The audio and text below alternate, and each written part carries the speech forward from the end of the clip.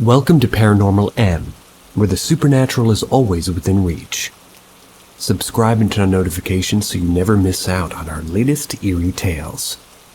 Prepare yourself for an unforgettable experience.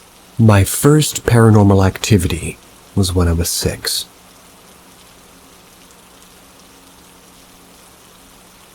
I was always afraid of ghosts, but I liked the thrill of something I can't see. For as long as I can remember, whenever I had a nightmare, it was ghosts or demons. I never really watch any scary movies because I'm too scared, even as an adult. Anyway, I used to have a television in my room. Sometimes in the middle of the night, it would open full volume on a TV static screen. I had a bunk bed at the time and slept on the top. I remember clearly covering my ears and crying for my mom for her to come and close the TV because I was too scared to do it myself. It happened a couple of times over a few months. My mom thought it was me just doing it for attention. She would come angrily and deplug the television. The last time it happened, my mom yelled that she was not coming. After a few minutes of crying, I went down the ladder and pulled the plug myself. I swear the television didn't go off. It took like 10 or 15 seconds of me looking at the plug in my hand to the television still full volume. Finally turned off and I was so scared. The next day I told my mom I didn't want to have a TV in my room anymore. I never got one again in my bedroom.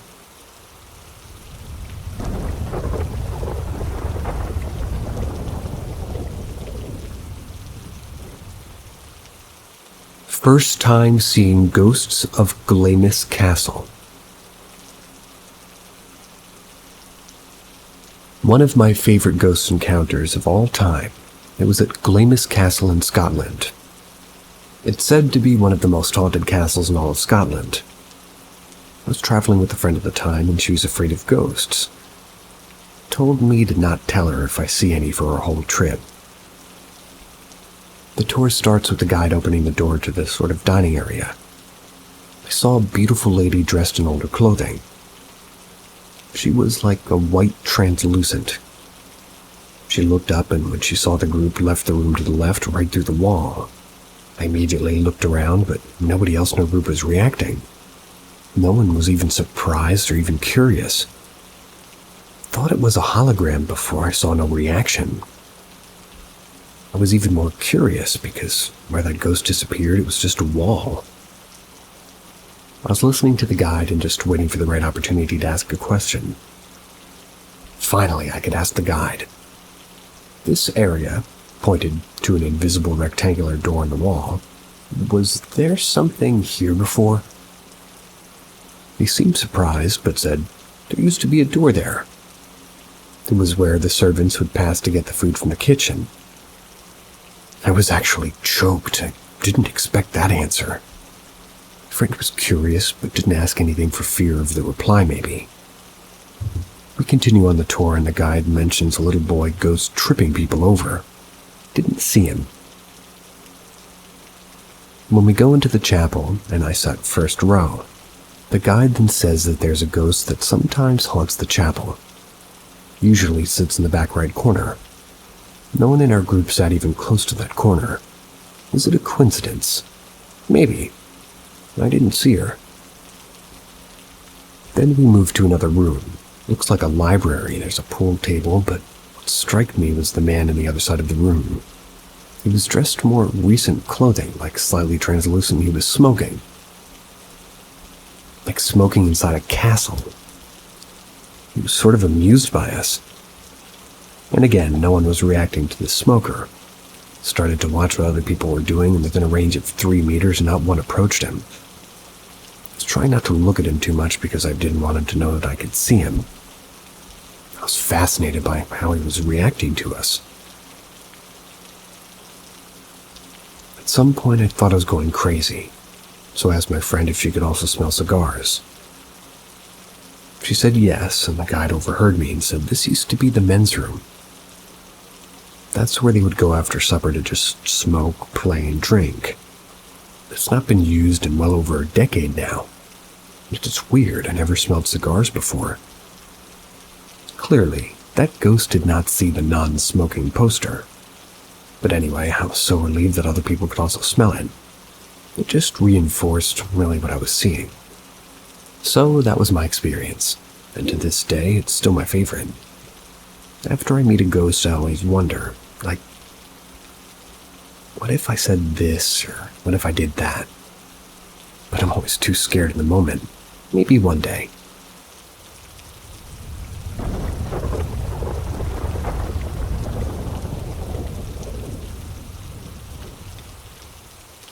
What did I see?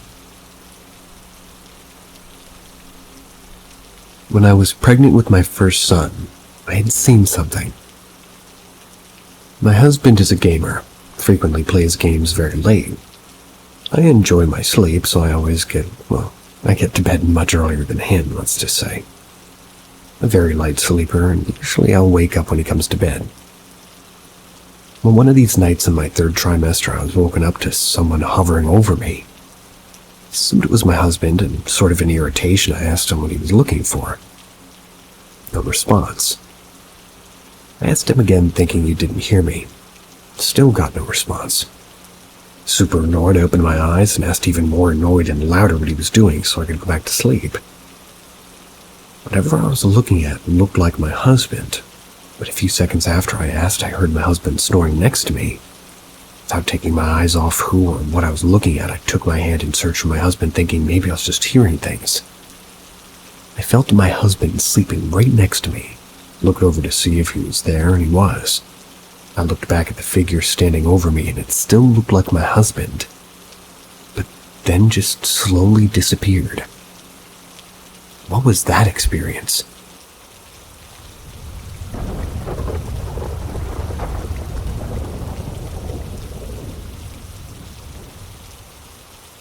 Luminous Ghost.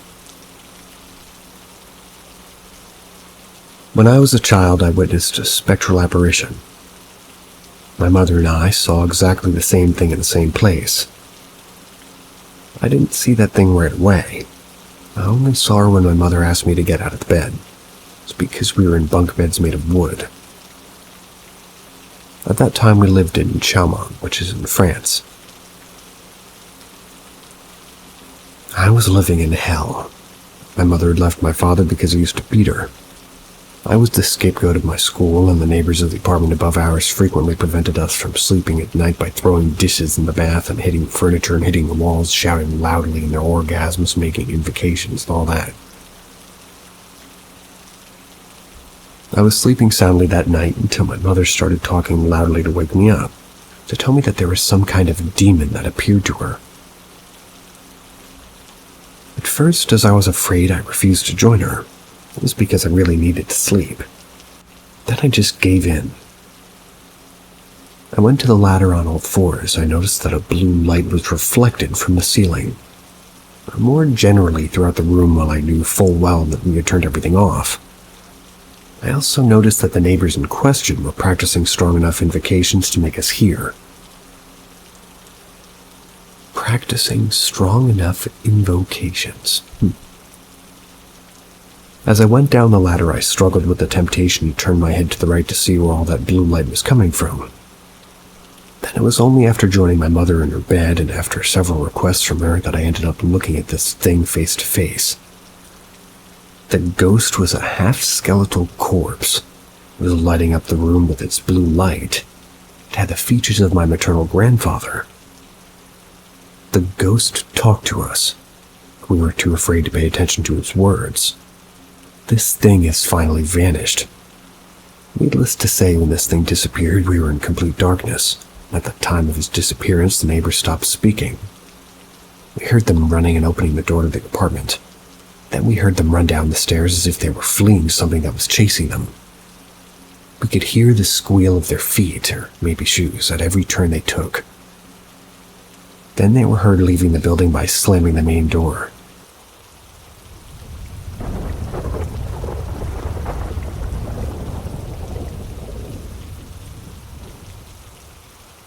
Shared experience with the dog. The thing that makes this experience a little bit different was that me and his dog both saw it apparently, but I was sitting on the couch facing his kitchen. Not only his kitchen, but his office and the hallway to the left. His dog was sitting next to me, staring towards the hallway. I knew my best friend's dad was in the office area, and I could see him on his computer. I knew my best friend's brother was in his room. My best friend was in the bathroom. No one else was here at the time. Well, something extremely pale, like they had, albinoism. It peeked at the dog and me around a corner in the hallway. Before I could wonder what I was looking at, his dog growled and it ducked left out of view. I looked over at the dog and back, and it was completely gone. Not even 10 seconds after that, my best friend came out of the bathroom and I heard the door open. Wasn't enough time for his brother to make his way back to his bedroom and not be seen in the hallway. The only door I heard open in that time was the bathroom door, and my best friend came out, and I asked my best friend if his brother was out there, and he said no. The entire viewing lasted maybe 4 seconds. I've had a lot of strange experiences at my best friend's house, but this is the first time I saw something while somebody else did. His dog isn't much of a growler. If somebody that she knew at least was peeking at her from a corner, she'd be more likely to want to play than to growl. It was just really odd. I don't think I've seen that thing or person before.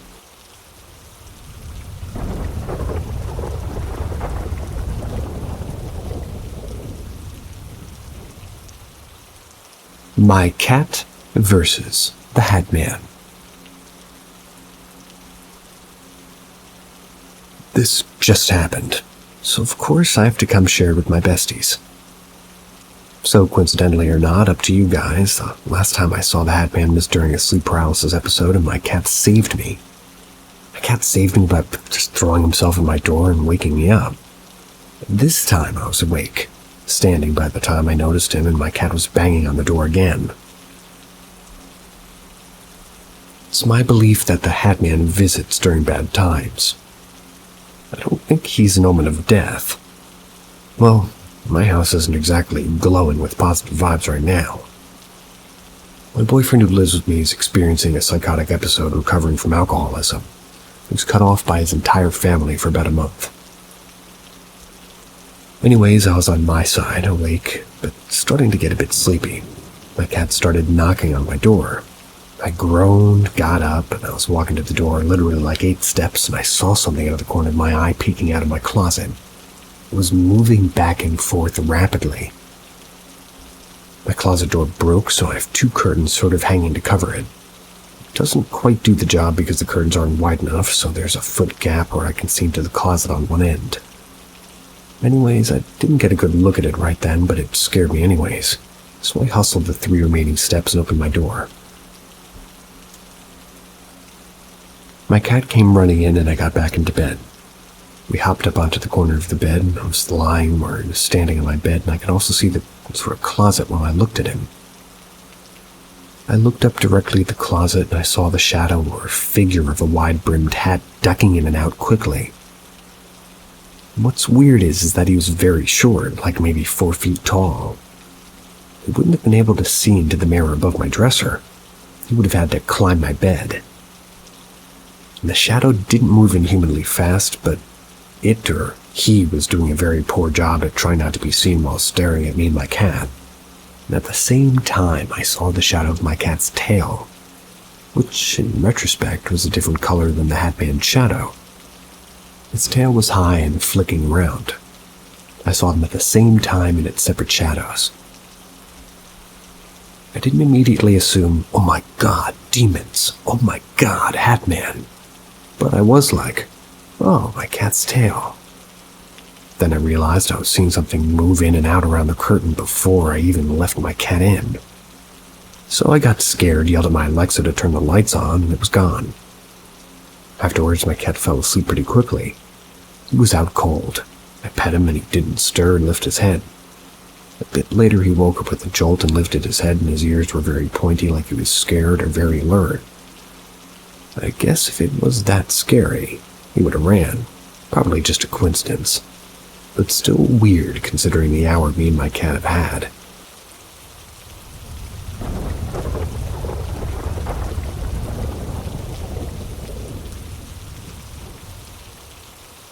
puff of white odorless smoke appeared in front of my daughter.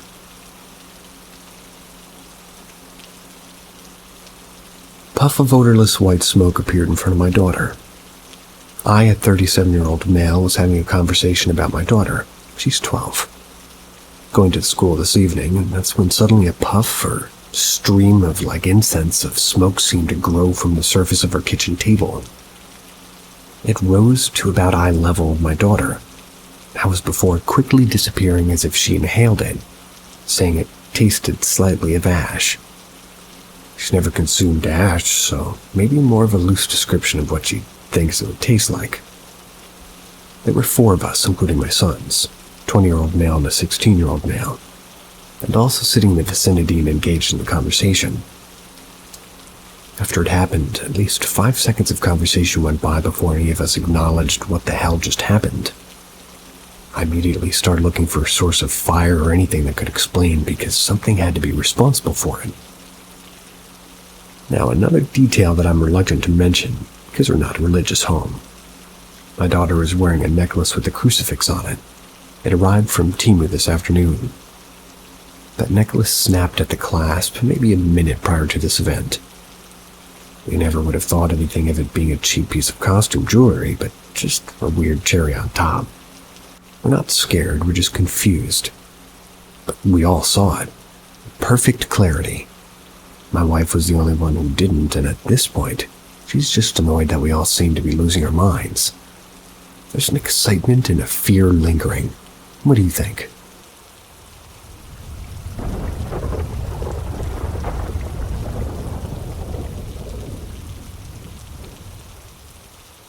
Appalachian shadow creature.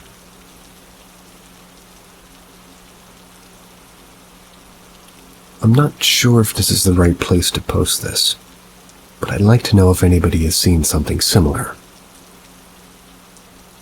Around 2 years ago, one of my friends was moving from Appalachian region to Florida in a few days. We decided to go catfishing before we left. We didn't catch anything that night on the river. We left around 2 or 3 a.m.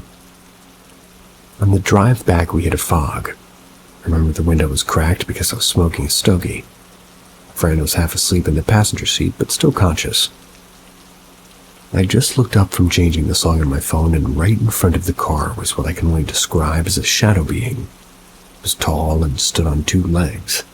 It had no color or details, just a black void in the shape of an upright silhouette. It was right in front of my headlight, too. It still didn't show any detail. The thing about this whole experience that terrified me the most was after it had passed us, it smacked the weeds and tall grass on the side of the road, and it made such a loud sound. It's because of how fast it was moving. Hearing that noise after what I just saw sent a chill down my spine. My friend and I didn't say much except to confirm to ourselves that we had indeed saw what we had just seen. An Appalachian shadow man. I've never seen something like that before or since. Please comment if somebody has seen something like this. It'd be interesting to get more insight on what I saw that night.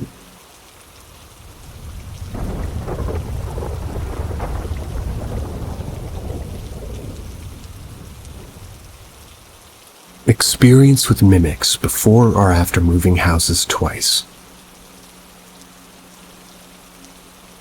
My partner and I have been hiding the fact that we're hearing each other calling a very specific thing like we're lost, but in a loving tone, or whistling a specific tune that we use to find each other when we're lost from each other. We're hearing it coming from the same area, the living room, which has a door directly to our bedroom, a very small flat. My partner came to me today after work and calmly asked me if I'd returned from the shower, mid-shower to only go back to the shower. I was early this morning calling and whistling for him.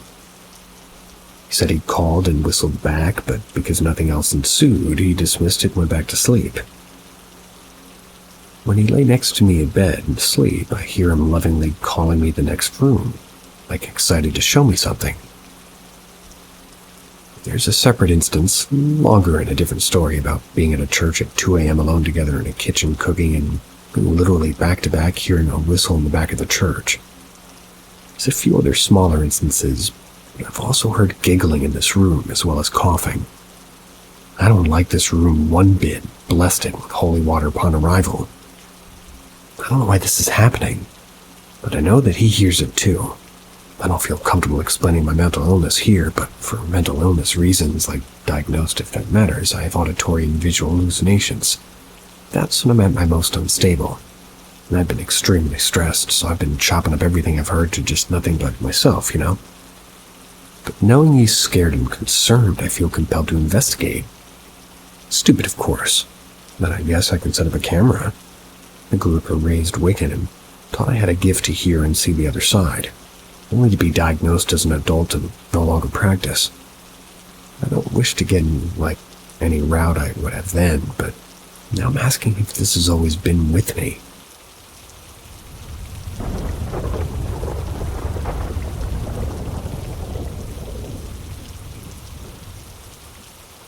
Spooky radio in the wee small hours.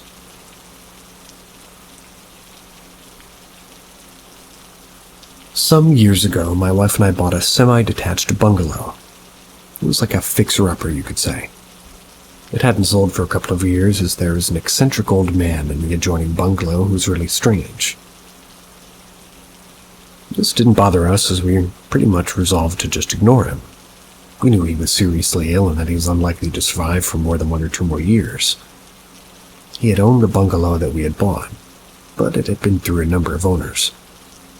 But he resented the fact that we lived there and hated us making any alterations. He would seek revenge. We'd do this by putting a radio against our bedroom wall and playing loud opera music at 3 a.m. We said nothing about this. Eventually he died and were left in peace. The bungalow was sold to a young couple with a family who didn't move in immediately as the place didn't have, mains and water and a few other necessities of life. The couple were handed the keys and started to move building material inside for, a modernization project. 2 days later, my wife and I were in bed and we heard the, operatic music coming through the wall again. And this happened, hasn't happened in 18 months that the property had been empty. Went to see the new owner a day afterward and asked him if he had a radio that he had left in overnight, maybe. Well, yeah, they have a radio, but it was turned to Radio 1, which is modern music, and more disturbingly, it wasn't even plugged into the socket. Had the spirit of my ex-neighbor returned to haunt us?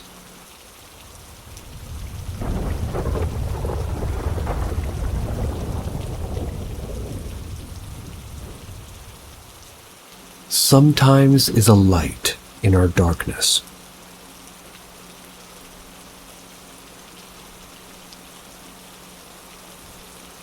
Destiny has a way of finding us all, no matter how deeply we try to hide from it. Never thought much of my life. Typical. But there's an undercurrent, a ripple beneath the surface, hints at something far from normal. These things that happened, I'd rather not call them events. That would imply something temporary, something explainable. These were not things one could simply explain or brush aside. They were more like warnings, or worse, invitations. My name? Well, it doesn't matter. Not right now. I'm 27, but what you need to know is that this story, my story, begins long before. When I was young, when the world still made sense, or maybe it never did. The first time I noticed something was off, I was 9. I was in the garden with my grandmother an ordinary day. I had a ball, like a cheap plastic one with Spider-Man painted on it. I remember the way it felt light in my hands, the sensation of air against my face as I tossed it up straight into the sky. I don't know why I did it, why anybody does things at that age. It was just a game, or so I thought. But the ball never came back. First I waited. It seemed like I was taking longer than it should, like it had been caught by the wind or maybe hung up in branches of some unseen tree. But the sky was clear, impossibly clear. No clouds, no branches, just endless blue. And then nothing. I remember staring at my neck, craning, like waiting for a distant flicker, a sign of red and blue plastic tumbling down. But it didn't. It was like the ball had been swallowed by the sky, devoured by some unseen maw beyond my understanding. I stood there, motionless. My grandmother, well, she didn't even notice. She carried on as if nothing had happened, calling me inside for tea. Couldn't shake the feeling that something had changed. That something was watching. The second incident came a few years later when I was 12. I was living with my stepfather by then. We didn't really get along. I don't think we ever did, though. He was shouting again that day over something trivial, something I can't even remember. What I do remember is the feeling, the heat, the anger. I could feel my skin prickling, the air itself tightening around me like a noose. It was summer, bright, cloudless, a normal afternoon. Until it just wasn't. I don't know what set it off. I just know that one second he was screaming, the next the sky turned black. Not the gradual dimming of a storm approaching, but instant darkness, like a switch had been flipped. The sun, once glaring, vanished behind clouds that had been there a moment before. There had been nothing before. Then the thunder, deafening, shaking the very walls. I could see the panic in his eyes, the confusion. But I didn't feel fear. I felt something else, something I still can't put into words. It was as if the storm was mine, as if I had called it. And when the lightning cracked across the sky, illuminating the terror in his face. The third time was different. I was older, maybe 17, and I was on a bus. A bus I had never ridden before. Everything felt strange that day, as if the world was slightly out of sync, like a poorly tuned radio just shy of the right station. People around me, their faces blurred, their voices distant, as if they weren't real at the same time, they were mere suggestions of people. Shadows. I sat at the back staring out the window, lost in my own thoughts. That's when I saw it, or rather saw him, me. I wasn't looking at my reflection. This was more than that. I saw myself sitting a few seats ahead, same clothes, same face. But it wasn't a mirror. It was me in the flesh, moving, breathing, existing. I wanted to get up to walk over and confront him or confront myself, but something held me back. A coldness in my gut, a warning whisper at the edge of my mind telling me, do not engage. I watched, frozen, as if this other me sat there staring ahead as if nothing was wrong, as if he didn't know I was there. But I knew this wasn't right. My heart raced, my breath quickened. The bus seemed to slow, the world outside crawling at a snail's pace. Then, as suddenly as it began, the bus jerked to a stop. When I looked again, it was gone. Now at 27, I wonder if I'm still waiting for something. Or maybe it's waiting for me. These occurrences, these shifts in reality, they were really only the beginning. And in the coming days, I'll add up more events that happened to me.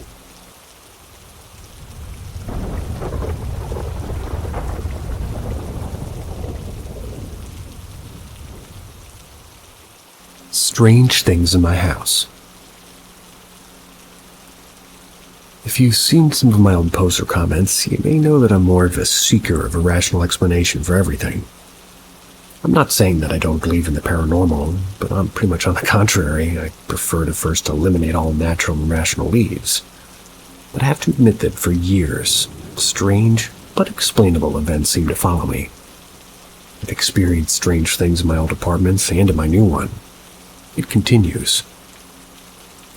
Some time ago, I was woken up in the middle of the night by a loud noise followed by several small noises. My dog heard it too. When I went to see in the living room where the noise seemed to be coming from, I didn't see anything in particular, but I hadn't turned on the light either, so I noticed that a frame had fallen from the wall. I figured the big noise must be that, but that didn't explain the little ones that followed. These little noises repeated themselves a few times without me knowing where they were coming from. One stormy night, my dog was sleeping with me because he was afraid of storms and had a bowl of water and kibble in the room. My door was closed, so she couldn't go into the living room. When I woke up, I could see that the bowls in the living room had been emptied. Quickly understood that surely the little noises I heard at night were those of a cat entering my house through a small window. Mystery solved. Now, things that I can't explain. Maybe you can. Later, other events occurred. Noises in the walls, for example, which probably come from neighbors, but also the impression that something is passing between my legs, kind of like a cat would. But I don't have a cat. When the windows are open, I put it down to a draft. When they're all closed, I can't explain it. Another strange thing is that my dog is terrified of the basements of the building. She never goes near the stairs and looks at them with fear. She follows me everywhere without any problem, but never the cellars. I tried once to ask her to follow me without forcing her. Simply went down calling her. When we got to the cellars, she was panicking, turning around in all directions and crying. I didn't insist and quickly went back up, especially her. This event comes after a period when a lot of noise we heard in the cellars, like other tenants carried out an investigation, but I was the only one to hear the noises. And what confirms to me that it was not just in my head is that my dog also reacted to the noise. Like several times, like I went down to see something, like sometimes I heard a woman humming, but I never saw anything. I strongly suspect one of the neighbors to have been the source for the noises, because after I talked to her about it, everything stopped. And the latest event to date this week while making my pancakes, the sugar box flew off the cabinet as if it had been pushed. The window right next to it was open, and I thought the wind could have done it, but the violence of the movement made me wonder.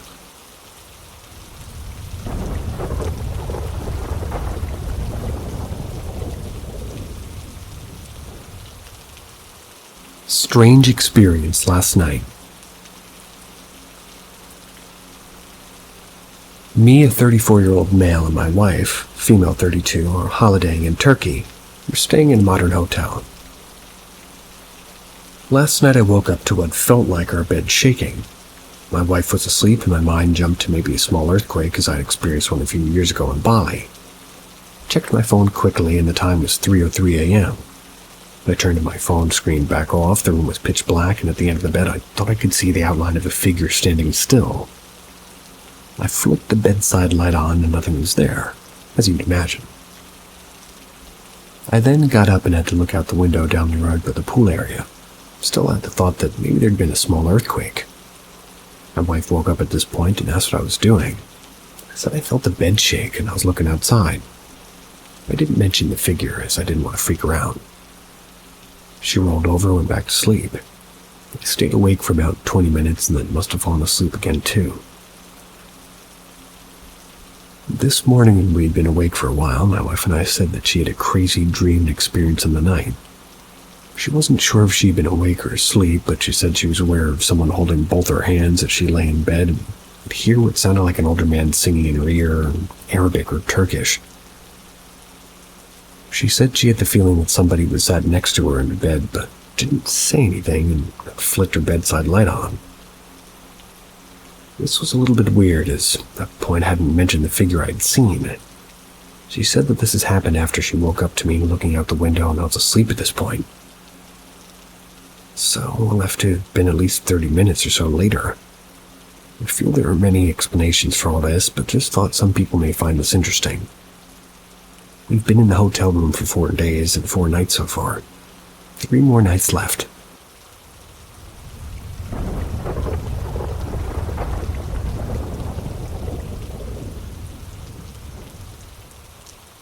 Something very weird is happening to my grandma's phone.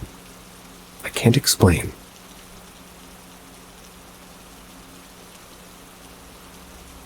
My grandmother passed away on May 6th this year. Long deathbed. We were able to say our goodbyes and promised we'd see each other again. 1 month after she passed, her contact was suddenly changed from grandma to crying, broken heart, crying emoji grandma. Just thought it was some weird glitch and removed it, put it back to just grandma. I don't want to be reminded of her death, those emojis do this. Strange because it only happened to a contact. I rebooted my phone after that, and a few weeks later changed it back to that again. It was the night after I dreamed of her, and she told me that it was time to be okay again. I removed it again and wrote it off. Not sure how long it had been there, so it might not be related. Today I opened my contact list on WhatsApp. It was back again. At this point I'm freaking out. If it was a simple glitch, why only her? Why those specific emojis? Why did this only start after she died? I've never had this problem before. She dies and suddenly it starts, and only with her. Can't find a reasonable explanation for it. Discussed it with family and friends, and they said something might be breaking into my phone, but that's not possible without me noticing because of face recognition in my many pins. The other explanation could be some hacker into my phone, but why? What's the point? They'd steal a whole lot of money, but just choose to put these emojis on the grandma that died? And I'm not a firm believer on the she's trying to communicate, but at this point it's becoming really strange. Too many coincidences. And something else, a few weeks before she died, I taught her how to save a contact on the phone and edit existing contacts. The only thing I taught her about her phone, which adds to the weirdness of it all. And no, somebody on her phone is not changing it. That wouldn't influence how I would have saved her in mine.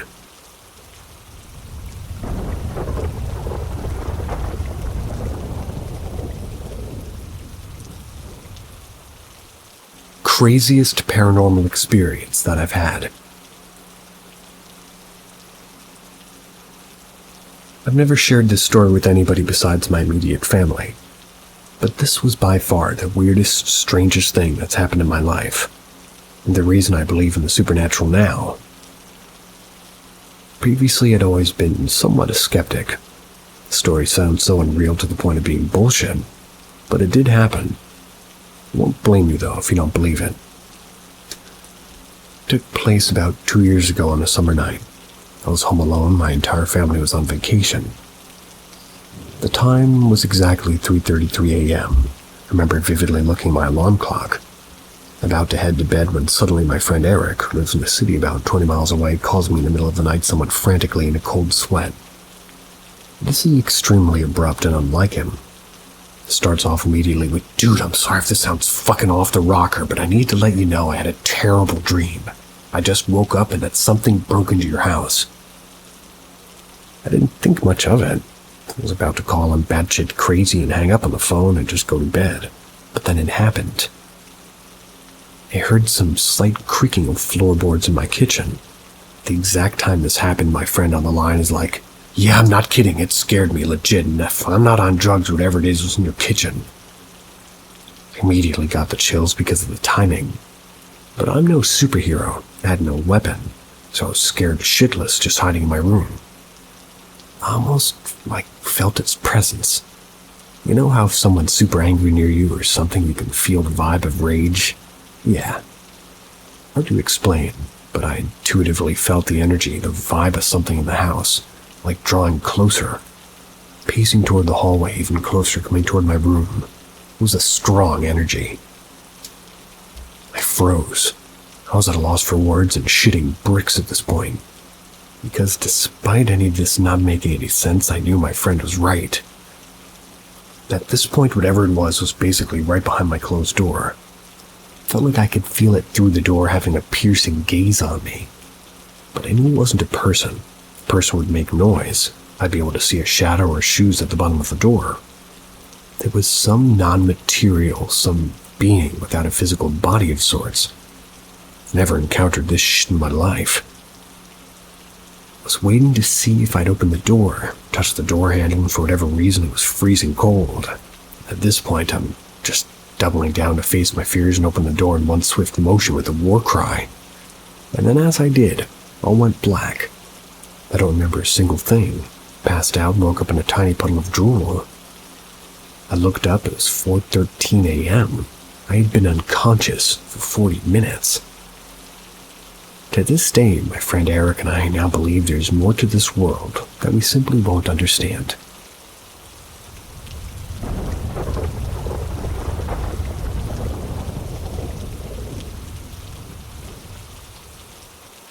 unexplained experience with garden gnomes in my childhood. Mainly because this sounds crazy and isn't your typical ghost sighting type experience, it instead involves garden gnomes. Yep, literal garden gnomes. Interestingly, I totally ignored that this happened around my late 20s. So for years I remembered it, but just thought nothing of it, never questioned it.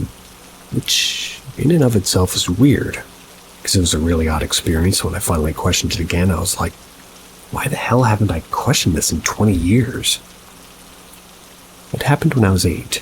I haven't seen my nephews and nieces turn 8. I can see 8-year-olds are very lucid and aware and absolutely don't live in some fantasy delusion, which is what I probably convinced myself of. My parents and I were driving in Cornwall, a part of England steeped in mythology and folklore, the home of the Merlin story and all that. We passed a house, and we passed many times in my childhood.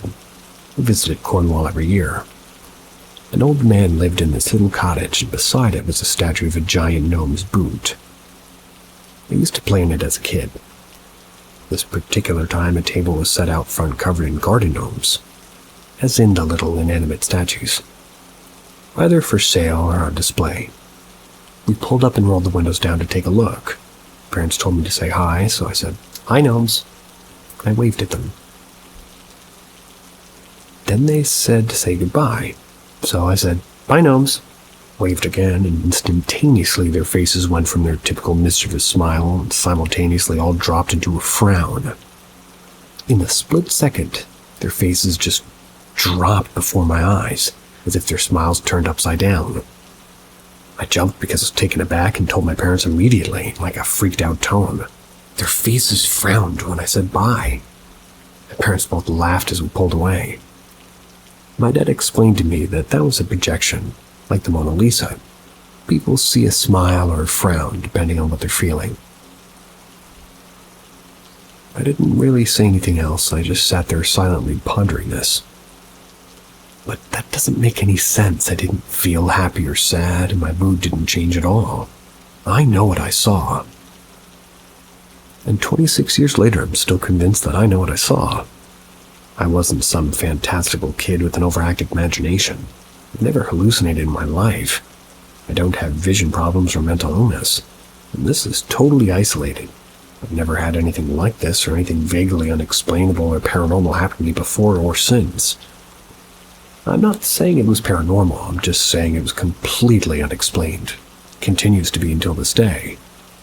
I actually feel pretty embarrassed telling the story because I know how absolutely insane it sounds.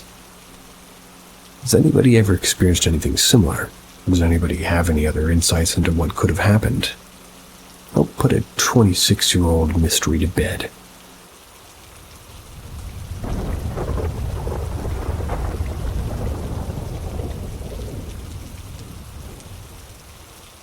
What's wrong with me? I was then 5 years old or 6. At the time, I lived in a 2-story house with my parents who slept on the first floor and my sisters on the top floor. I was on the first floor with my parents. One evening, while I was just sort of falling asleep peacefully without light, I suddenly woke up. I felt like a huge, great fear, and I was very hot. I was sweating enormously. There was no sound, none of that. I just put myself so my blanket was over my face, leaving just my nose sticking out. I felt like I was being watched at the edge of my bed, as if someone or something was watching me. The evenings passed, and every night I felt the same thing. It lasted about a few minutes before going back to sleep after my big scare. One evening I took my courage during yet another fear, to look at the ground to see if there was something and that I wasn't dreaming. Whatever I saw was large, slightly round shoes facing my bed. Men's shoes, but in any case I felt that they were a man. After seeing these shoes the following nights, I heard the man come to my bed walking. I felt him look at me, then slowly leave. When he left again, I fell asleep immediately. I then asked my parents if they came to see me at night. They told me no, my Mother's a pretty strong believer in the paranormal, unlike my father, who's very philosophical. She experienced things herself, so I talked to her about it a few years later before moving. She advised me to talk to this man, which I couldn't do because of the thrill of fear that it would cause me. After discussing this with an adult, I found myself upside down in my bed, wrapped in my duvet, screaming for my mother to come and save me because I didn't know where I was. My mother was never so afraid. Well, then we moved to a small house with my father and my mother. My room was being near my parents as usual. This reassured me so much, because I was now 12. I then fell asleep the first night in my new room. Everything went well, but I always slept with my light on and my duvet on my face, leaving my nose protruding. One evening I heard someone say my name slowly, like a whisper. Then I immediately hid under my blanket because I was playing my DS in secret. Thought it was my father at first, and I heard him even louder. Read. I was sweating like every other year. Nothing happened after a few years, but I was still so stressed at night. Time passed, and the more things I felt in this house when I was alone, I felt observed. Like as soon as I turned my head, I saw black shadows suddenly disappear. I had a staircase that went up to the small floor of the house. I almost never went up there. Felt something at the top of it. I was going up there to play video games. So I played video games at night because I was so afraid of falling asleep. But I had to sleep one day, so I fell asleep on the bed that was upstairs with the television on to reassure me that I was around like 15 years old. You had the television on to reassure you that you were 15 years old. Interesting. Then I felt the same sensation again, and somebody calling me very loudly. So I woke up and I hadn't slept all night because of fear. I then slept all day. Sometimes I saw things like a very bright light on the wall in front of my bed that I'd taken a photo for my mother when my parents went on a vacation. I no longer have this photo, unfortunately. I approached the light because over time I finally got used to it. The light remained then, and I touched it. It was warm and sort of reassuring. So when I was alone, I would talk to these things. Where are you? Are you okay today? And sometimes at night I felt somebody caressing my back. It was quite disturbing, but in truth it felt very good. And I was playing with my figures a few times, they would jump up from my bed into the floor in front of my eyes. And also I'd found a branch that strangely resembled a tree of life that I'd put in the trash under the advice of a lady who had come to my house who smelled the spirits, read the cards, and you see what? My mom wanted to know more about why I felt all this. This lady then revealed that the spirit of a lady lived in this house, the former owner. She never talked about it like this man, but she came into my room, she had like a wave of fear. I often let my shutters close because I was too lazy to open them, but she told me that evil spirits were stored in my room, which sent a chill down my spine. Now, I live in an apartment with my partner, 21 years old, and I wasn't finished. I hear a voice from time to time which gives me short sentences. I was getting out of the shower when I heard, "Are you okay, darling?" I then jumped up and shouted to my partner who was downstairs if he had called me. "No, I didn't call you at all. I'm peeing in the zucchini for the evening."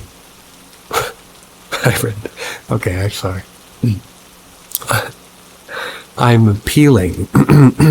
I'm peeling the zucchini for this evening.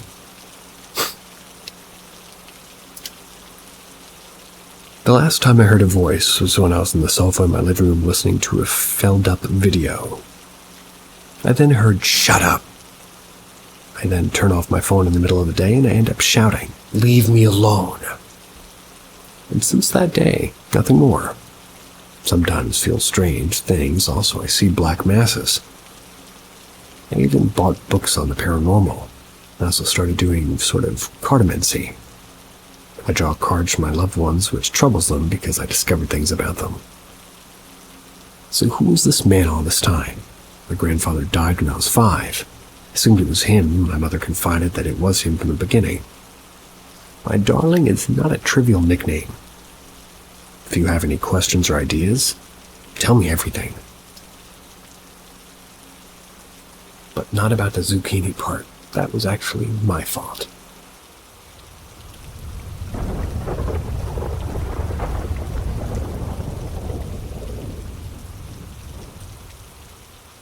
The lady who watched over me while I slept as a child, and the shadow figures that scared me after she left.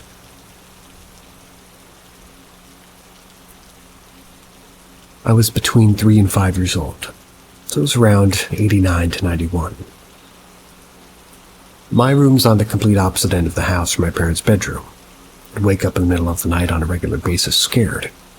When I'd wake up, I'd remember seeing this woman standing at the end of my bed, and I could kind of see through her, but also just put off a glow. It was a warm, loving, welcoming, and peaceful glow. She was always wearing a blue tunic and a white headdress. She was always looking down, holding and happily comforting a baby wrapped in a blanket. After a few seconds of having my eyes open, she'd notice that I was awake and would act surprised like I wasn't supposed to see her. Then she'd immediately disappear. I never felt threatened by her at all. I remember the first time I saw her, I didn't know what to think, and I pulled my sheets over my head before she disappeared. She really did give off an aura that was comforting and welcoming, loving, peaceful, and happy. The glow coming off of her felt like that, like I knew I was completely safe while sleeping. This happened quite a few times, to the point I'd smile when I saw her after waking up. She'd look back with a smile that I was sort of comforting, yet at the same time conveying something like, "You aren't supposed to actually see me." That's still like intentionally letting me see her for a few seconds before fading away. She felt like a very familiar mother figure, but wasn't my mom. I was always scared right after she disappeared because that safe feeling would disappear as well. I'd want to run to my parents' bedroom. I could see my parents' bedroom from the doorway of my room, but he had to walk through the dining room and living room to get to it. There were always these strange shadow figures, and like dozens of them walking around the dining room, kitchen, and living room. I remember being so scared of them, but never actually drew their attention while I stood there watching them from my bedroom doorway. They never really noticed me or walked toward me. It seemed that they were in a hurry, like walking with busy intent, but never actually going anywhere. I was always scared of them, even more scared that I'd draw their attention. But I wanted the comfort of my parents. I was too scared to run through the shadow people that they were walking around, so I'd scream for my parents from my bedroom doorway. The instant I'd scream, the shadow people would stop walking, and all of them would look up at me with like an angry and frustrated aura, but never actually took a step towards me.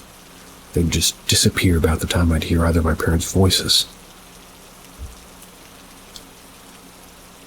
One of the last times I saw the lady at the end of my bed, and the shadow people, wanted to get to my parents' room where they were, but instead of just calling out for them, I closed my eyes and held out my hands to feel my way across the dining room and living room to my parents' bedroom.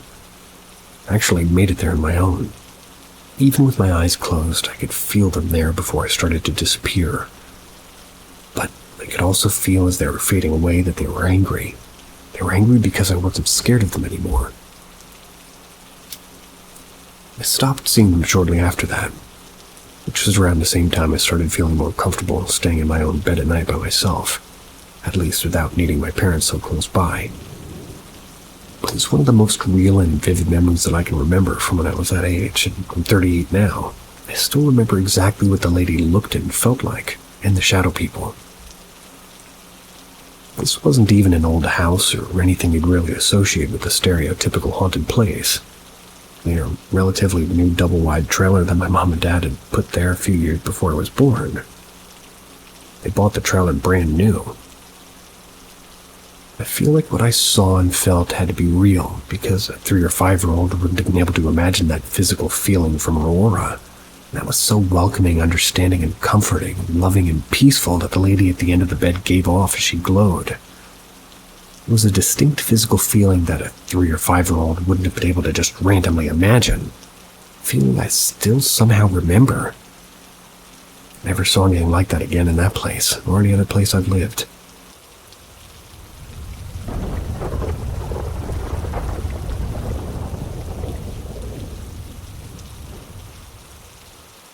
bed being moved by an unseen force. When I was a little girl, I can't remember why, but I could never sleep in a room on my own. I always had to be with somebody and often climbed into bed with my siblings or my mom. And to this day, I still need a nightlight of sorts. I prefer having my dogs in my bed. I don't really remember anything from where I was little, but later on in life I had some experiences that probably explains this fear of mine. This happened a few times, one being the most terrifying. I'd be half asleep and I'd feel like somebody had taken hold of my bed and had shook it. It wasn't that feeling of you're drifting off and your body jolts awake. I've experienced that numerous times.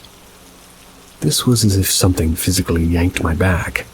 It always made my hair stand on end and a dreaded feeling would fill my stomach. The worst occasion was when my sister and I were sleeping in the spare room in my grandmother's house, both in a single bed each. This bed was ancient, heavy metal. I was asleep, but was woken by the bed being yanked and the noise it made on the floor, evident by the bed no longer being against the wall and the scrape of the metal on the concrete. It terrified me. I had to cover the floor to the ceiling and mirror in my grandma's wardrobe as it was freaking me out and crawled into bed with my sister. After that, though, it's never been scary. I haven't felt my bed being yanked, but I often experience the feeling of somebody coming into my room. I hear a click, then I know someone's in there. I can feel them inches away from me. The air changes and the room feels more full. I've also experienced the sensation of somebody sitting on the end of my bed when I'm totally alone and no one's there. I do have a fear of mirrors, but I have none in my bedroom and I'm sleeping somewhere with one. I have it covered. I suffer with anxiety and depression my entire life and often felt haunted and terrified of demonic possession.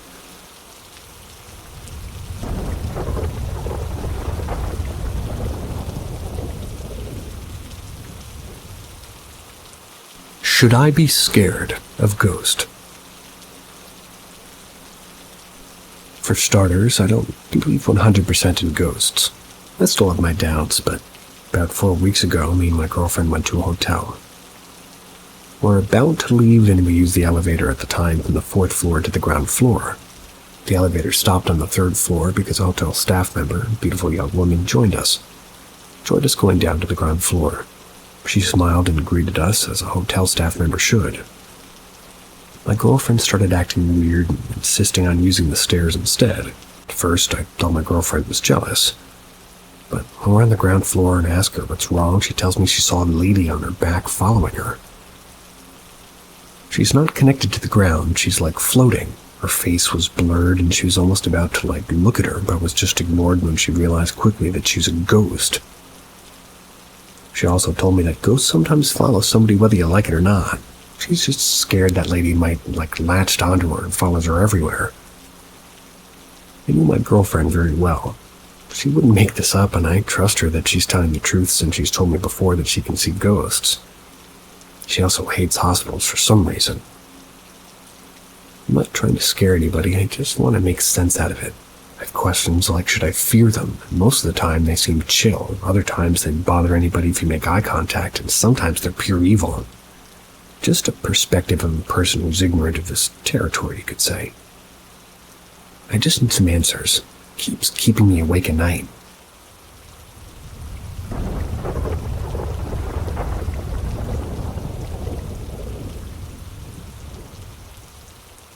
Time jumping or stopping. About 15 years ago, I went to visit a cousin. Me and him hang out with some friend who live in the block. It's about 7 p.m., starting to get a bit dark. We came back to the house and we were alone waiting for his parents to return to the house. We decided to watch a movie while we waited to see if we were going to be out to eat some dinner and what was going to be on the plan. All of a sudden, I felt sleepy. And that's what happened. I felt like I slept for hours. Suddenly it was sunny again. My cousin was asleep on the sofa next to me and the movie on the TV was paused. The movie that we were watching was on a channel and he didn't have a DVR or wasn't a DVD or anything. The whole place felt like a lot of pressure, like somebody was pushing. I could barely move. I stand and walk to the bathroom really slow, like something was pushing me back. I pee, washed my hands and my face, and I came out of the restroom. All of a sudden, it was dark. My cousin and uncles were in the kitchen table. I was freaking out, and I never understood what the hell happened. It felt so uncanny, and every time I remembered it was just like I get anxious. Has anyone experienced something like this?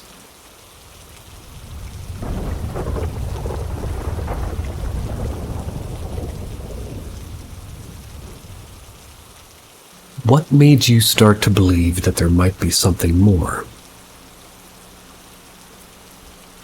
For me, I was 14.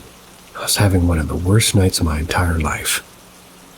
I was having a particularly brutal episode of harm OCD. I was considering SH just to stop the thoughts. In desperation, I looked up some Bible verses. I was never religious, but I knew religion brought comfort to many, so I gave it a shot. I read a verse, and I don't really remember which one, but it was something about how God's always with you. Instantly after reading that, I felt this absolute euphoria that lasted 10 or 20 minutes. It shocked me, to say the least. I later read more verses in the following days, but the more I learned about Christianity specifically, the more I read the Bible, the less I believed in it. Not that I was a believer anyway, the more I started to dislike the Christian God. All I know is that it felt as if something was protecting me that night. I know many skeptics will claim that it was just cope, but it may have been, but if it was, why didn't I ever have it happen again when I had episodes that were measurably worse, like having panic attacks, and why would this type of thing occur much more often in moments of high stress and other non-religiously? If high stress is the only barrier, why doesn't it happen nearly every time?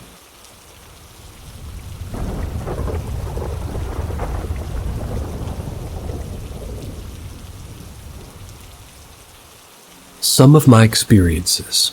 Possible demonic entities. At the age of 12, summer had just begun. I saw a shadow in the top corner of my room. I didn't think much of it, but it seemed to me as if the shadow moved extremely quickly from my room, headed toward my sister's room. I freaked, went to go listen at the door, but didn't hear anything from her, just muffled masculine voices. I honestly can't remember if I knocked on her door or not, but I do remember that I was scared shitless. Still went back to my room, just sort of taking out my both, went to my bed, and I went back into the wall, just walked toward my sister's door and didn't get a response this time. I go to my mom and I tell her I can't get my sister to respond and her door's locked. My mom goes and just unlocks her door with her nail. Wow. Our locks can be unlocked from the outside with the twist of a nail in a little space in the center. My sister was totally fine. She had her lights off, TV on, and headphones in. Feeling kind of silly, I go and put my bow back in its bag and under my bed again. Sometime later, I couldn't tell you if it was days or weeks, but this is 6 years ago now, and my memory's a bit fuzzy. I had a nightmare with some sort of demonic figure. In the dream, I wake up, go from my bed to the light switch for the hall outside my room, and I'm like flicking on and off, like this entity's getting closer and closer each time I flick the light off, like some fucking movie shit. That's until it's right in my face. I can't describe its face very well, only that it was bald, ghostly pale, and had very dark, gaunt eyes, and sort of matured features like some wrinkles and an absolutely chilling gaze. Almost kind of like Quan Chi, but much older looking and less sharp features. The only thing I remember hearing was, "Your dog is next." And with that, I wake up scared. I had 4 dogs at the time, the oldest of which was Rascal, who's 12, which is on the lower end of the average lifespan for his breed, and he wasn't having health issues at this point, so I chalked it up to just some nightmare. Within the next 2 weeks, I let my dogs all in from being outside, going to give them treats, and sort of Rascal runs to his usual spot, and suddenly he gets a 1,000-yard kind of stare and just flops over. I panic, yell for my parents to come downstairs. Rascal's alive at this point, but he's clearly very off, and he won't drink water, and he didn't eat his treat, and he just seemed weak. Drive to the animal hospital at like 8 or 10 p.m., I think, but they're able to resuscitate him, but he isn't stable, and within minutes his heart stops again. Repeat the process a few times, and eventually we knew that there was just no saving him, he was dead. We're all devastated. I didn't mention the dream to my mom until much later.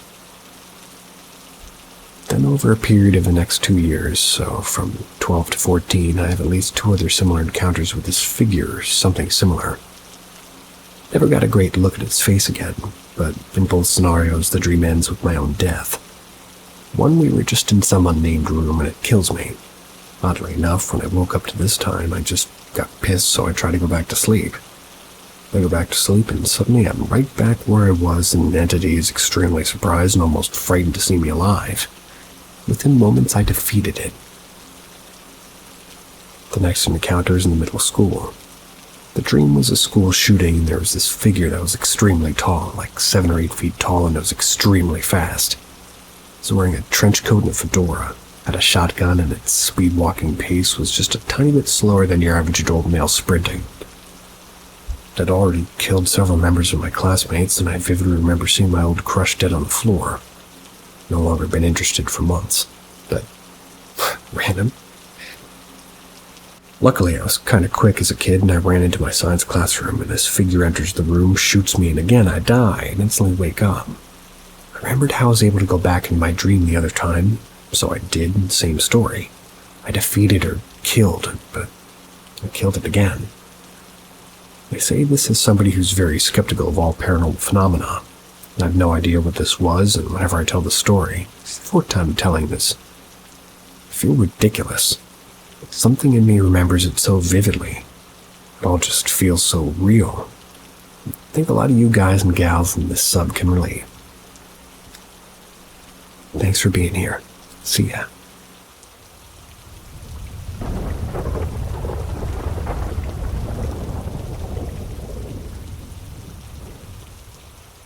Welcome to Paranormal M, where each episode delves into the mysterious and the macabre.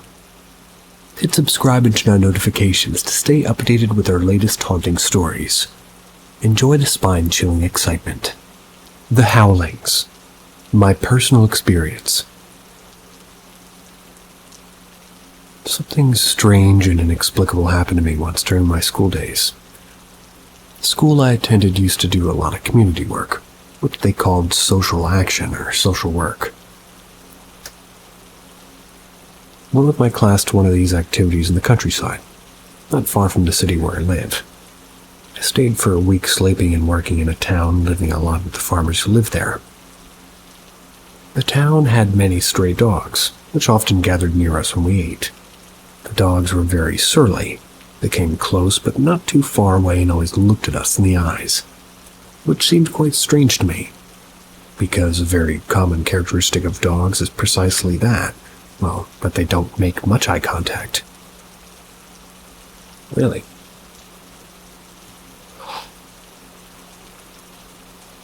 One day while we were digging a trench, a dog came out from the bottom of the hole, as if he'd been buried alive there. He shook himself and he was gone. We were all perplexed, trying to explain the situation to each other. Most likely somebody had buried him. But why? Later that day, we talked about what happened with one of the townspeople, to which we received no response, simply a warning. They told us to never ever look the dogs in the eyes, because they're apparently reincarnated souls of the damned of their town, and that they would try to take our bodies if we maintained eye contact. They also told us that the dogs never died, that they'd been in the town for decades. They can't die. They're condemned to suffer eternally. They ended by saying that every night of the full moon the dogs went out at 3 a.m. to howl at the moon, to ask it to allow them to rest in peace.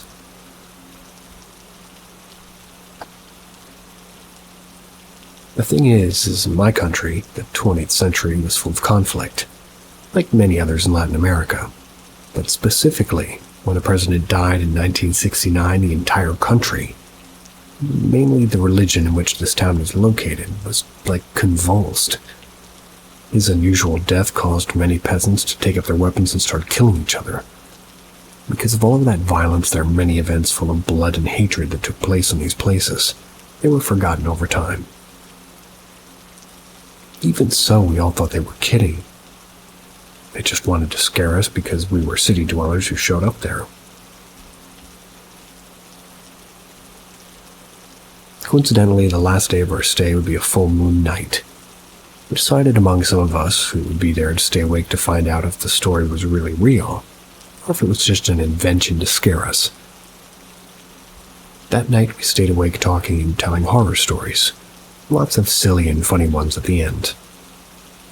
And as the hours passed, many of us who were there fell asleep. In the end, it was me and a few others who were there. I had my watch and I kept checking the time all the time to see if it was already 3 a.m. The hours passed.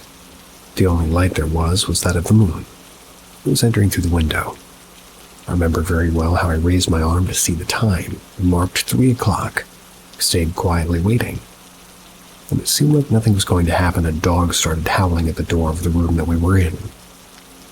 That dog was joined by another, then another and another. We realized there were dozens of different howls coming from all directions. They were heard so loudly and so close that you couldn't even hear your own thoughts. And something I forgot to add to this is that the room we were in was a school classroom, but since it was a town with few resources, the classroom led directly to the street. So we weren't really somewhere far away, but rather in the middle of the howling.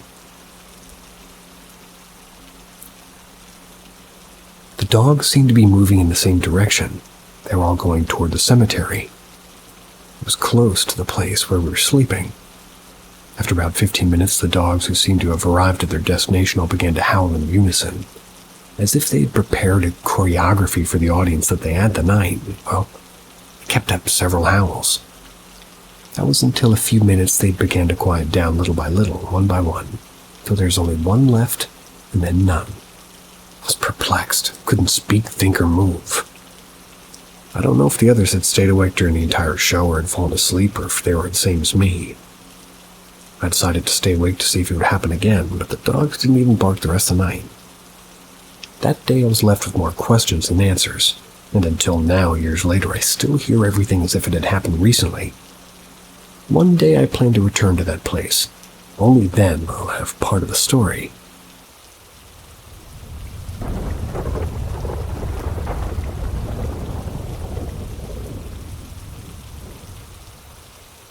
My roommate scared me.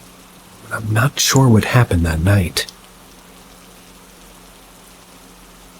So when I was in high school, I lived in a dorm. It was during my exams. I was the last one to leave the study hall around 12:30 a.m.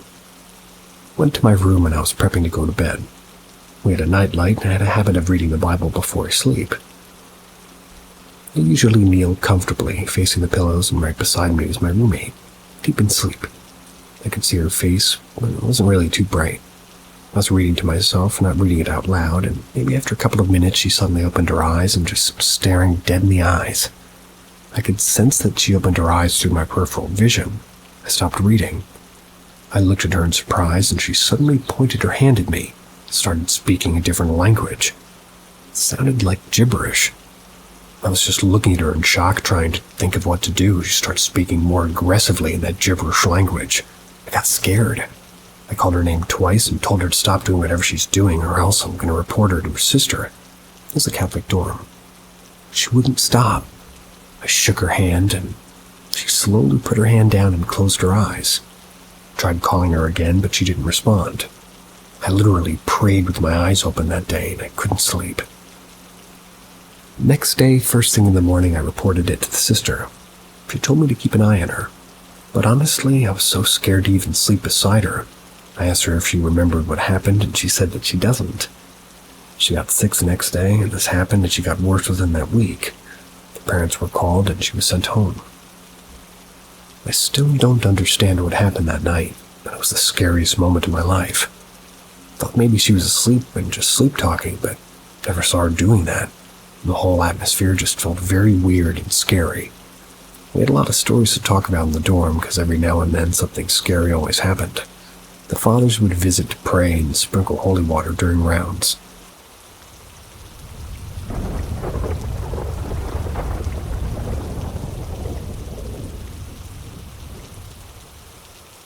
Scary experience many years ago still haunts me.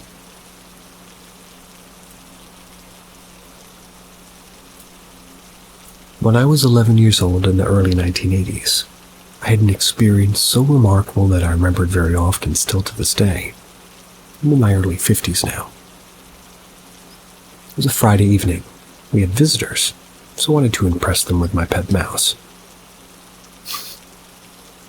The mouse just happened to be small and of the brown variety. Sometime during the night, the mouse slipped out of my hands and escaped under the cabinets in the kitchen. I looked for a long time that evening, never caught the mouse. Sometime in the evening, I fell asleep on the couch in the living room. It was very common for a family to stay up late watching TV on Friday evenings. It was very common for my mother to leave me asleep, undisturbed on the couch. At approximately 3 or 4 in the morning, I woke up, and as I raised off the couch, I could see a small white mouse running around the kitchen floor. The living room and the kitchen were joined. I was very excited, believing I was finally going to catch the mouse. But oddly though, I knew it wasn't my mouse because of the color, yet I was compelled to follow this mouse around trying to catch it, all the while kind of believing that it was my mouse. I would get close and almost catch the mouse, but it would always step out of reach.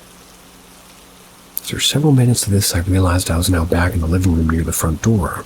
As the mouse got closer to the front door, I saw it swing wide open, by itself. I even thought I knew the mouse was incapable to open this door. I knew it had. At this point, I was determined, so I followed the mouse out the front door, across the front of her house, and then down the side of the house.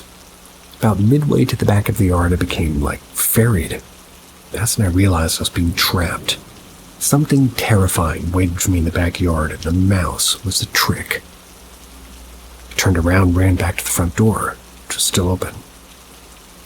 When I entered the door, I realized that whatever was waiting for me in the backyard was already in the house. I don't recall seeing it, I just knew it was there. My next memory is feeling myself floating in the air with lights swirling all around me. Then it was morning and I was just waking from the couch, believing I had dreamed the whole thing. 30 years later, my mother was talking, and the subject of the old house came up.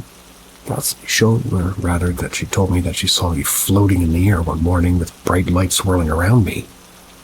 She could see me from her bedroom down the hall, and she was terrified and couldn't move. After some time, she gained courage, came to check on me, and I was sound asleep, back on the couch. She kind of thought she dreamed it too, but stated that she never forgot it. That's when I shared my experience.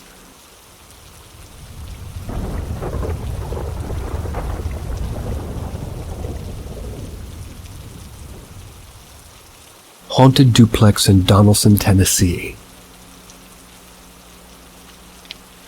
When I was going to school in Nashville, Tennessee in the mid-2000s, I lived in a 2-bedroom duplex in Donaldson, Tennessee. The other side of the duplex was occupied by the landlord's mother. She was elderly. I only saw her a few times the whole time I was there. The first night I stayed, I was reading on the couch in the living room facing the entry into the hallway. I was looking into the book, and I just kept seeing someone or something walk down the hall. When I looked up, no one was there. After a few times of this, I assumed it was shadows of cars driving by or something like that. So from my bed, I could see down the hall into the kitchen, and at night, if the door to my room was open, I would see somebody walking down the hall toward my room. I would get up, turn on the lights, and nothing. Needless to say, I was kind of spooked. I entertained friends a lot for parties and gatherings, and people would leave abruptly with no explanation. This happened a lot. One night, my partner was visiting, and we were listening to music in the living room. He kept staring at the entry to the hall. I could tell he was nervous. I said to him, "You see something, don't you?" He tried to brush it off, and that's when he told me he kept seeing a woman walk up and down the hall, and she was curious about what we were doing. I told him I'd seen her too. Thought she was harmless. Later that night, when we went to bed, we were both awakened by loud noises. When I opened my eyes, I saw a green streak of light floating above my partner, and it quickly moved out of the room and disappeared into the hall. We both saw this. We were both so scared we left and got a hotel room for the rest of the night. The next day, we just kind of, stayed there until we had the courage to return. After that, we never saw anything again. But I heard a woman's voice almost daily. It seemed to mock me when I was on the phone. I thought it might be my neighbor's voice traveling through the walls until I learned that she had fallen. Hadn't been living there for a few months. Whenever I'm in Nashville, I drive by this place and I'm always tempted to knock and talk to the new occupants. Never have yet.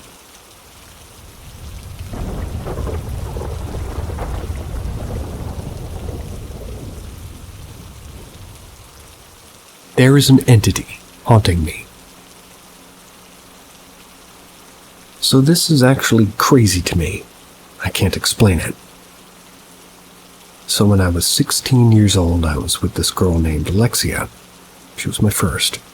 We were together for 9 months, and one day while I was playing video games, I would usually call her and talk to her while I play.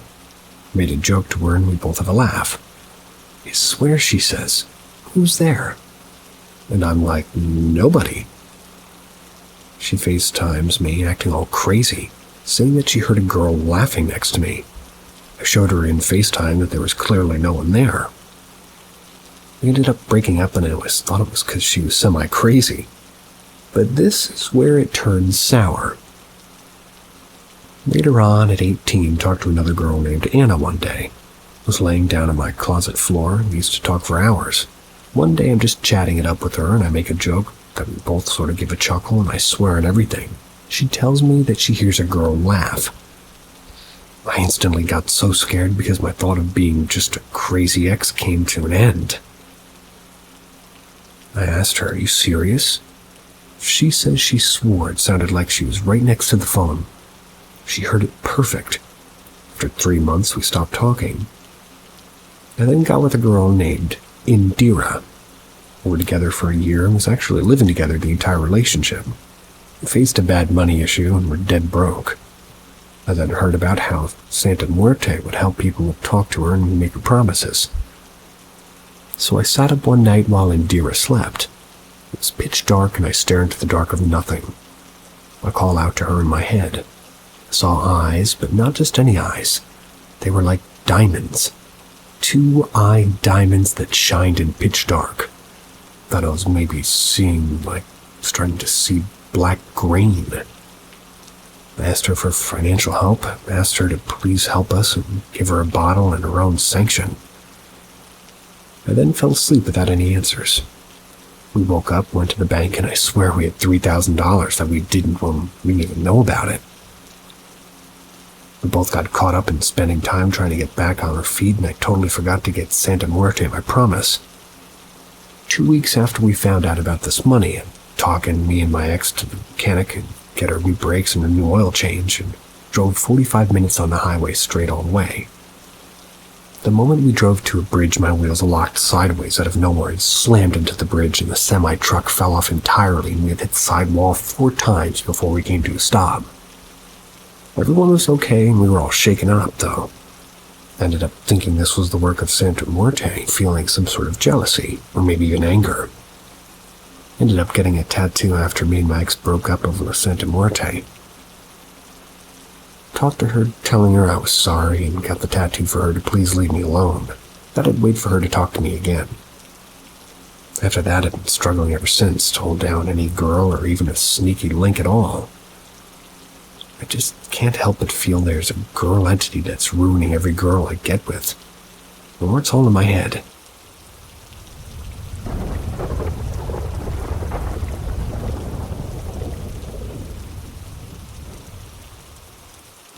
The Attic, 3-Headed Man, Old Man, and Mimicking. So this was back in 2008 through 2013, maybe. I was 8, and during Hurricane Ike, our apartment got destroyed.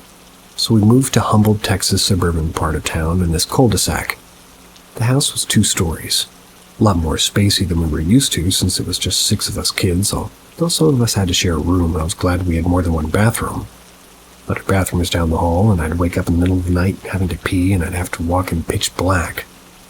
So some nights I'd wake my brother up to come with me. I was kind of afraid of the dark, and he was 6 years older than me. But one night he didn't want to go with me, but I really had to pee. So I worked up enough courage to try to go alone.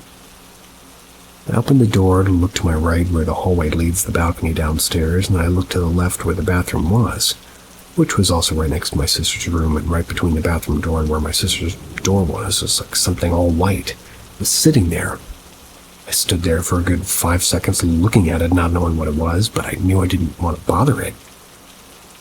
So I didn't go that night. Never told them what I saw. Time passes and my sister would say she'd always hear kids playing with the ball in the hallway in the middle of the night, and my mom summed it up to something in our attic. It was because every time we'd open it or something happens, there was this one time me and my brother and his friend were in the kitchen making hot dogs, and the foam that sits on top of the water whenever you cook it? Fucking foam morphed into the devil's face. But the mouth was open and it had 2 sharp teeth. 1 top, 2 at the bottom. That would be 3. My brother's friend noticed it and said, "Bro, that shit's creepy as fuck." It didn't bother me at the time. I was 8 and I thought it was cool, and my brother just laughed it off. There was also this one time I was at a friend's house, and this might be too much information, but I never like to go number 2 anywhere besides my place, because I need peace whenever I go. His house was the next cul-de-sac over, maybe 2 minutes walking distance from my place. So I went home and nobody was there. I was also getting a bit hungry. I decided to make a sandwich before I just sort of nuked my toilet. But I kept getting this strong feeling of something breathing down my neck to the point I couldn't take it anymore. So I brought the sandwich with me to the bathroom to finish making it to kill 2 birds with 1 stone. Ew. But I put it in a napkin, and after I was finished, I sat there for a good 10 minutes trying to work up the courage to leave, but that feeling of hairs on my neck wouldn't go away. I said, fuck that sandwich. I left it in the sink counter and the napkin, took off downstairs back to my friend's house. I ended up moving due to plumbing issues to another house, maybe 5 minutes away driving distance during the summer of my 5th grade year. That house was no different, maybe worse, and I'll make this part as short as possible. One night during Halloween week, you know how they play scary movie marathons on TV, well, I was watching Friday the 13th in my room. I had this big white tiger I got from the aquarium sitting on a glass table in the corner that sort of, its tails all lifted up and flipped off the table. The tiger was laying on its stomach on all 4s. No idea that happened. I didn't get scared, at least when it happened, but I knew I should be in that room to finish the movie, so I went to my parents' room to chill. My sister continued to experience stuff that she said was there, like a 3-headed man looking through her window. But mind you, her room's on the 2nd floor. We also had my niece with us she was 4 or 5 at the time. So when I go home from school one day, she was laying down on the floor coloring. So I laid next to her and she said, "Leave me alone." I said, "I didn't even do anything." She said, "Not you, him right there." I looked at nothing, and once again I felt like this isn't a place I should stay and sit. So I ran to the bathroom with my mom. That house was so cold when you exhaled you could see smoke coming out of your mouth. The final straw was when an old man woke my mom up and screamed at her to get out. Within a week, we was out of that bitch. It was like every house in the area was haunted. Literally all my friends either lived in the same cul-de-sac or the next one over, and my friend Chance's house. Apparently his name is Chance. One night we all slept downstairs in the living room, and his stairs would creak like a motherfucker. The way his stairs were set up as we were underneath, but we could sort of see if somebody was walking on them. His house was actually remodeled the same way mine was. His grandma was down there with us, and we were the only 2 still, awake watching TV, and we could hear somebody slowly walking on the stairs. Me and his grandma just looked at each other and didn't say a word. Then at my friend Christopher's house, he had a roller-up air mattress, apparently, in the upstairs game room. Once again, we were watching Scary Shit Nightmare on Elm Street, or the air mattress rolled downstairs. We looked at each other, fucking ran. At my friend Jason's house, I was downstairs with his sister-in-law whistling that old cowboy tune. You know, and it's a standoff, and something upstairs was whistling the same shit back to me. She looked at me and said, "Did you just hear that? Do it again." I did, and it fucking did it again. She wanted me to keep doing it, and I'm like, "Bitch, I'm about to leave you in this house. I'm not trying to start a duet with this damn ghost. This motherfucker's copying my whistle, same pitch and everything." couldn't believe what I was hearing. Slightly confusing, but I think I gotcha.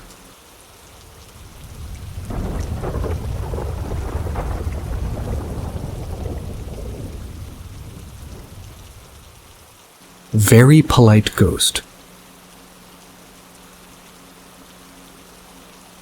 I used to live near a place called Battlefield. So back in the 1400s, a small conflict happened there, and now there's a church located in the middle of where the battle took place. One day my dad took me there, and as we're looking around, I see a tall man come up to me. Has like a full-on conversation with me. Told me about the church and the Bible. I looked around and my dad was in a different room, so I sit in one of the rows and keep listening. A good part of the conflict is that the church was attempted to set on fire during, but was put out quickly. And as I hear footsteps from the room my dad was in, I look up to him. He has the biggest frown I've ever seen, like inhumanly sad frown, and his clothes looked a lot more rugged and destroyed, now with patches and poor sewing. He looks down, the frown disappearing into like a smile at me. Frowns again, walks off to a room where they kept a perfectly preserved organ. My dad comes back to see me, and I start telling him about the man I saw. The organ room has no way out. I never saw him leave, so I take my dad to go see him, and he's not there. Gone entirely. He left quickly as he didn't really believe me. When we went back again a few months later, I swear I saw him, but I couldn't find him. I've been back multiple times and never found him again.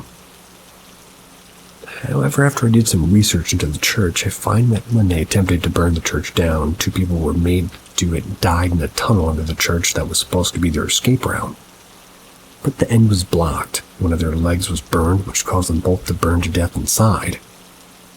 Guess where that fucking tunnel was? It still is to this day. The fucking organ room.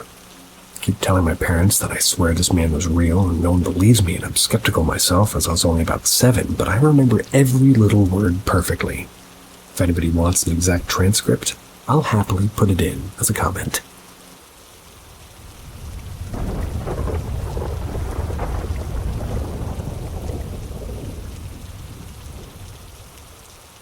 An alien encounter in a weird family house.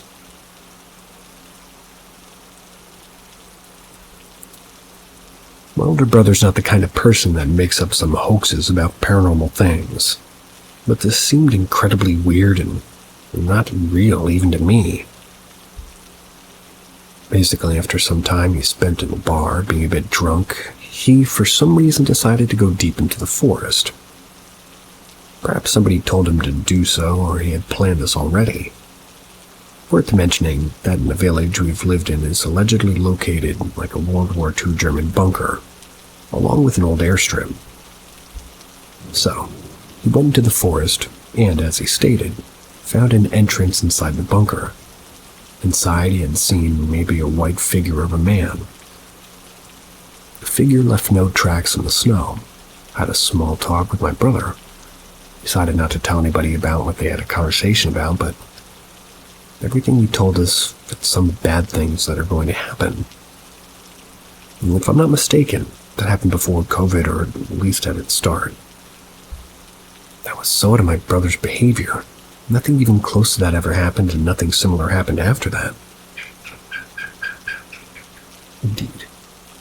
Pretty sure my family forgot about this, but for me, it sometimes pops up in my mind. Once while sleeping, I started to hear consecutive knocks on the ceiling. These knocks lasted for different amounts of time, but had always been the same. They usually started at night, though.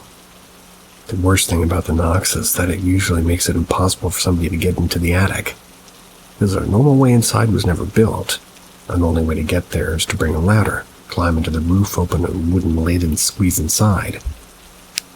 There's really actually nothing inside of the attic except a big water reservoir for an old water boiler that's placed in a different position from where the knock's been heard.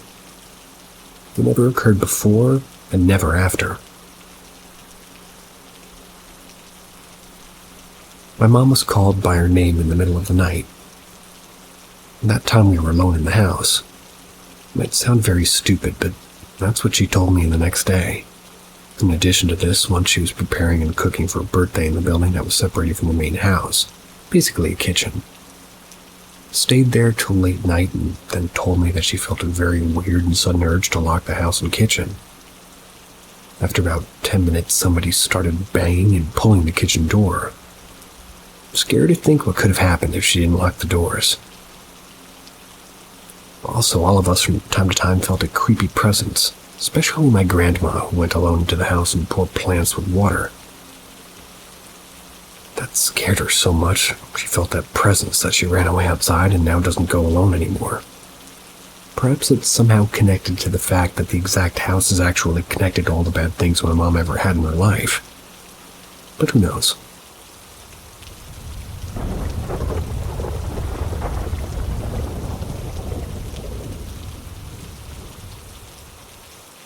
Possible encounters from a Michigan nature park worker. For my own safety, I don't want to reveal which park system I work for, but it's important that the story. I'm a female 19 working a position at a Michigan nature park not entirely dissimilar to that of a park ranger. My job duties usually include manning the entry booth, locking up the buildings at night, and although not a usual duty, sometimes they ask me to walk or take a park vehicle through some of the trails, as I'm on the younger side but still have several years of experience at the park. A relatively experienced outdoorsman. I've had some odd things happen to me. I can't quite explain them, things that happened while on the job. I'm decently well versed in some areas of the paranormal, and although not entirely relevant, it's of note that I'm also a Norse pagan as part of a family belief, and also wear protective symbols as well.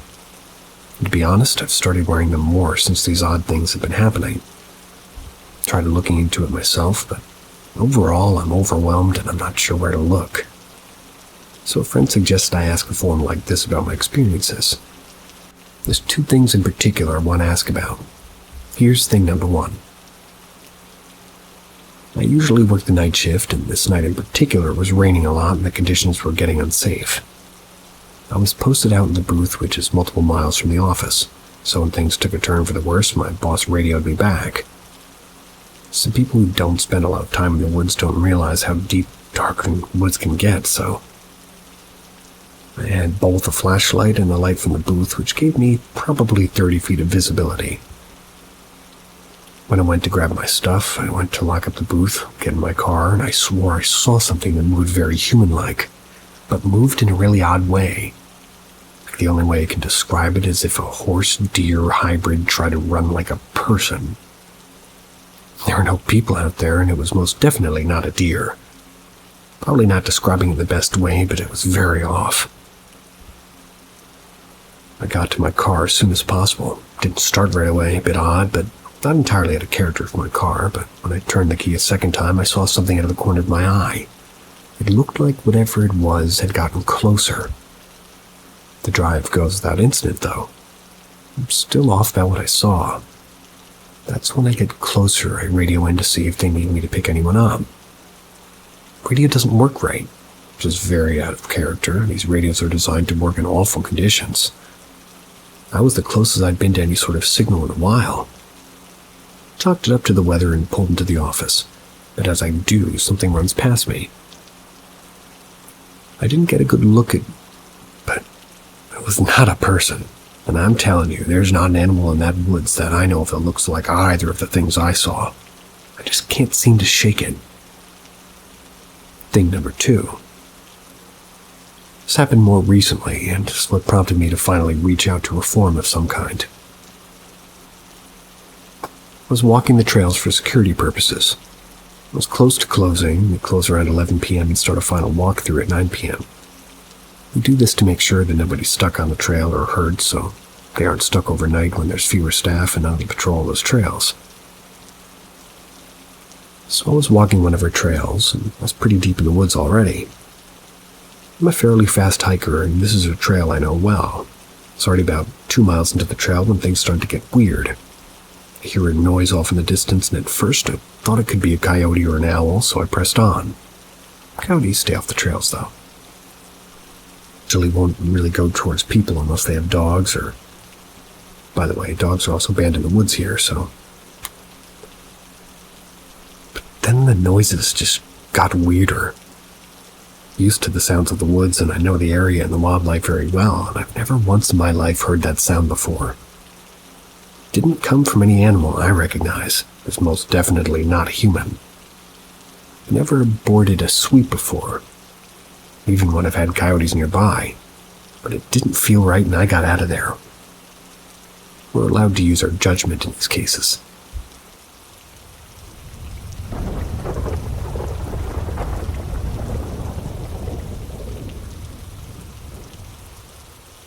Creepiest army experience as of yet.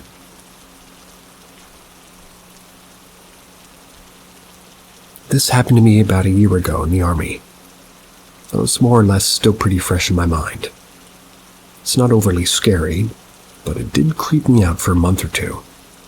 For the most part, a lot of this can be explained as tricks of an overstressed brain. Being in a jungle and all, although 7 people seeing the same thing doesn't strike me as stress. On the very first night, my section mate, who's Malay, woke up to something pulling on his shirt and telling him slowly, "Don't disturb me again." This happened throughout the night and happened repeatedly. Creeped me out like hell, and due to the fact that every hour or so we'd wake up and ask if I heard it too. The following night, another of my section mates from Papua New Guinea, who's an immigrant. They were the sentry for my section. They spotted a black figure making its way towards where we slept. Immediately assumed it to be one of our commanders sneaking up on us to make sure that we had our guard awake. My mate loudly requested identification, actually screamed when it just jumped up the tree and grew right above us. We all woke up in time to see it practically Tarzan its way up the hill. Later, when we were tasked to sort of dig shell scrapes, we were assigned the same spot on the hill. 10 minutes into the digging, we found that right under where we slept, there was a huge slab of red rock that was considerably smoother than the earth around it. It turned out to be a tombstone of sorts, about a century back when natives still managed the island. The day after we found the tombstone, we had a navigation exercise that sort of had us as a section of 7 people. We were to find checkpoints all over the island. Technically, this isn't too hard to do. Almost like a scavenger hunt, except that the points were small slips of paper tied to 4 or 5 of the 1,000 trees on the island. We did manage to find all the checkpoints, though, but at the end we were faced with a 400-meter just dash through the swamp to reach back to base camp. What we didn't expect, though, was an abandoned cemetery in the middle of the swamp. The place was filled up to our knees with thick mud. One of my section mates fell into a spot that we think was a grave that covered him up to his chest before we managed to pull him up. There were bottles of ashes scattered around in a sort of sealed up well that reminded me a lot of the ring. Now this is all pretty ordinary standard, but what made it really creepy was that in the center of the swamp there was a patch of extremely well-kept grass, almost carpet-like, with this tree growing in the middle. My buddy muttered something along the lines of, "Get out of here before it's dark," and led us northwest.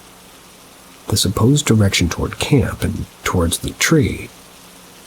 I'm not exactly sure what happened after this because of all of us seemed to experience different things, but my Malay mate heard somebody scream, "Why are you still here?"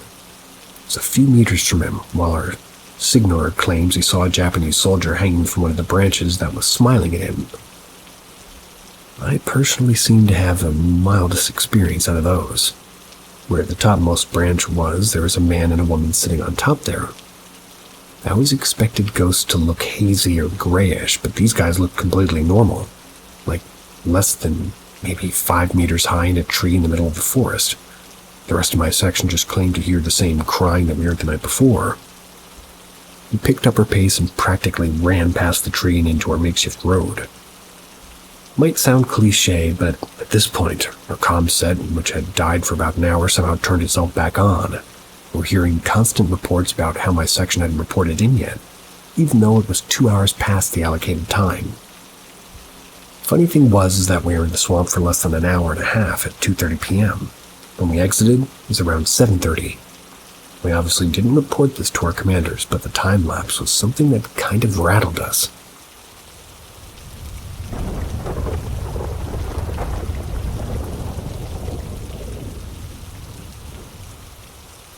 Deserved it.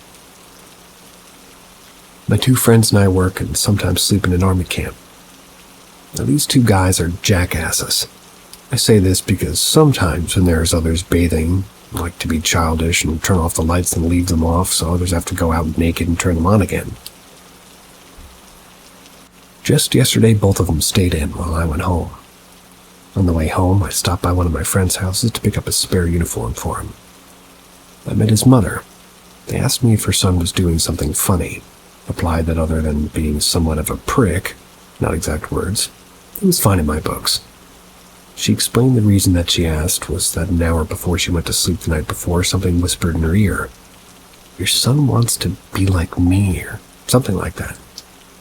I admit I was spooked, but as there wasn't any other related happenings, I just said thanks and I went home. Went to the camp today to pass my friend the uniform. We both started to tell me that they were just bathing yesterday when the lights started to flick on and off. They described hearing the switch flick up and down. It does make a pretty loud click. They were assuming somebody was just getting even. They shouted vulgarities, but they would hunt the guy down and pee in his boots. 5 minutes later, it dawned on them that the rest of the company was on an outfield training exercise for 3 days. The entire building was empty at the time. Since they were the only ones manning the office, kinda had a good laugh when I heard about it, though I'm making a mental note not to go to the toilet alone from now on.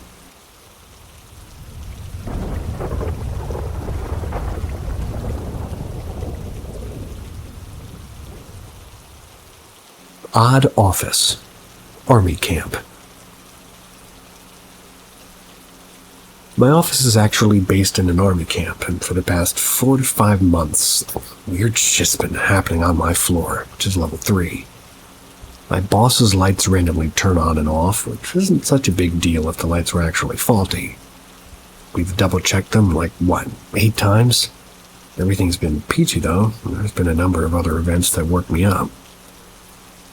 1. We keep our formation flag in one of the rooms in the office. One of my duties is to make sure the flag always looks unobstructed by miscellaneous items and to keep the surroundings free of obvious crime. As I was doing my rounds one evening, I heard somebody knock on the wall. Mind you, this is a solid concrete wall, so an audible knock's gotta be pretty hard. Swiveling around, I'm positive I saw a dude made out of a white fuzzy crap sort of peeking out at me from behind the wall. Noped out of there in 5 minutes, reported sick the next day. 2. I was doing regimental duties in the office next to mine about a month ago. That's when nature called. This happened around 11:58 and I was closing several of the books. Now the toilet is based outside around the curve of the corridor. When you open the door, you're met by a wall that doesn't connect all the way around to the ceiling, leaving about a quarter of the length empty. It serves as a partition to one of the cubicles. Well, as I was saying, nature called, so I had to rush out to the toilet to take a huge dump. Upon entering, I shit you not, pun not intended, there was a kid sitting on top of it. Didn't look like some of the grudge crap. The kid looked real enough. Couldn't tell what gender it was either. Besides those 2 occurrences, there had been minor things happening too, like hearing clapping while there's no one else in the office. Office computers logging in themselves. My boss is convinced it's some Chinese feng shui issue. Maybe.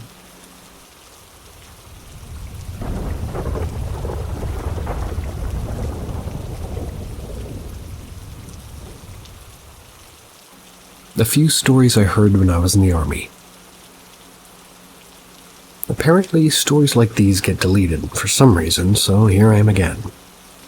I can't confirm if they've actually been proven true, except for 3, but some creep me the fuck out. 1. 1 week after enlisting, a soldier woke up in the middle of the night to pee. He had almost got out of bed when he heard a ball bouncing outside the corridor. Fearing a commander prowling around, he quickly huddled back under the blanket and peeked out. What he saw was a small boy and his grandmother slowly moving from bed to bed and peering at the sleeping men. When they came to his bed, the soldier closed his eyes shut and pretended to be asleep. The boy looked at his grandmother and said, "Grandma, this one's still awake." Number 2. This actually happens periodically in my camp, though I'm not too sure what from. Every night there'll be a patrol circling the camp, 2 people per patrol. What happened was that when the patrol was in the guard room preparing to switch with the next pair, a voice came from the radio reporting that the patrol had reached checkpoint 3. It's impossible because the patrol was in the guard room together with the commander. 3. This one happened to me personally. My friend and I were prowling at the outskirts of the camp. Along the fence that separated us from the forest, it was dark as fuck, so we all were there with our torchlights. As usual, we were discussing about nonsense to pass the time. All of a sudden I heard somebody crying softly from the forest. I attributed it to perhaps some muffled animal cries, but the sobbing was slowly building up with more woman-like screams. Creeped me the fuck out, and I dragged my buddy out of the pretense of needing to take a dump. 4. There's one about a soldier being woken up by his buddy, as per regulation, to accompany him to the washroom. He grumbles expectedly, but follows anyway. About 15 minutes later, he shouts at his buddy to hurry the fuck up. Guy replies back, "Not done yet." So he waits another 10 minutes, shouts again, and receives the same response. After another 10, he's had enough, so he practically climbs up the partition to shout at his face for wasting his time.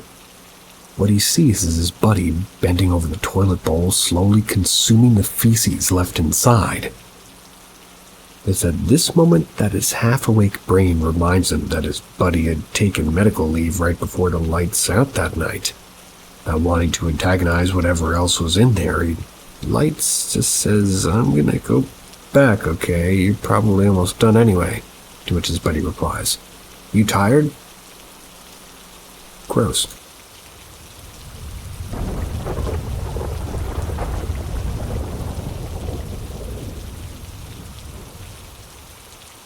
Southeast Asian stories from my family.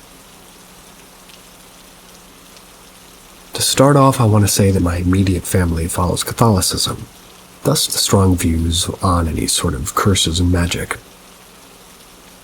Our house had previous incidents in the balcony when I was younger, which prompted my family to paste a picture of the Virgin Mary on the glass doors. My aunt from my dad's side once came over to stay with us. She was never that right in the head, and my dad never liked her, but he still allowed her to stay with us, because they were related. She believed that she was an angel, and she could see into our bodies. She entered my house, she left her bags in the front of our indoor glass doors, going upstairs to see the room my dad prepared for her. Halfway up the stairs, they heard a loud shattering, causing all of them to run downstairs again. Right under the image of the glass was a perfect fist-sized hole, but no shattered glass, no object that could have caused the opening. My aunt's bag was under said picture, and upon opening it, my dad saw a large number of idols that did not belong to Buddhism, which he claimed to follow. According to him, the idols had some Buddhas which covered their faces with their forearms. And being a Buddhist before, he claims that any deity that hides his face usually hides unclean motives as well. Another one was about 30 to 40 years back, when the city I'm living in wasn't as built up. Back then they used to use these to cook, and for lack of a better picture, imagine a carved hole at the top of a hollowed rock. The inside keeps fuel, and on top goes to a wok to cook. My grandmother was leaving her sister's house one day to go grocery shopping. As she passed the kitchen, she heard somebody whisper, "Psst, can we come out now?" She turned around and saw a young girl's head pop out of the stove, promptly disappearing afterwards. Apparently, during the Japanese occupation, young girls were hidden underneath woks and coconut husks in these stoves so the soldiers would not take them away. And the last one for tonight would be my grandmother's cousin. She had gone with my grandparents to the neighboring country to help with certain in-family matters. On the way there, they had stayed in a relative's place for the night, ready to leave in the morning. The moment the clocks had hit 3 a.m., she was screaming in several dialects and in Malay, all of which she had no way of knowing. Obviously controlled by something else, she had screamed at my grandfather when he questioned her strongly. She said that the original target was my grandmother, but as her husband, the grandfather's forehead had a shining light she was protected, was finally chased away with a combination of prayers and vulgarities. Odd combination, I know.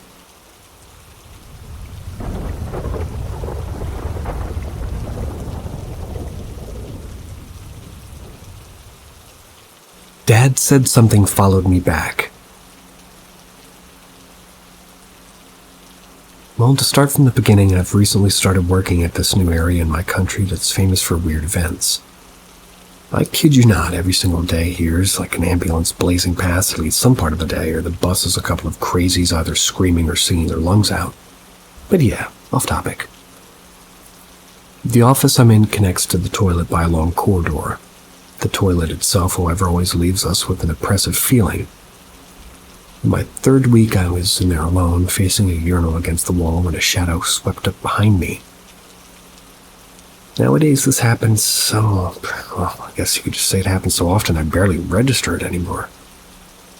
But a few days ago, I went to take a colossal shit. That's when every other urinal, toilet bowl, and tap randomly went off despite this being a non-censor washroom. I've never wiped so fast in my life. Anyways, last night was the weirdest. Just reaching home, I opened the door and saw my father watching TV in the living room. Apparently, my dad saw somebody walk behind me into the room at the same time. But as it's quite a distance away, he assumed it to be a trick of the mind and just paid it no heed. After all, when he looked back next, there was only me there. I only heard about this one in the morning. Fast forward to 2 a.m. I woke up randomly because I dreamt of a small boy's white face showing up in my room. The next dream, though, had me running from black shadows in a fire-burned neighborhood, and I remember bumping into another survivor at a truck.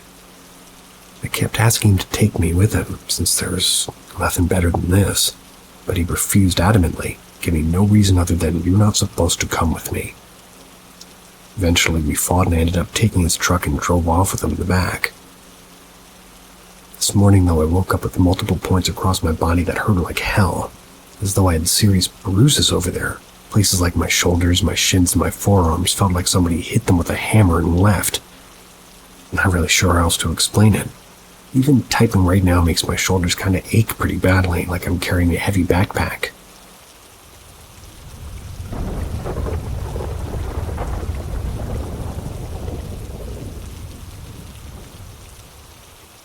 My old house. This is more of a list of weird incidents that happened in my previous house. For reference, I live in Singapore, a Southeast Asian country, meaning Asian culture and beliefs are what the general populace follow. Also here in Singapore, most of us stay in government-built apartment housing. I say all this because when my parents bought the place long ago, we had a next-door neighbor whose job was being a Taoist medium.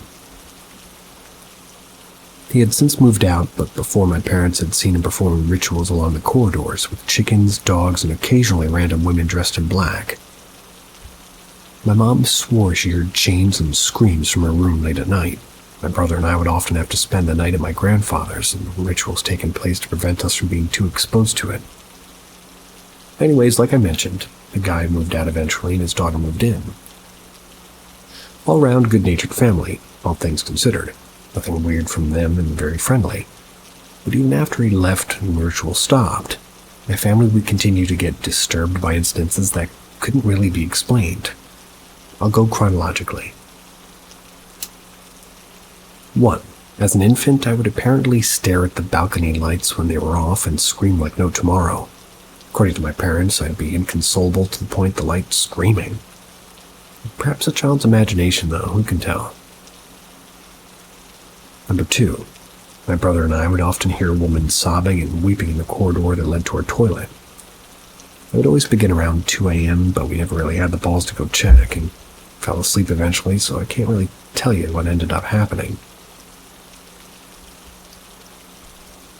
We would constantly see shadows gliding up the staircase into what would eventually be my room. We'd stare at them without blinking till they disappeared. Their behavior never changed.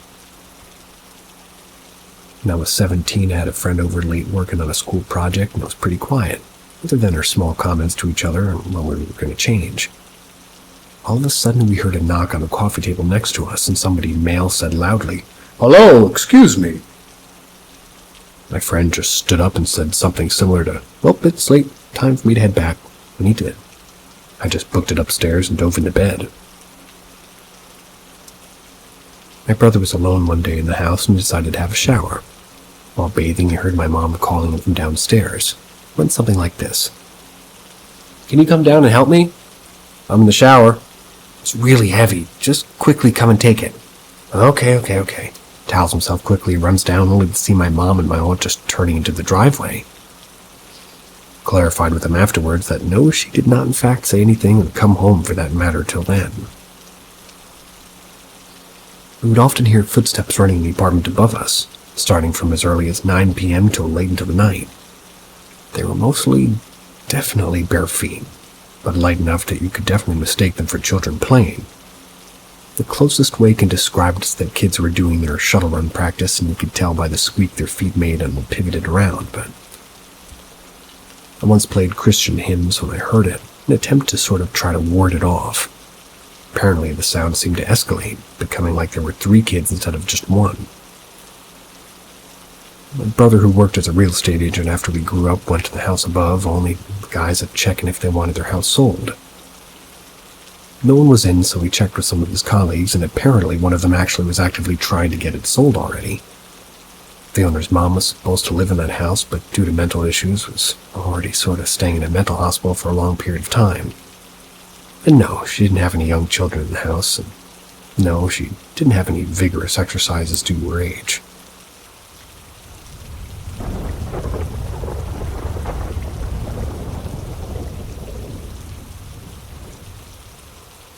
Anybody else have these sorts of premonitions?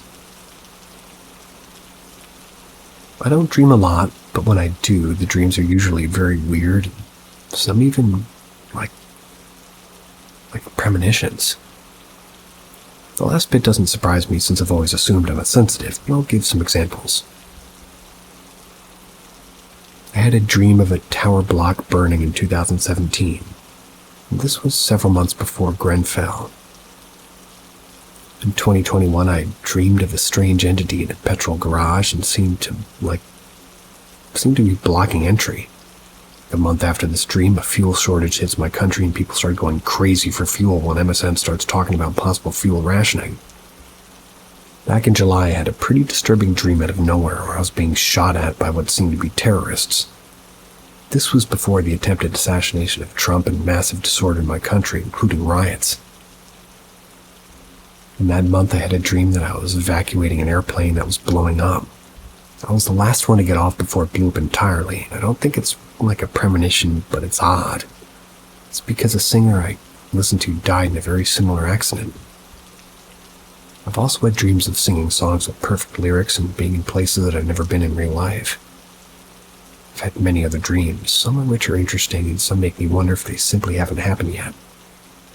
It's also worth noting that I'm pretty good at remote viewing, so I suspect I'm gifted. Does anybody else experience this? Not only like premonition dreams, but also random horrible dreams out of nowhere. I should probably try to make more predictions.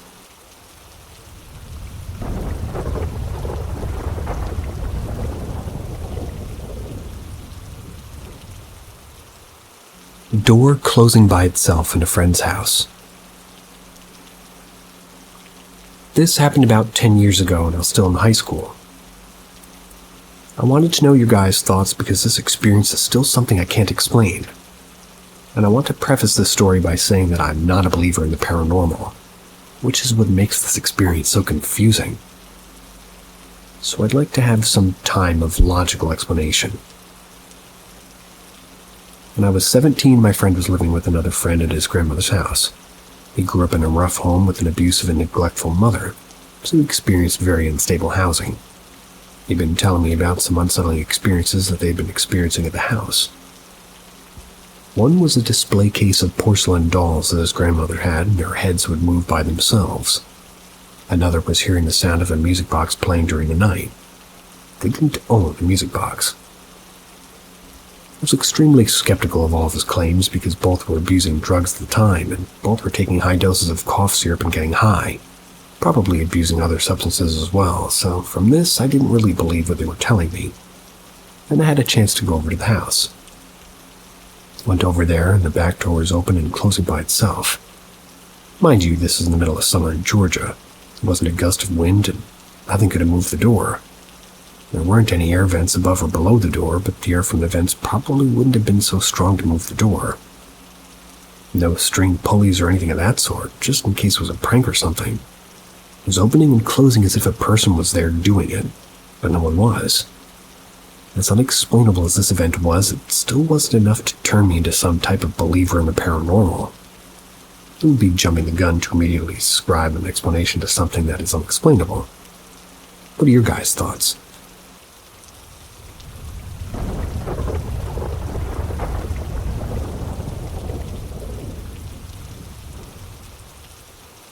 Unforgettable image of weird being. First of all, let me start by saying that I'm just some regular guy who thinks spirits are real, believe in God, yet never think about any of this crap or spooked by it either. If I hear a strange noise while sleeping, I ignore it and carry on. I honestly pay it no mind and go about my days, but something I witnessed about a year ago still bothers me to this day. I randomly think about it from time to time. It was a regular day. I was driving home at night. I was going down a residential street that's about a few blocks from my home, and I'd driven down that street like 1,000 times. Think of a 2-lane street each way, wide street with gated communities on both sides.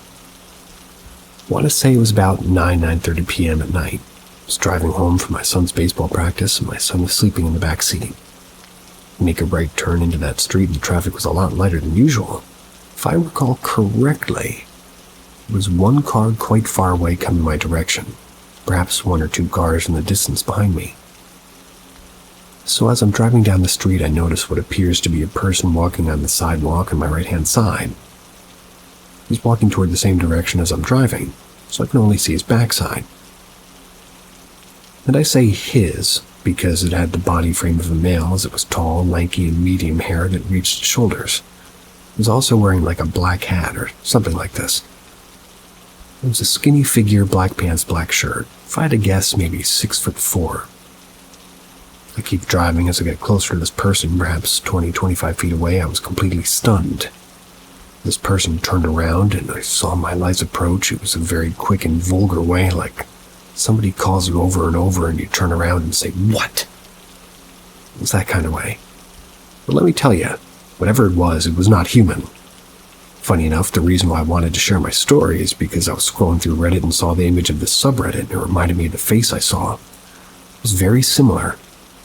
It was not a mask, and if it was a mask, it was more real than what CGI can do in movies nowadays. It was this monster-looking face. It was alone on the sidewalk in an empty street. Turned around, saw me, stared at my car as I drove past it, and I looked in my rearview mirror and it had stopped walking and just stared. Immediately, my first reaction and thought to myself, aside from shock, was, "Dear God, what did I just witness?" And to this day, I still don't know the answer to that.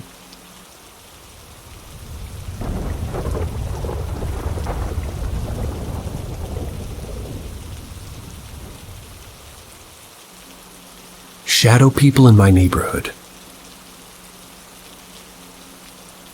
This all occurred while playing Manhunt with friends from school. We would play in my neighborhood, which is located in Central Florida. It was a 2v2, and we had to stay within the same 10 houses, so it wouldn't take us forever to find each other. All of our neighbors knew that we played, and they were kind enough to let us use their yards. Each yard was a little under half of an acre, so we had roughly 5-acre playing field. We always started playing at dusk, and we'd play for a couple of hours to the night. This was something the 4 of us would do every weekend, and occasionally had other friends from nearby neighborhoods come too. We played with the rule that had to physically tag each other, in order to be considered as being caught. This kept the game more interesting, as it was fun when you had to be able to get away and hide somewhere else. It's late, probably 10 p.m., my friend and I were walking down the side of the road, and a few houses down from us, we saw what we thought were 2 other friends who were seeking, but I remember tapping my friend and saying, "Look, they're over there in the bushes under the streetlight." My friend turned, looked, and agreed, we could see two quote-unquote people crouching down hiding in this bush. So being that they were only a few houses down, I suggested that we walk toward them, but at an angle, so they wouldn't think that they'd been spotted. Once we get close enough, we'll rush them. We began walking at an angle toward them, and when we got roughly halfway to them, two extremely tall black figures that resembled the shape of a human stood up. They darted across the street at a very high rate of speed. Their legs moved like they were people running. They went under a street light and straight through a white vinyl fence. My friend and I stopped in our tracks, and both of us stood there for a minute in shock. And this all happened within 10 seconds. Ran back to his house, called our friends, tell them that we're done playing so they can come out. Once we told our friends who were hiding what we saw, we all agreed to call it for the night. Well, it was never the same after that night. Our days of playing manhunt quickly came to a close. My friend and I's stories perfectly aligned, and we saw the exact same thing. It's been nearly 10 years and we still talk about it. Think of those beings very often. Now for the details that make this more eerie than it already is. These beings were definitely watching us. We could see them ever so slightly moving their heads as if they were trying to get a better look at us. I would estimate them at being 9 feet tall. As they watched us, we never saw eyes or any features whatsoever, just the silhouette and shape of what could have been best described as a human. No feet or hands, but they were so black you could see them in darkness. For lack of a better word or words, they were more black than black. It's like a void, and as they stood up, they were close enough that we would have heard the bushes move or their feet hitting pavement while running. There was no noise. As they ran under the streetlight, there was no shadows being cast.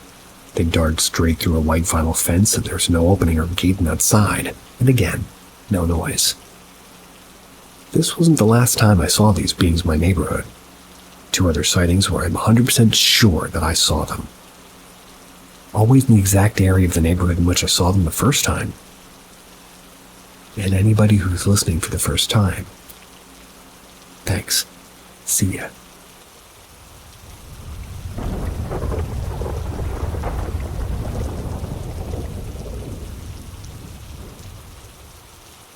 Welcome to Paranormal M, your destination for all things eerie and unexplainable. Don't forget to subscribe and activate notifications to follow our latest ghostly adventures. Get ready for some supernatural thrills. Ghost Town or alternate dimension?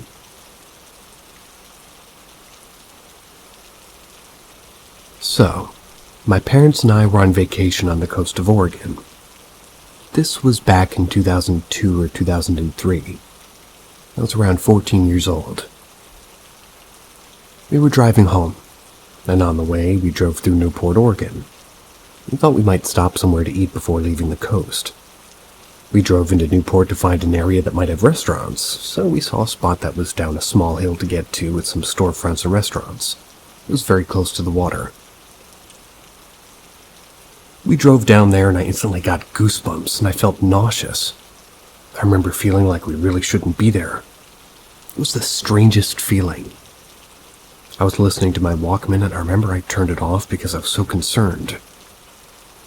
I was looking around and everything just seemed like just gray. Like the color had been drained from everything. Now I know Oregon looks a lot like, but this was different. It felt weird. I told my parents we should keep driving. They saw a restaurant and insisted that we stop. Well, we did, but only my mom and I got out of the car to walk inside and check if they were open, since everything seemed so quiet. My parents weren't freaked out like me, but they did notice the quietness and that there wasn't anything going in or out of the restaurant. So we walk inside. I swear to God, every single person in the restaurant looked at us. My mom was pretty much oblivious to all of this. She asked the front person if they were open and they said yes. I was looking around and everybody seemed weird, like their eyes had a blackish gray tint and they didn't want us to be there. When we walked back and got in the car, I convinced my parents that I hated it here. I did not want to eat here, and we had to go. So, thankfully, we left. I remember as soon as we drove back up that hill, a feeling of relief came over me like we were back where we were supposed to be. We drove to another town to stop and eat. Couldn't even eat my clam chowder. Still feeling so nauseous. And it may be worth to note that until this point, I'd never had any glitch or paranormal or spiritual experience of any kind. So this was very out of the ordinary for me, and I'll always remember it.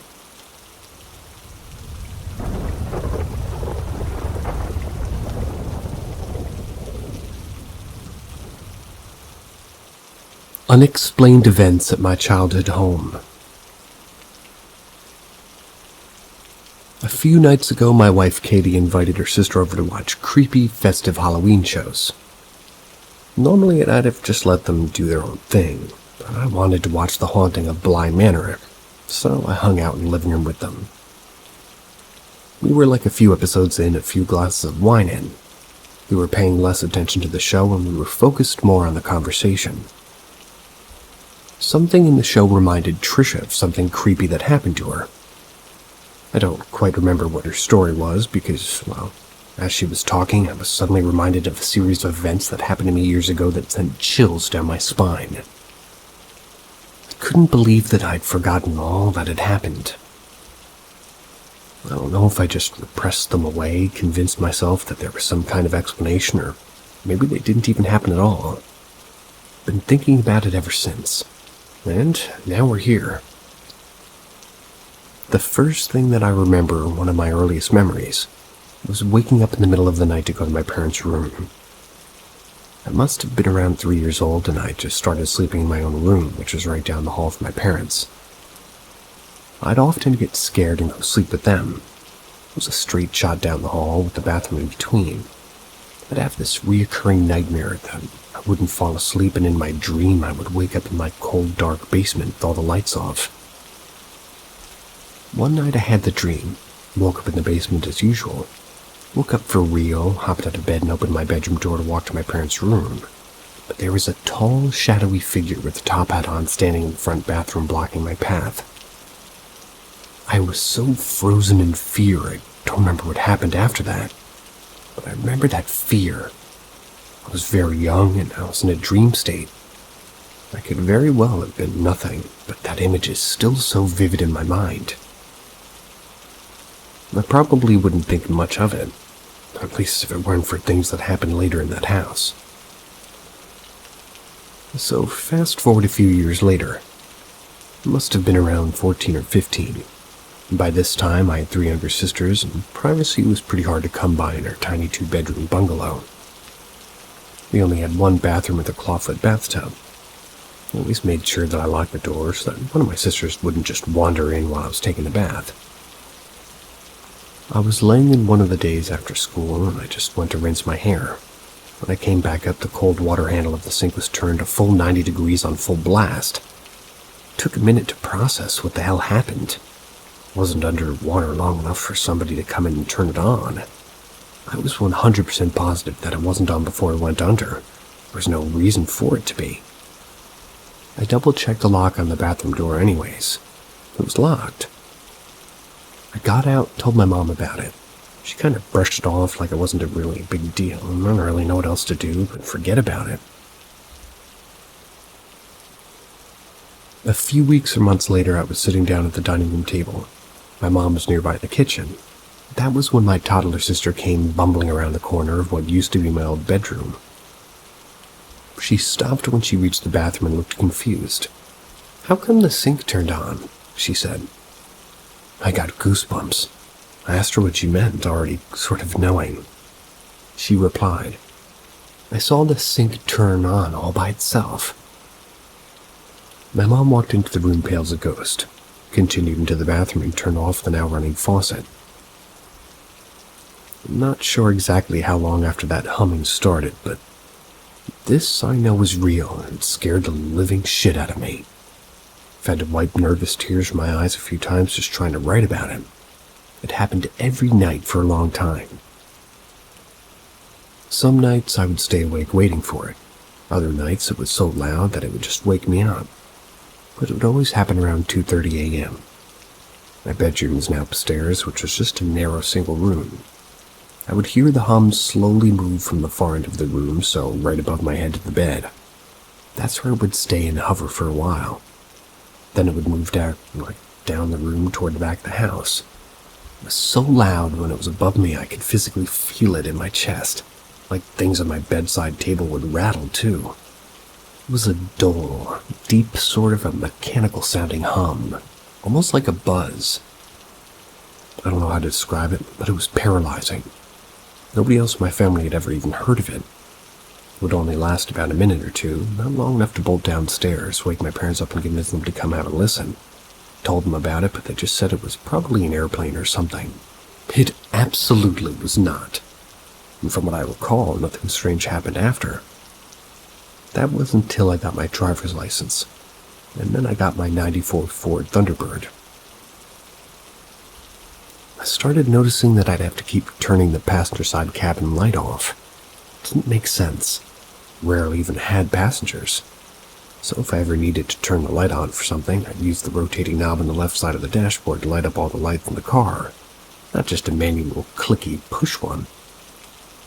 Especially the one on the other side. Happened dozens of times. Sometimes I'd notice it from the inside of the house when it got dark and I'd have to run out and click it off. It got to the point where I'd check it during the day and it would be on. Luckily, it never killed my battery, but I have no explanation for why it kept happening. A couple of years later, I ended up getting into an accident, totaling my Thunderbird. I wound up replacing it with a '99 Ford Taurus. The same thing kept happening. The passenger side light would be on all the time. When I was 23, I moved out and nothing strange has happened in the 11 years since. When I told these stories to my wife and her sister, Katie said that she remembered me telling her about the car light being on all the time when we first started dating. She thought I was just being a little bit ridiculous. She vaguely remembers me talking about some kind of humming and something with a sink, but these things mean nothing to anybody else really. But thinking back on them now just gives me the absolute creeps.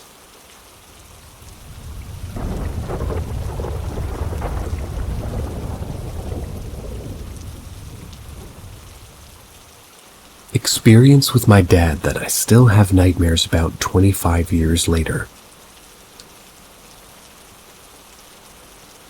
This happened circa '98. That was when I was 13. We lived next to a fenced and heavily wooded area behind one of our local YMCAs. Being that we lived in a large city, there's a ton of crime, and a few bodies that had been found in these woods over the few years that were, unalived people, otherwise known as killed or dead. We had an extremely religious Christian neighbor that my dad was close with. They were both single parents, and she told my dad that there was a demon that lived in these woods as a result of negative energy from all the violence those woods had seen.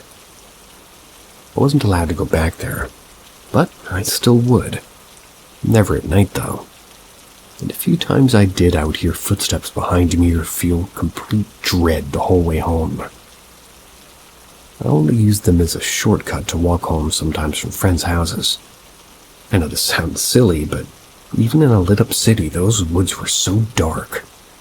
Get the woods are supposed to be dark, and what a stupid thing to say, but this was a completely different kind of darkness. I don't know how to describe it except for saying they just felt evil. Anyhow, 1998, 13 years old. I didn't have the easiest upbringing. My dad was in a constant state of anxiety. We were poor. My dad always owed money to somebody. My brother and I were pretty much neglected, as all teens in the 90s seem to have been. I love my dad very much, but there's always been some kind of negativity or hardship in his life, which in turn was sort of reflected into my brother and me. That's because we lived with him. My mom moved out of the state when I was 10. There's literally no solace. I lived a stone's throw away from these woods. It first started with reoccurring nightmares. A blackness would seep out of the woods like fog. Could never get away fast enough. It would envelop me and drag me into the woods. I had this dream every night for months. My dad was convinced that we were under attack, whereas I thought that it was just him and the neighbor freaking me out with their theories. One night we were sitting in the driveway in my dad's beat-up old Volvo. We were kind of just having an argument. I don't even remember what it was about now, but we were going back and forth just being nasty. I'll never forget it, but my dad said, "Every time we do this, we just keep feeding this thing that lives out in the woods." I wound up laughing at him. I remember saying something to belittle him. Just can't remember word for word, but it was something that pretty much made fun of him and the thing in the woods. And at that very minute, something started beating on the truck of the car. I felt like two fists coming down on the trunk over and over. We both screamed. It got harder and louder. At that moment, I threw my arms around my dad and said, "I love you, I'm sorry." He said the same, almost like a chant. We said these words again and again to one another, and the blows to the trunk became softer, lesser. Eventually, they disappeared altogether. We were both in tears. Later, when we inspected the car, there were dents that looked like fists on the back of the trunk. I know the car was already beaten to hell, but those were not there before. My dad has since passed away. But even if he were alive, he'd never talk about this. The few times I tried to bring it up over the years, he shut the conversation down just as fast as it was mentioned. We moved shortly after that, and I still believe in my heart and soul that those woods have evil living in them. I live about 3 miles away from them now. Sometimes I feel curious enough to try to go back and record or catch something. But then again, I'm so terrified to even think about walking into those woods at night.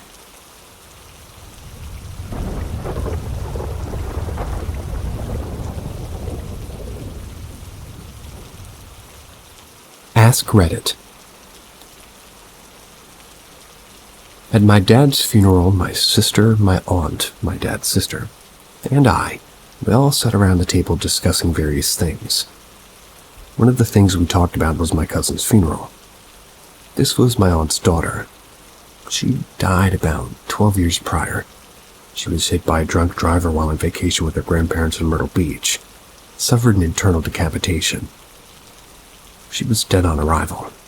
She was 10 or 11 years old, going into 5th grade. My sister was 8, and I was 5. I don't remember too much about her, nor really the funeral, to be honest.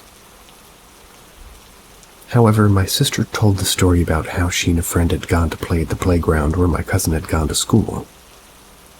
While they were playing, they saw a little girl hanging out around them, but never came up to them, never saying anything. Both my sister and her friend were freaking out.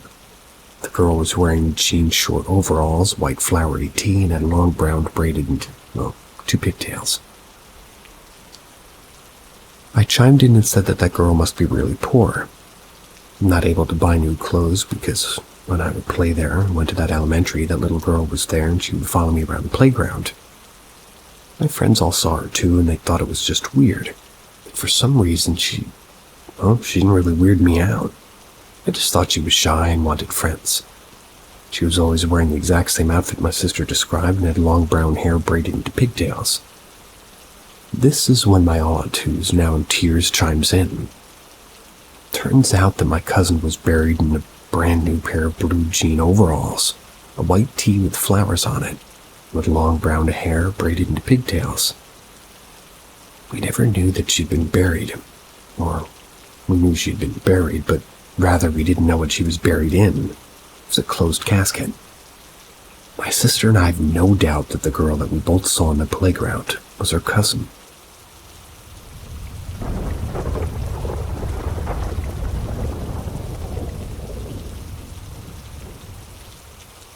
Years ago when I was a kid, my mom and I lived in this old apartment in Massachusetts.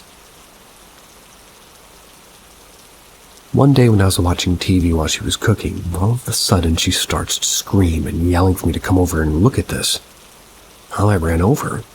She was standing right by the dining room table, which was empty except for a blue plastic cup at the end of it. I was confused and asked her what the hell was going on. She didn't say anything, she just picked up the blue cup and set it down at the other end of the table.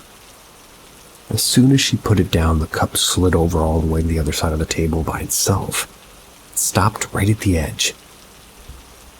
I jumped back perplexed. My mom picked up the cup and did it again. Again a third time. I've always liked technology and science, and I grew up to become an engineer. So rather than being scared, I tried to figure out a rational explanation to this. Picked up the cup and looked at it closely. I looked under and around the table. The table was spotless. There was nothing else there. It wasn't a trick.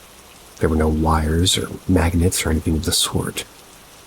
Tried the same thing with other objects, nothing happened. It only happened with the particular blue plastic cup. I eventually tried it while looking directly at the cup, literally 2 inches away from it, followed its path. The cup would actually vibrate as it moved, and did so in such a way that you could only notice it up close. And to this day, I'm not sure what caused the cup to move. That wasn't the only strange thing I experienced in that apartment.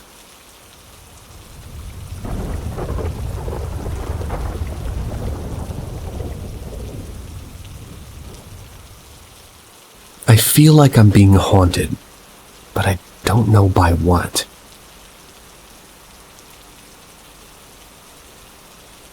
So this all started when me and my roommate at an institution I was at decided to make a Ouija board.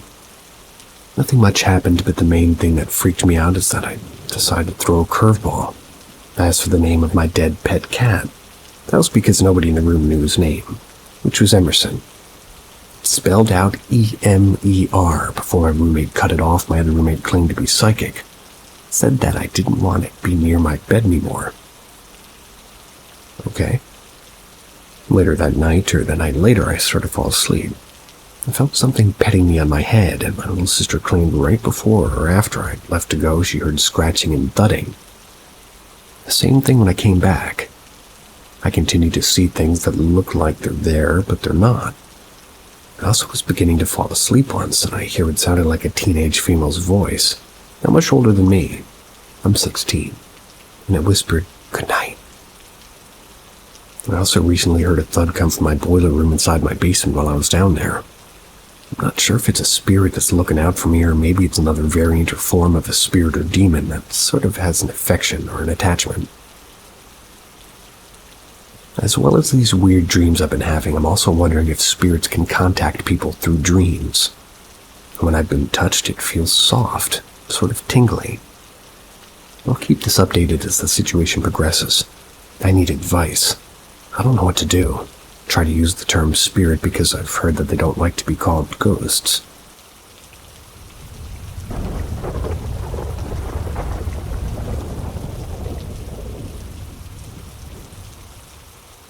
Blue floating orb in a North Carolina forest. This happened when I was 14 years old in the forest where I grew up near Chapel Hill, North Carolina. A magical 100-acre forest next to a national wetland preserve. When I was 9 years old, my family moved to a house in the middle of this forest. I spent all of those years playing in it. I loved it very much. My dad had gotten a job in California, and our family's moving day was November 1st. So I spent every day during the month of October visiting all of my favorite places. My favorite waterfalls, the best climbing trees, the ponds, and one of the last days, my best friend and I went to plant some swings. We had made these swings out of vines. The days were getting shorter very fast. We misjudged the daylight. We were busy playing, and before we realized, the sun had gone down. Despite the chill in the air, the leaves were still in the trees. So under the canopy of darkness, I knew the way home by heart, even in the dark. In the thickening darkness, we were following a creek that would lead back to my house. Stumbling over logs and accidentally splashing into the creek, it was very slow going. Very soon it was pitch black too. We came around one bend of the creek and my heart stopped. A blue orb was floating on the opposite bank, maybe 100 feet away, like 30 meters. It was about the size of a basketball. It hovered and bobbed at about eye level for a few seconds before it floated behind a tree and disappeared. I turned to my friend. "Did you see that?" He just said, "No, what do you mean?" Not wanting to discuss it further, I just proceeded walking, focusing on getting us home. We trudged through the dark for another 10 minutes in total silence, my heart beating out of its chest. That was before we finally saw the back porch lights from my house. As soon as my house came into view, my friend said, "I saw it too." Went running past me up the hill, just terrified, we raced toward the lights. Once at the house, we compared notes. We saw the same thing. I was always impressed with his presence of mind to pretend like he didn't see it. Otherwise, we would have been two panicked 14-year-olds in the pitch-dark woods. So for years, I explained this experience away as swamp gas. But in retrospect, I sincerely believe that it was nature spirits of that forest saying goodbye to me. I loved that forest with all my heart. I think it loved me back. A few days later, my family moved, and shortly after, the magical place was cut down and turned into a subdivision.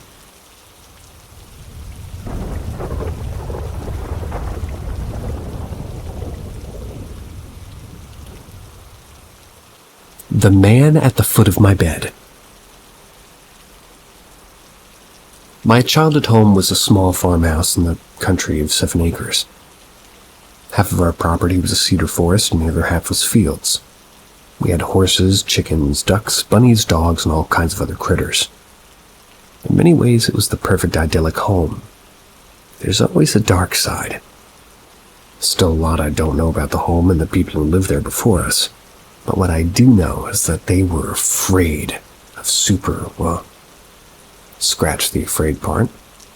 They were weird as fuck, which is different than afraid. They were super religious fanatics, and they were Y2K preppers. And nothing against preppers, I'm a bit of a prepper myself, but I think we can all agree Y2K preppers are a special breed. There was a basement in the house, and at the bottom of the stairs to the basement was a bulletproof door. There was a room in the basement covered floor to ceiling in shelving and stocked with canned goods and preserves. At one of the shelves there was a tiny piece of fishing line, and if you pulled the fishing line it opened into like a secret room under the stairs. The first year we lived there, the cops came looking for the son of the previous homeowners. They combed the property and it was unsettling. My parents extensively remodeled the home to where it was unrecognizable from what it looked like when we bought it. Things were good for a few years. Then my dad died in a tractor accident in the farm when he was 15. Or rather, when I was 15. The events surrounding his death are a mystery to my family to this day. As you can imagine, we were all pretty devastated by my father's death. Personally, I went a little off the deep end into partying, but also into spiritualism and occult things as well. This led to some strange experiences, which will find their way into posts eventually. I've always considered myself to be a spiritual person with the interest in the occult, but when I was in my 20s, I had come to Jesus. It had become sort of my moment to become interested in Christianity, and of course I couldn't go to just any regular, boring old church. So I found myself in the weirdest, witchiest one that, I could find. It was an evangelical, charismatic church in my town. I'm now free from that church, which is more of a cult than a church, and I no longer hold the religious beliefs I adopted during that time. But these details are pretty pertinent. So when I was 20, I moved back in with my mom. My bedroom had been in the basement, and then I went right back down. And all I can say is that I was trying to read the first Twilight book, and everybody was pretty obsessed with it, and I wanted to see if it was any good. Spoiler, it was so boring, nothing happened. I don't believe that a spirit was invoked by the book, but you just never know, so I'm sharing that detail. So anyways, I was about halfway through the book one night. I was ready to sleep, so I put it down and went to bed. At some point I woke up and there was a man standing at the foot of my bed and he was just staring at me. My room was pitch dark, yet I could see the man perfectly. It wasn't glowing. There wasn't light shining on him, rather it was as though he was illuminated by his own light source. He had very pale, pasty white skin and a round face with flat cheeks. He was sort of squatty in stature, a bit rotund and chubby. He had black hair on the sides and the back of his head, and sort of bald on the top. His eyes were just completely black, staring right at me with palpable hatred. In horror, I somehow knew he couldn't touch me, but if he could, he would kill me immediately. have no idea who this person is, and I never met him look like that. And if I were to see him in real life, I would recognize him instantly. I sat up in bed trying to scream, but I couldn't make my voice work. I finally was able to scream, and he disappeared. Shortly after this event took place, my house was infested by giant houseflies. We thought it was because we forgot to do dishes before taking a weekend trip, but the flies are down in the basement too. It's coming out of the rafters. They were nearly the size of horseflies.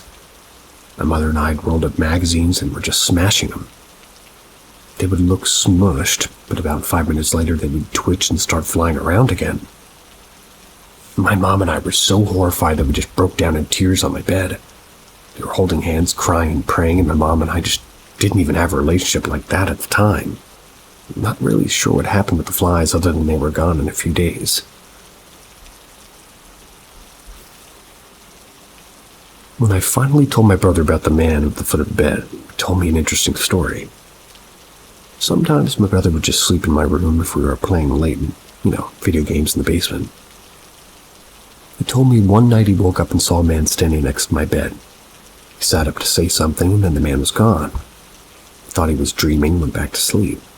Called my brother before posting this to see if he remembered this event, and he doesn't, but it reminded me of something I'd forgotten. When I used to sleep in an upstairs bedroom, I kept hearing something. Somebody, I guess. Somebody knocking on my window at night. The whole family kept trying to figure out what it was. A branch, a bird, we all heard it. Could never figure it out, deciding it was a creepy neighbor playing tricks.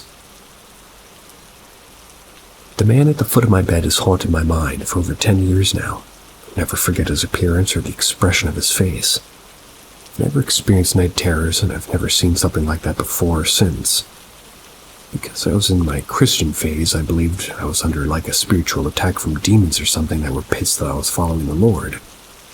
And after getting out of the cult, I became uncomfortable with anything spiritual. I'd chalk it up to psychosis. Now that I'm healing the spirit wound that church gave me, I'm again starting to think it really happened. But it didn't necessarily have anything to do with my burgeoning Christian values. Regardless of why or what it was, it scared the fuck out of me.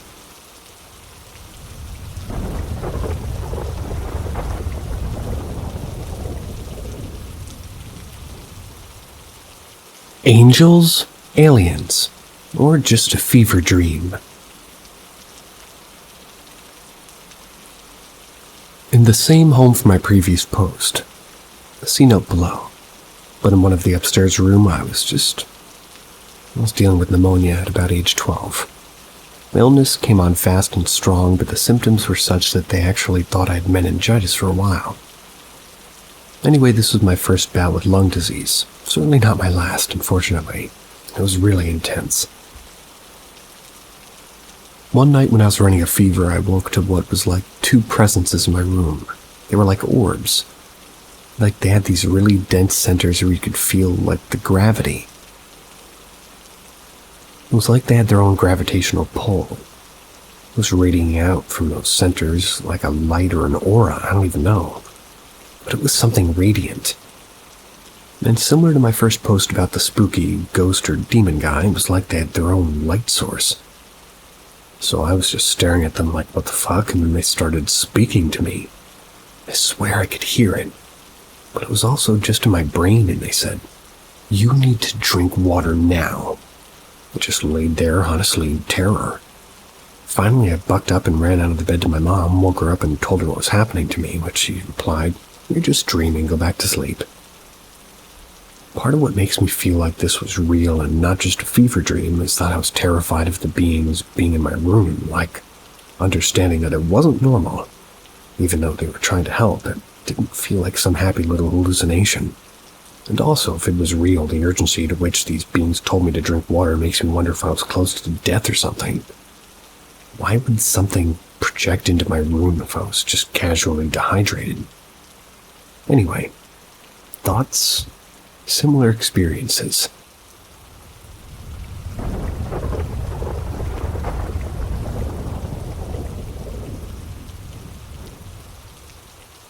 What the fuck is happening?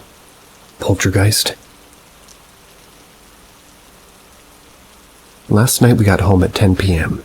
The kids went right to bed. We'd fallen asleep in the car, and Matt and I went right to bed ourselves. I woke up at 6 a.m. and we went downstairs to let the dog out to go pee. My special silverware was on my kitchen table along with my tea pitcher that we keep stored under the cabinets. You have to crawl in the cabinets to get the silverware, and none of this was on my table when I went to bed. For background, I have normal silverware and I have special silverware. To find all of this different silverware would take effort. My kids also can't open the dishwasher, so we have them stored. And how they got the pitcher out without making a racket is beyond me. The silverware was positioned in like 3x3s on my kitchen table.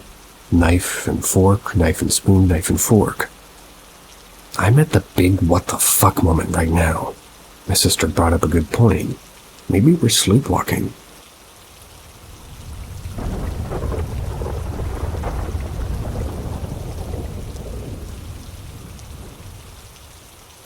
Things are moving. I'm hearing my children call me when no one's there. What do I do? So last night my husband has to go to the hospital with our youngest. They're 6 months old. She's okay, but they didn't get home until about 4 a.m. That means that I was home alone with 3 other kids. This is kind of a lengthy thing. So it started when I went to the thermostat to turn the heat off. It was around 9 p.m. I go to turn it off and I hear, "Mom!" over my shoulder. I'm thinking it's my kid awake and I spin and shout, "What?"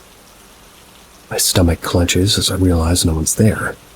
The cat begins staring at the bathroom, so I brush it off. Turn on the AC, check on the kids. They're sound asleep, drooling and snoring. Go to my bedroom at the back of the house. All the cats, which is 3 of them, go to my bed.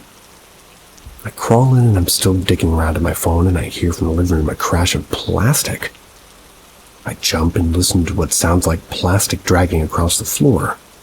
Then bare feet steps smacking quickly across the living room. So, naturally, I think it's my kids. I jump out of the bed and rush out and shout, "What are you doing?" I see the remote across the otherwise neat living room and no one else. I'm now spooked. Think somebody's in my house, so I do a sweep as my dad calls it. I click on every light, I open every door, every closet, everything's on. My kids stir but are still sleeping, so I shut their lights off and the house is clear. No one in it. Hella confused, but still thinking about potential murderers, I go to the bathroom in my room, which is in the back of the house. I text my family. I tell them how silly I am and how weird that was. My heart rate calms and I start checking for updates from my husband. Suddenly in the doorway to my bathroom, with the door open, I heard my daughter's tiny voice. "Mommy." I stop. My stomach drops. My blood felt like ice. This horrible dread feeling washed over me as I looked up, expecting someone knowing, somehow, but it was no one. I panicked, called my dad. He calls the police and heads over to my place, and the police finds nothing. Dad finds nothing. Stays with me until husband comes home. Do I sage? Do I call a priest? Do I ignore? I've seen shadows since we started renting this place in the corner of my eye, but I've always had weird things happen that I ignore.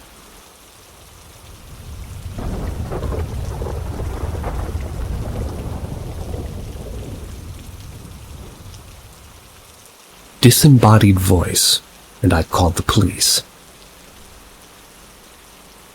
That being said, this happened a few months ago. I had just had our 4th child and my husband had taken our youngest to urgent care for a COVID test. It was around 9:30 and I'd checked on my older 3 kids who were starfished on their beds in their rooms fast asleep. Their bedtime is 7:30. As I'm standing by the thermostat, I hear from right behind me in a child's voice, "Mama." Whip my head around to tell them to go back to bed. My kids' room's across the house, and I find to my surprise nobody there. Weird. Okay, no big deal, I think. I just tried to shake it off, going to my room at the end of our house to use the bathroom. My bathroom's on the complete opposite end of my house, and I'm on the toilet scrolling social media with the door open in front of me. Home alone anxiety, I think. Suddenly I feel like this ice coldness wash over me. I feel like I'm being watched. I It came on quickly and I was paralyzed with immediate fear. Felt like I couldn't look up from my phone. After 10 solid seconds of staring at my phone screen, I forced myself to slowly look up, knowing instinctually I'm going to see someone standing in my bathroom doorway. My eyes look up from my phone, and as I see nothing in my doorway in my left ear, I hear loudly, "Mama!" I screamed, called my dad and asked him to verify, and I was awake and not dreaming. As I'm on the phone with him, still in the damn toilet, I hear from the living room a crash. I run out into the living room and find a remote on the TV's been thrown across the room into the wall. Dad tells me to man up and call the police. Kids are number one. I sweep through the house, flicking on all the lights. No one thankfully was hiding anywhere, and all the kids were sound asleep. The police showed up probably thinking I'm fucking nuts and did a sweep of the yard. Nothing. I tell my landlord, who's also my friend, the next day about the incident. She sits silent and looks at me weird. Weird, right? I'm probably in psychosis or something. I wind up mumbling. She turns pale and says, "No, you're not. This is the week my niece died. Her spirit visits me every year since her accident. She used to call me Mama D, or Mama for short. I think she was lost and couldn't find me. I saged the house."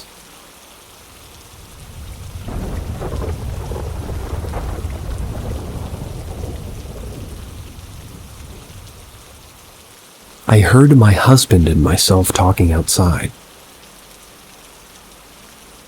Something weird happened yesterday. We're at our summer cottage in the forest. Closest neighbor is about 1 kilometer away from us. I've seen people walking on the road only one time in these 3 years we've been here, so we pretty much were alone. I was sitting outside when I heard my husband's voice asking a question. I could hear only mumbling and words here and there, and he was further away from me.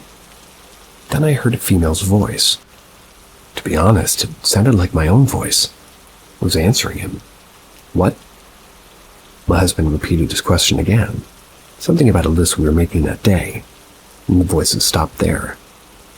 I went looking for my husband because for a moment I thought a stranger had wandered into our cottage and was talking with him. Found him inside. He said he didn't talk to anybody or see anybody. He was just chilling on the sofa. So the logical side of me tells me it was just some joggers that we never, see here. Maybe it was some kind of echo from our previous conversations. We were talking earlier about a list that we were making that day. Is it possible there could be some kind of semi-scientific explanation, like a distortion in the time continuum or something? Very confusing nonetheless, and I'm sure it was our voices.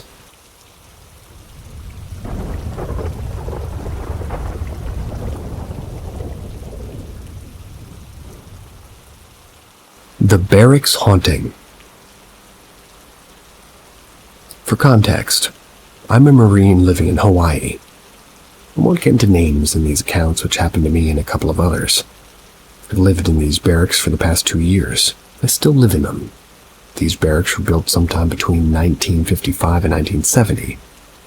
Not entirely sure, but they're old. Since my time here, we've had 2 deaths in the barracks. One death was a suicide, and I won't get into the details of the other one because it's a long story. No one really knows how many people have actually died in these barracks since this was construction, but I heard stories and talked from other people here. Didn't really believe them until about 6 months ago. It began when I was laying in my room alone, drifting in and out of sleep. My roommate was gone as we were on separate shifts. He worked nights while I was on days, so we didn't really see each other unless one was asleep or was on the weekend. I normally sleep on my side facing the wall right in front of me, and suddenly I could hear someone, or rather something, shuffling in the bathroom. That sudden feeling that someone's staring at you came over me, and I felt too terrified to turn and look. The shuffling stopped and I felt relieved. I didn't think much of it. When I finally drifted into sleep, I woke once again to a groaning and gurgling sound. Suddenly I could hear shuffling again, but this time about 2 feet away from my bed. I feel something bend over and get to the side of my bed. I could physically feel the weight of the mattress depressing and hear the springs compress. Finally, when I turned to look, there was nothing. I started to question my sanity until a few days later, a Marine told me about an experience he had while standing post. Fast forward a few weeks later, and I'm standing on duty. It's a 24-hour post at the barracks. It's where you basically ensure nothing illegal occurs.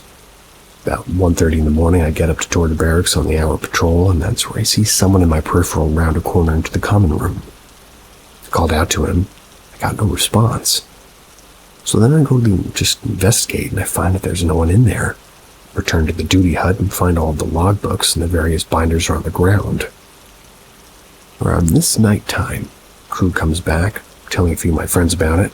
They mark it off as wind blowing the books off. It felt as if something more sinister was happening. Now and again I get the feeling of being watched, but I haven't had any other events like that since that night.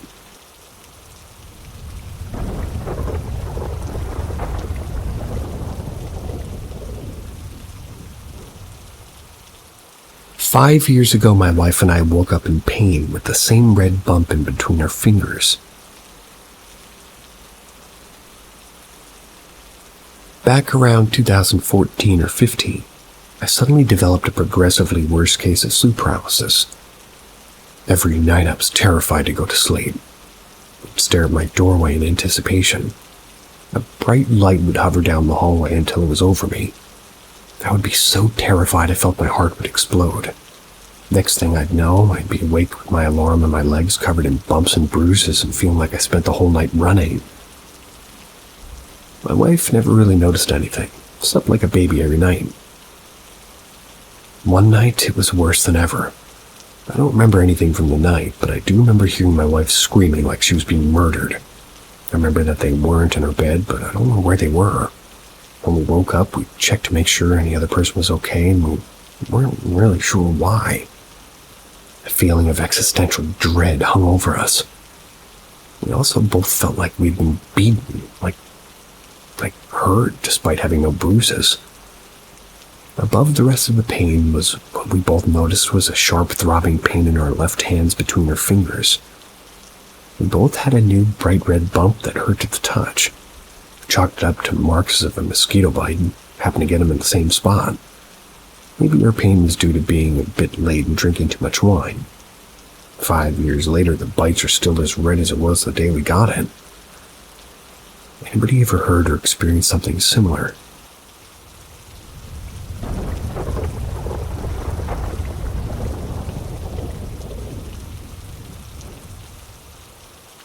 Cruise ship knocker. About 2 years ago, we took a 4-day cruise. We usually stay up pretty late till about 2 or so each night. We'd been on probably about 6 cruises before this. Never has anything ever happened. The first night we heard a large knock on our cabin door after my wife and I had gone to sleep. I called out, like, "You have the wrong room," and the knocking stopped. Picked up again a little bit later. It's hard to tell how long since I'd fallen back to sleep. The next night, the same thing happened. It's strange because, again, it's very late and very loud knocking. I would think somebody would be a little quieter. At that time, they were looking for their room. I called out again that they had the wrong room, and it stopped. It happened a few more times that night, and I talked to my wife the next day and discussed how strange it was. It's hard to explain because it was just knocking, but it felt kind of off. It's the only way I can describe it. The third night, I was ready. As soon as the door knocked, I jumped out of bed and looked through the peephole. Of course, nothing was there. I also couldn't see the shadows of somebody at the door. You can see the light coming from under the door and shadows of feet, typically at least. The knocking came a few more times again that night. I asked some people staying around us if they had someone knocking on their door at night, and they said no. I didn't want to ask and seem like a crazy person, but I had to know. We asked our friends, who had been vacationing many times, and maybe they were pulling a joke. They said they didn't even know where our room was. They hit it pretty hard during the day, so I don't think they'd be this committed to a late-night prank. And I've known the husband for almost 30 years. He's never pulled a prank once. I don't want to embellish the story, but I'm pretty sure each night the door was knocked on 3 times and 3 knocks each. I told my wife what it could mean. She said just don't open the door. Last night, same thing. Door knocks, I run to check it out, nothing. As we're getting ready to disembark, I said out loud that under no circumstances are you to follow us home. I felt stupid doing it, but better to be safe than sorry. Luckily, we live about 20 minutes from the port, so we don't have to travel home. Normally we take a nap when we get home, and I had the most intense dream I've ever had. I normally dream a lot, almost like I'm watching a TV show or a movie, but this was crazy. Had a lot of intense colors, and I could feel a presence there. I woke up, walked around the room, and then I woke up again. It was like you see in movies, waking up in a dream and then waking up for real. I don't think I've ever done that before. Tried to Google and knock on a cruise ship door, but I couldn't find anything. I wanted to write this out for a while, but thought people would think I was making it up. I may be open to this type of thing, I guess. I've been living with some sort of ghost or entity from time to time since I was 10. 44 now. But this was not it. It's more neutral. This thing felt super ominous.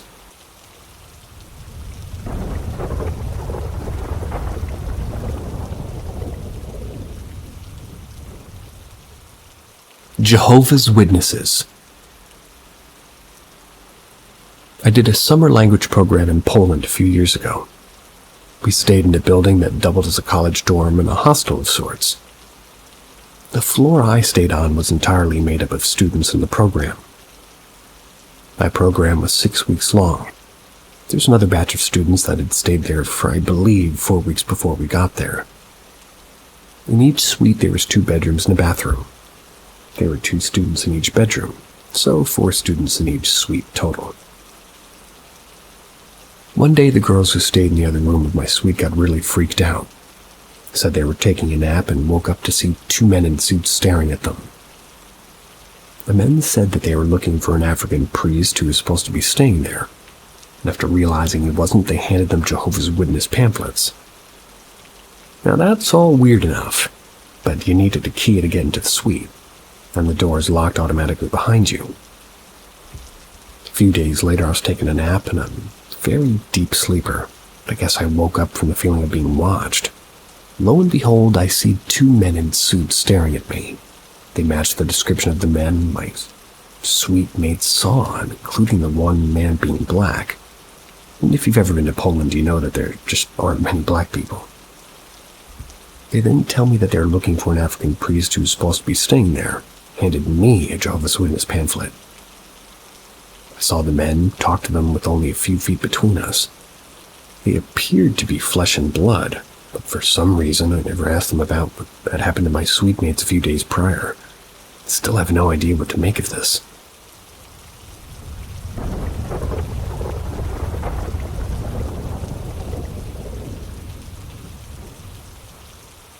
Real-life experience ghost story close case of possession.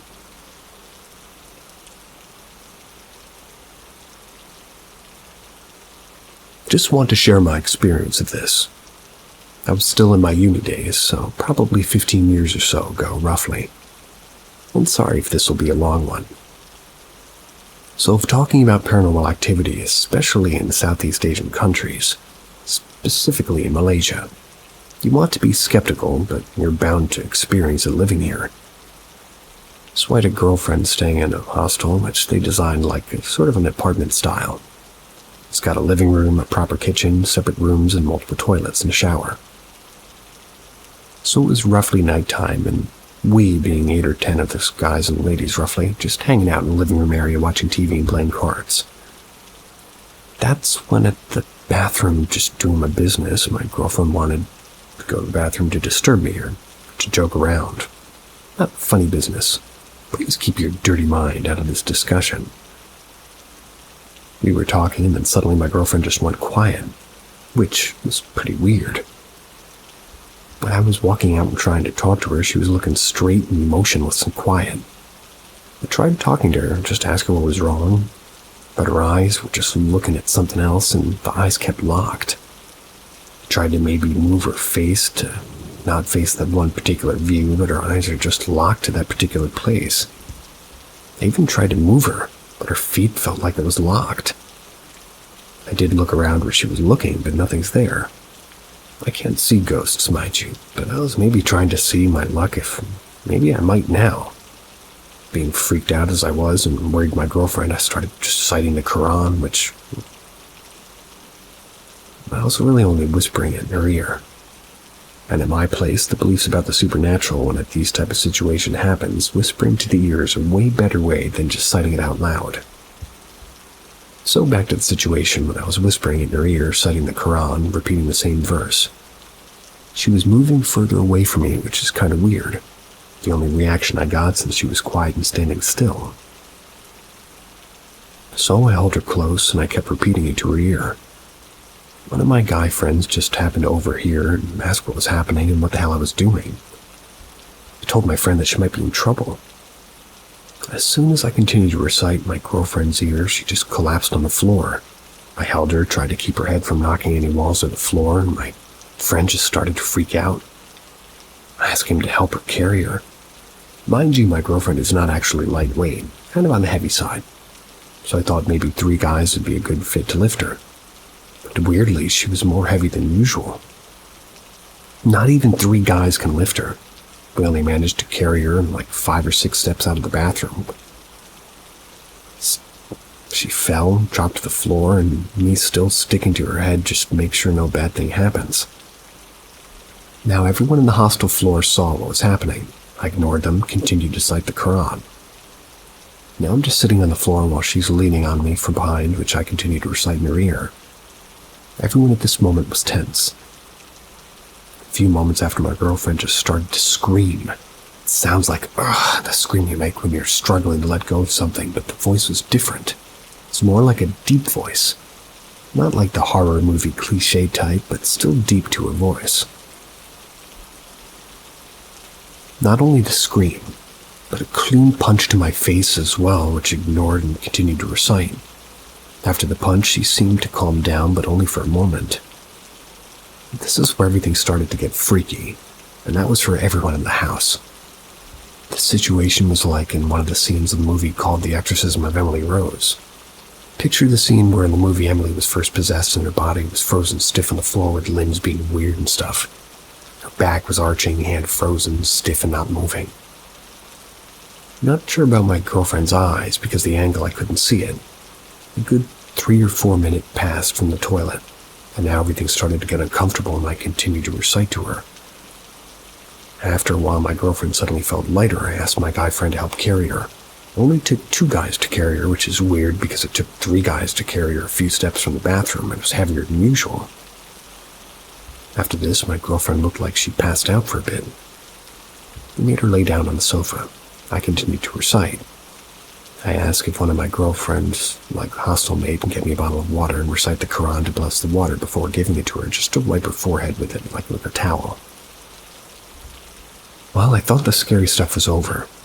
Then suddenly my girlfriend's neck went deeper into the sofa, looking like somebody was trying to strangle her.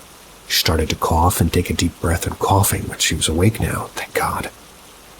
We gave her the water, and the girlfriend, which I asked her to hold the water bottle, was clearly scared as she was shivering while holding it. My girlfriend then asked for another full bottle of water, which she recited the Quran, then went straight to the bathroom screaming, "Get out!" while spraying the water bottle everywhere in the bathroom. The guys who were skeptical were quiet. The ladies were scared and quiet as well. I asked my girlfriend what happened, and she explained what happened during the time. She saw long hair. It was a lady in a white gown with red eyes, Pontiac in our beliefs, which she locked eyes on. As soon as the gaze was locked, she couldn't move and speak. She was frozen. She did explain that I was reciting the first time into her ear, and the Pontiac came close to her and held her face, tried to move her head away from me. After collapsing, she didn't remember anything, not even the scream, the punch, or the falling on the floor. Next she remembered was waking up on the sofa, looking up at the ceiling, saw the same entity again on the ceiling, diving down and starting to strangle her. The bathroom after she awoke screaming, she said the entity was moving quickly, evading the water and laughing. After that, ladies got scared and slept together in the one room. The guys and me included. Being surprised what happened was quiet about it. Even till now, nobody talked about it or discussed it. The people at the time knew what happened, and surely either be scared or skeptical. Thank you for reading, and I apologize for the long post. I just had to share it to see how y'all think about it. Anyways, stay safe and keep calm.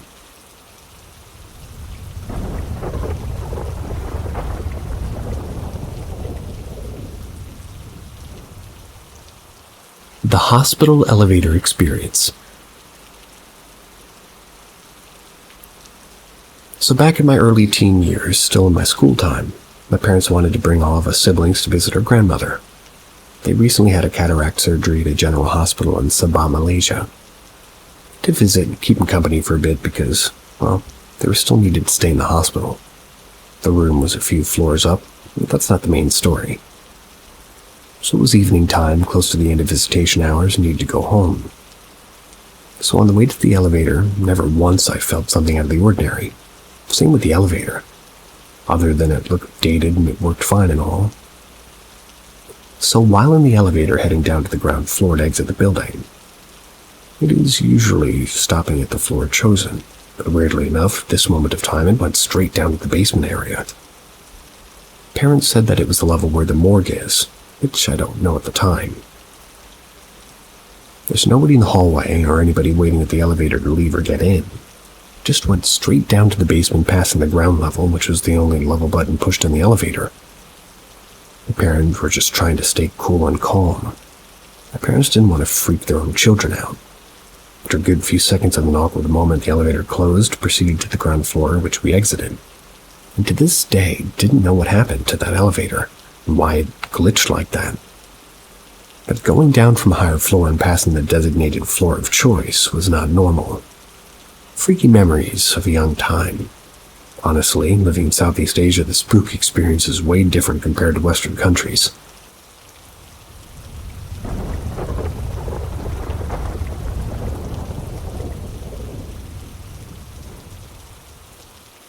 Can anybody help me make sense of the weird paranormal experiences of my youth?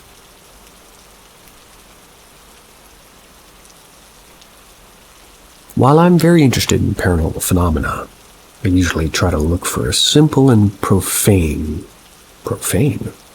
explanation if I ever experienced something like that myself. Interesting.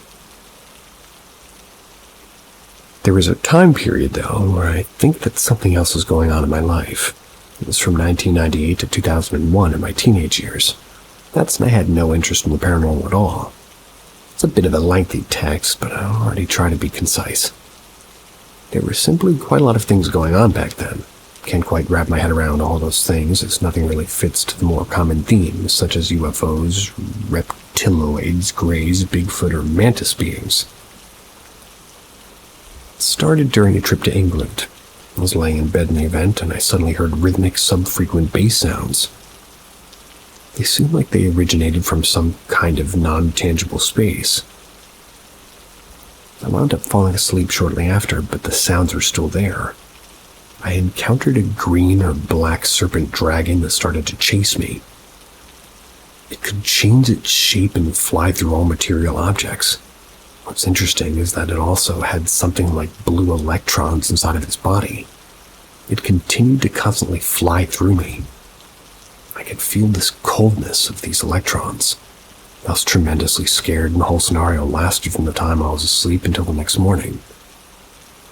I woke up and I still heard the rhythmic, subfrequent bass sounds for about 30 seconds until they disappeared. From that moment on, I occasionally felt those cold blue electrons inside me in my waking life as well. My life changed drastically from that point onwards. I had a lot of really bad experiences in the profane world.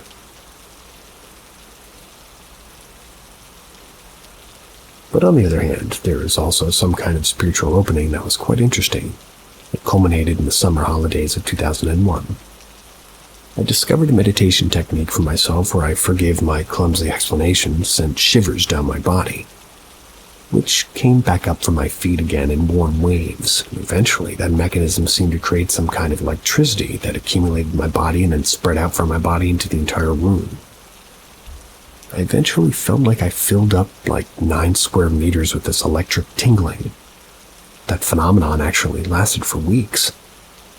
I also felt as if I could easily leave my body, which I did for 3 times, but Each time I was quickly stopped by something that felt like demonic entities.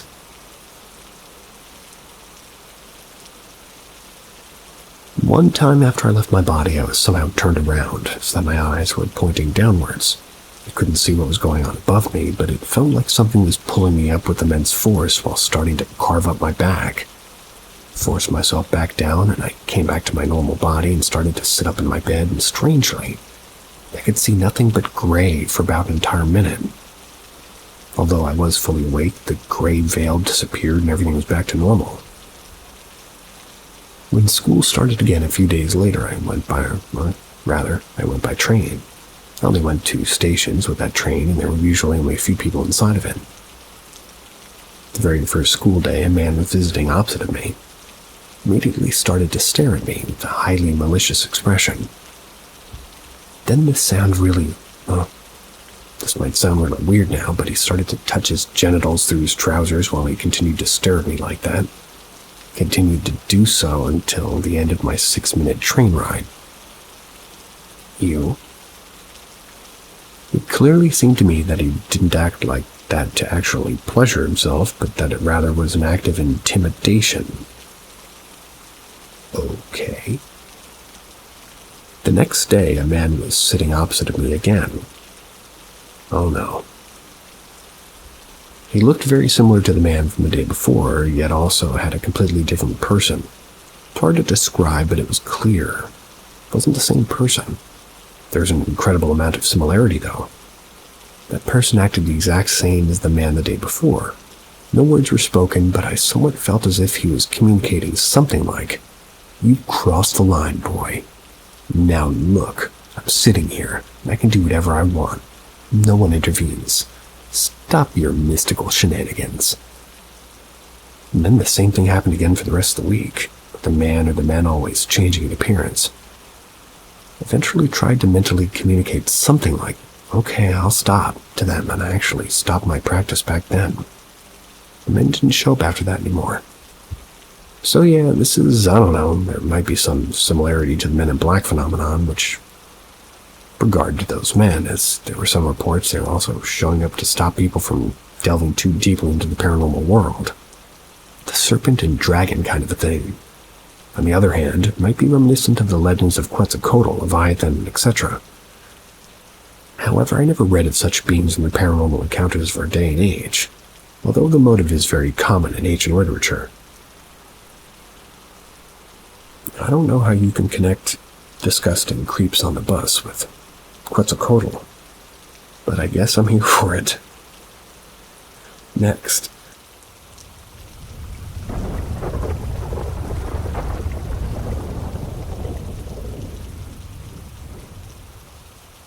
Story.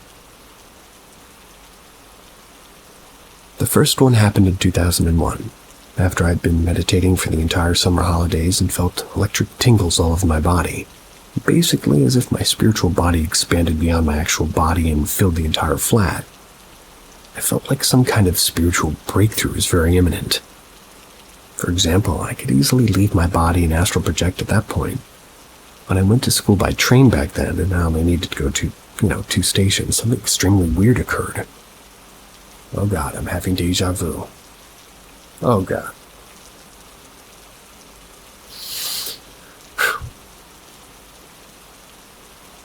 A man sat opposite to me, started to fondle his genitals through his trousers while staring at me with a look that appeared absolutely abysmally evil. While that in itself wouldn't necessarily be so unusual, the really strange thing is that the same phenomenon repeatedly occurred for every day of that week. But the man always looked different than before. It was definitely 100% another being, but it still also somehow looked like that man.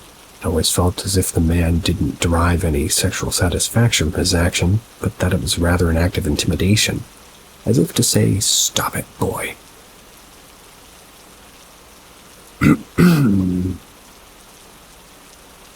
What I do here in this public train, well, I'm skipping that part. In combination with that, many unusual events occurred in my life at that point and actually stopped my practice, and I never wound up reaching out again. The other glitch occurred in 2019 in another turbulent time of my life, and it was probably less significant. Still super weird. Found a black leather glove in a train, which I took to the malignantly narcissistic girlfriend that I had at that time. I drove to another city 2 days later, went to a sports gym, and after I returned to the locker room, there was that glove laying next to my backpack. I was very sure that I hadn't taken the glove with me, so I asked the other guy if it was their glove, and they were very insistent in stating, "No, dude, that's obviously your glove. I left the glove there." Okay. And if anybody's curious before the story ends, I'm trying to start up a second channel here. And if anybody has any suggestions of topics, or if they think it would be a good idea to have the video actually be live, with me reading the stories to you, that'll help me win my producer over. So anyway, in the case of the second story, that event actually co-occurred with some other weird things happening at the time. It seemed as if I was supposed to get a message like something turbulent's going to happen here. Better watch out. And in fact, those turbulent things happened with my girlfriend a bit later, so it felt a bit like some kind of warning or preparation. On the other hand, the glitch from 2001 simply seemed like somebody wanting to stop me. Those are not glitches, those are just disgusting. Good night. See ya.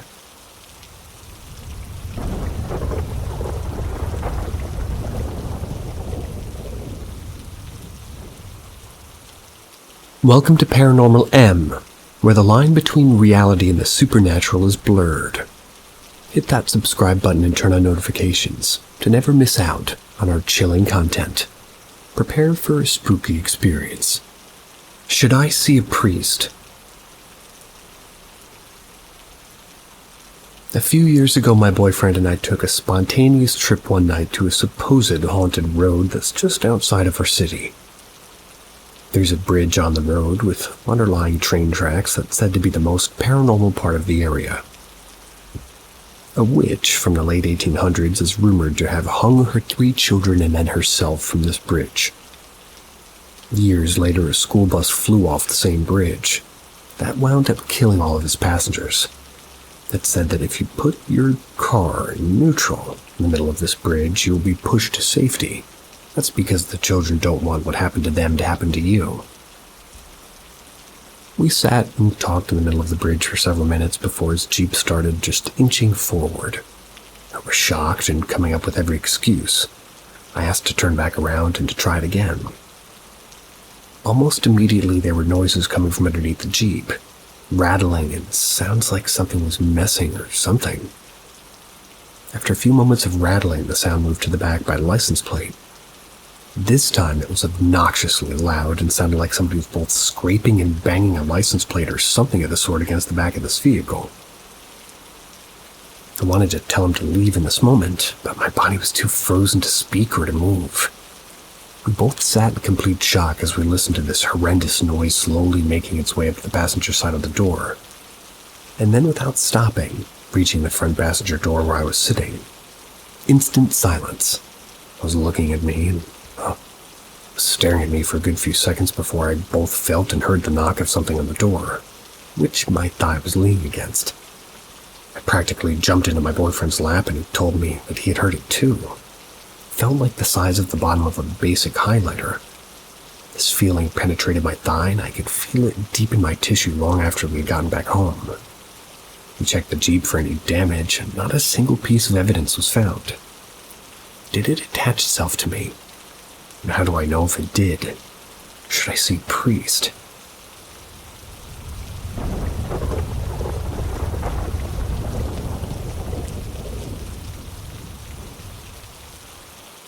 Do you think that houses have their own energy?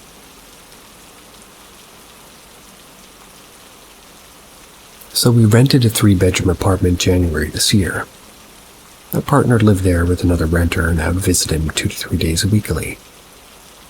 They work on site every day, so when I would stay there, I'm the only one left at home as I work remotely from 6 a.m. to 3 p.m. Every day that I was there, I was always just feeling anxious, like someone's watching me either from outside or inside the house. I can't sleep on my own because I feel like something shitty would happen if I ever, just fall asleep. I would go up to a room, lock the door, and I'm alone to make myself feel safe. My partner and I had our first aggressive fight when we were there. There were several others following, which included throwing items at each other. We weren't in good terms with each other, or the renter. And that's my partner's workmate. That's because she was having issues with me, so... Our bedroom was facing an abandoned apartment. It doesn't have doors and window covers, so you can really see the inside. So anyway, the day came that we had to move out of the house, because of the other renter's issues with me. We found another apartment. It was a 2-bedroom, 2 blocks away from the previous house, and I moved there last June. This time I felt fine. I could sleep alone at any time I want. I had no feeling or something or someone watching me. Me and my partner would still have arguments, but not as bad as the ones we used to have then. Basically, the house feels a lot lighter now than the other one. I think what also helped us to feel more at ease is that we met the owners of the house. They're like a family of 3. The mom has a small baking business, and the dad's friendly and easy to deal with. I've never met their young daughter, but I feel like they're a good family, as some kids from the neighborhood are asking us about them. I just realized now that if we're to move out and look for another apartment, we want to make sure to meet the owners to have a vibe of what kind of energy they have in the house. I think it's important to know because it actually affects the life of the new renters.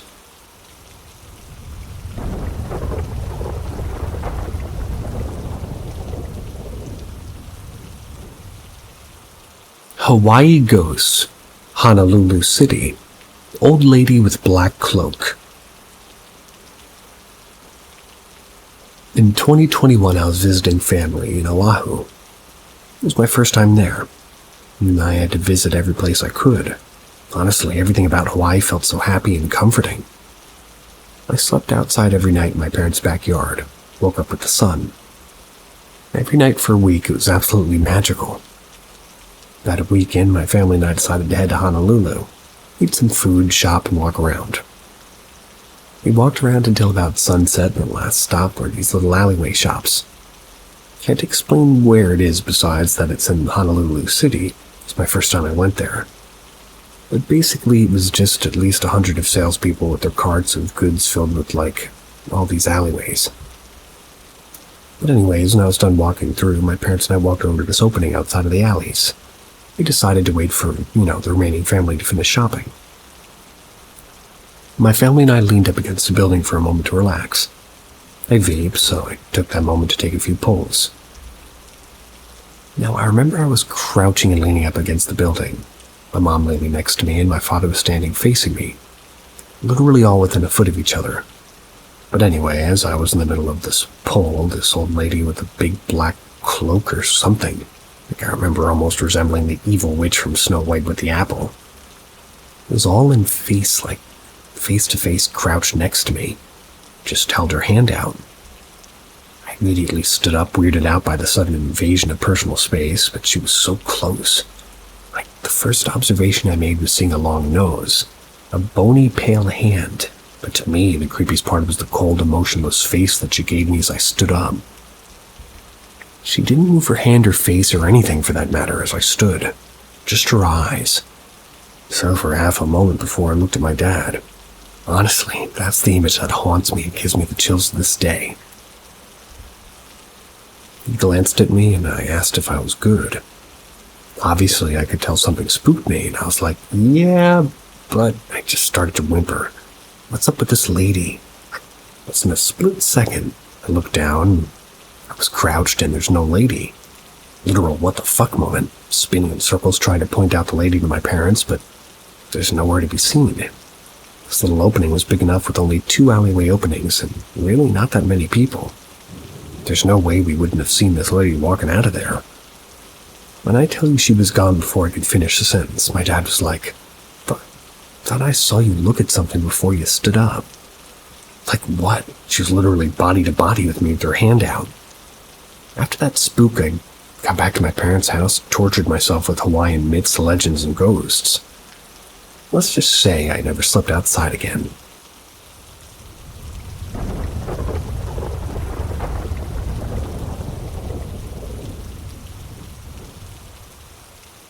Ghost drums in the woods. I was staying the night with my Nana. They lived alone in the middle of the woods except for a few of her animals. Often my uncle and his hunting buddies went out and hunted for deer when it was in season. One of them told a pretty convincing and scary story to my Nana. He told her that when he stopped in the woods to take a break, he heard like a rhythmic drum beat slowly passing him. He didn't see anyone. He described it almost like an old small drum and said it could be like a Native American ghost.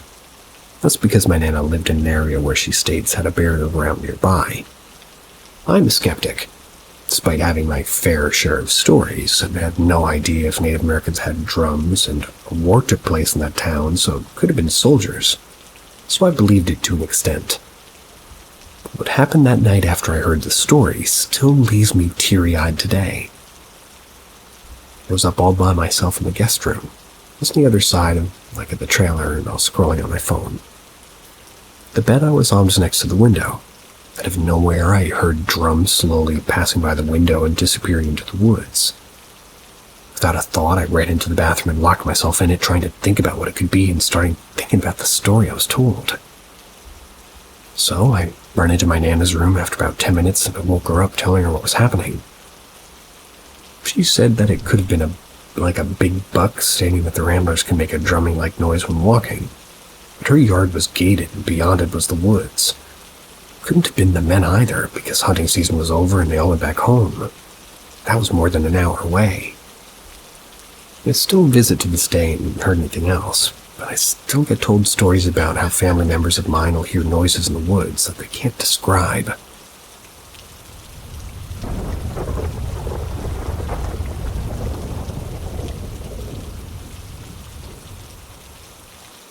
The house where a man killed himself. So when I was about 9 or 10, I lived in this trailer with my Nana, brother, and my dad in the middle of the woods. We had neighbors, which were other trailer owners. I can't exactly remember if the house I lived in, like a man killed himself over his homosexuality, or the neighboring one. But I've had 2 major paranormal encounters there. We're going to start off light with this one. I was chilling in my bedroom, which was next to the bathroom. Both doors to both the rooms were wide open. As I was sitting on the floor playing with my doll, I looked up and I saw a shadow of a man walking out of the restroom, so I called, "Dad?" I got up and walked toward the restroom. Didn't see anybody there, no one in the restroom. And if it was my dad, there would have been nowhere to turn other than down the hallway, which I obviously would have been able to see and heard him walk down. This second encounter is a lot more scarier, because everyone was there for it. I'm not sure how the night began, but I believe it was because my Nana started talking about the man who shot himself. We got to the conversation about ghosts, and then our small dog started feeping out, barking at the corner of the living room. We all stared in disbelief because he'd never done this before. He'd go quiet, but whenever he said the word ghost or dead, he'd start yelling again. That whole night felt weird. We all believe in these kinds of things, and left it at that. Left it that it was probably him.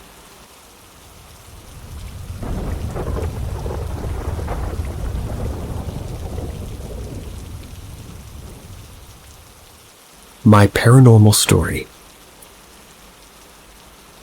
I'm a 34-year-old male in the USA. Overall, I've had a pretty normal life, except for the experiences I'm about to tell you. Some of these experiences still shake me to my core. I've never been able to share them with any one person to the face. The following story does mention alcohol, and yes, it's a little on the nose, but I'm a huge Ghostbusters fan. This is relevant to the story. I don't have exact years or ages for my experiences, so bear with me. When I was around 7 or 9, I had a rubber Stay Puft Marshmallow Man. I remember waking up and looking straight at it. Nothing crazy here, but I remember blinking and seeing it in a different part of the room. I remember thinking, it's just a kid with an overactive imagination, no big deal. I remember blinking again, and it was on my bed. The only thing I could do was throw the covers over my head. It was on my bed woke me up in the morning. Same time frame with this next one. I remember waking up and looking at a chair in my bedroom. I remember seeing an apparition sitting in it. Couldn't make out a face or anything, but it was wearing a dress. I remember thinking, well, it must be a reflection or the light from the coyote light. I grew up in rural Illinois, and I remember thinking if I just move, it'll go away. It didn't. It just sat there watching me. I got back in bed, pulled my blanket over me, and nothing happened. I don't recall telling my family this experience because I don't remember any exact conversations. And if we did talk to it, they weren't remarkable. We eventually moved to a different house a few miles away. It's a few reasons, but none of them were due to paranormal reasons. It was also another rural house. I think it was 12 or 13. At this time, no experiences, but dreams. The first dream was me and my older brother in our parents' bedroom. It wasn't out of the ordinary for us to be in there. The family computer was in there, and they didn't want us all in there all night. This was circa 2002. We were talking, and I remember about something, like what are we going to do with her? What are we going to do about her? And I also had a weird thing where I still had an internal monologue even in dreams. I remember thinking, what are we talking about? At this point in the dream, I looked over to the two windows that looked into the front yard. A person stood there looking at the windows. Had a black hood and a black one-piece bathing suit like a little girl. Couldn't have been more than 3 or 4 feet tall. She turned around and her hood was like an old executioner's hood where her eyes should have been. That was indicated by eye holes, just skin. I woke up screaming. A month went by and I ended up having another dream. This time I was on a school bus in like a forested area. I'd never been in a place like this before. The school bus was driving on a dirt road, and in the dream I kept saying, I have to get off at the library. I see a roof of a building behind a hill. Cut to me in the library. It was a beautiful library, solid bookshelves from floor to ceiling. Then I heard a voice. I have to protect you from her. I asked who was her. She even said, oh no. I looked above me at the library and had a second floor that was open with a balcony. 3 golden rings flew out from the second story, coming over me and moving up and down all over me. Then the third dream. This one was terrifying. It was also about a month later. My dream just starts and I'm looking down a purple and white swirling vortex, almost like a blink. I see a little girl's head floating in the vortex where her eyes are supposed to be, and I just see the vortex like they're just straight holes. Another blink, and about 5 or 6 smaller heads started floating around the head, and they started chanting, and I woke up screaming. Yes, Gecko. Then nothing happens for years. Cut to me being 21 in the U.S. military. One night, me, a guy deployed with a different unit, and a couple of others are in the barracks. We're drinking like usual. The buddy says, hey, want to mess around with the Ouija board? We all agree. We're all half drunk on PBR anyway. So we make one from like a fucking pizza box lid and a broken shot glass. Guy whose idea it was to does its thing, and we all have our fingers in the glass, and this thing starts moving on its own. Firstly, it's telling us it's the dude's dead grandmother, although it keeps sliding and touching me. After a little bit more interrogation, it's starting to spell out its name. Before that, my buddy does this closing spell thing. Tried to discover mediums after that, and got the Goetia. Medium informed me that I had Saint Raphael, Saint Michael, and Saint Azrael as guardians. I don't know what to conclude from that.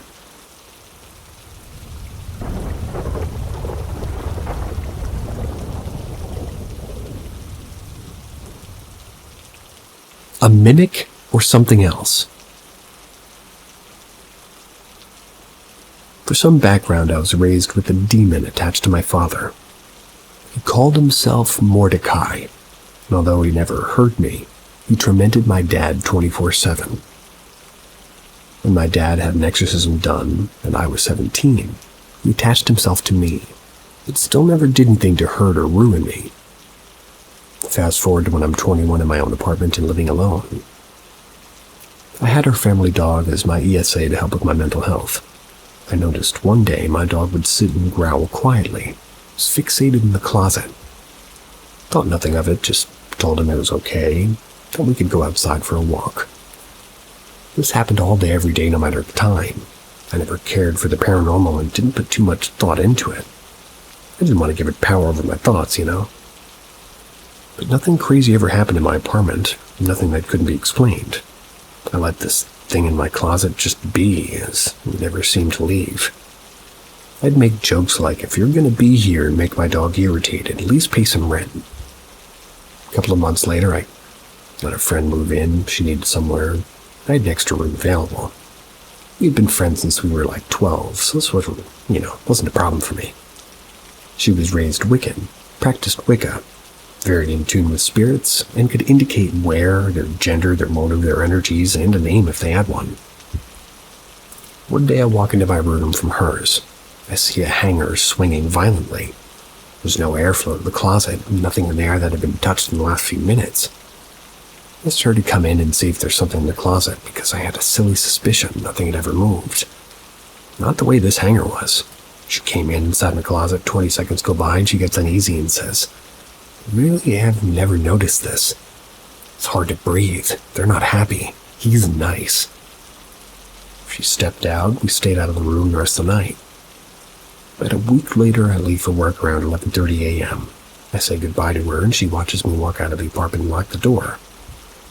Around 1 p.m., she calls me and goes, "Hey, did you just come back?" "Couldn't help you, I was in the shower."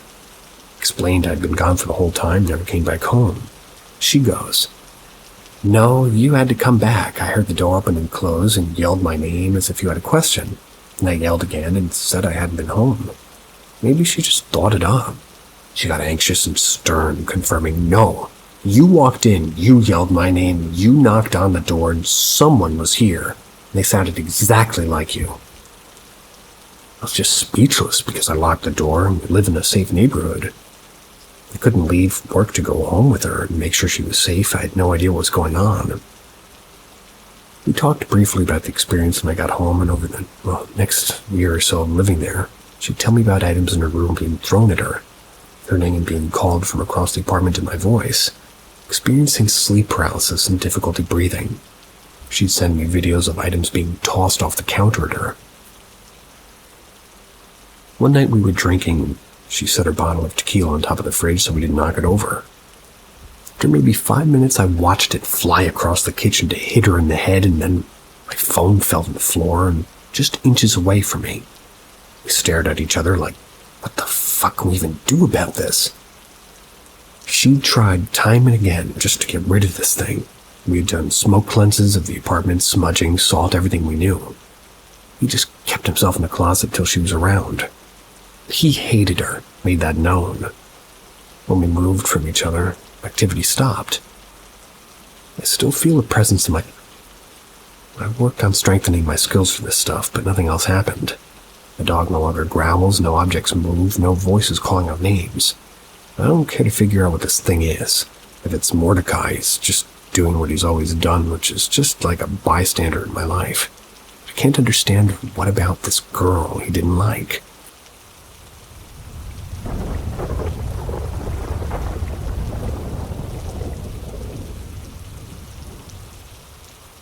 Communication with the spirit realm. A few years ago, I was fumbling around the house on a drizzly day trying to find a good book to read along with a warm cup of tea. Scanning through the many bookshelves, and nothing really stood out. Same old, same old. That was when I remembered having gone up to the attic a month or so before and seeing a couple stacks of books in the corner that I'd made a mental note to come back to. Our house is very old. None of those books belonged to us, so I had no idea what they could be because they belonged to the previous owner who's now passed away. But anywho, I went up there and started with the first book in one of the stacks. I just started to leaf through the first few pages. Sitting crisscrossed on the floor in the poorly lit dusty space just a few feet from the stack. Mind you, I was not touching the stack, nor was I making any movements aside from turning the pages of the book I was looking at. Some old paperback Western novel with yellow and stale pages that I don't remember the name of. There was no logical reason for it to happen, but a book in one of the stacks fell off and smacked the floor with a deep thud. I looked up from where I was sitting and looked at the hardcover book curiously. It was too dusty to make out what it was. Set the Western novel down and reached for the book and wiped the cover off. A chill ran down my spine when I read the title. Communication with the Spirit Realm. I don't remember the author, but it was just cultish and creepy as it sounds. I remember it had a weird energy to it, too. Now that sounds preposterous, but that's the best way I can describe it. Like it was waiting for someone to find it and that someone had finally come along. Needless to say, I burned it the next day, and I have zero regrets.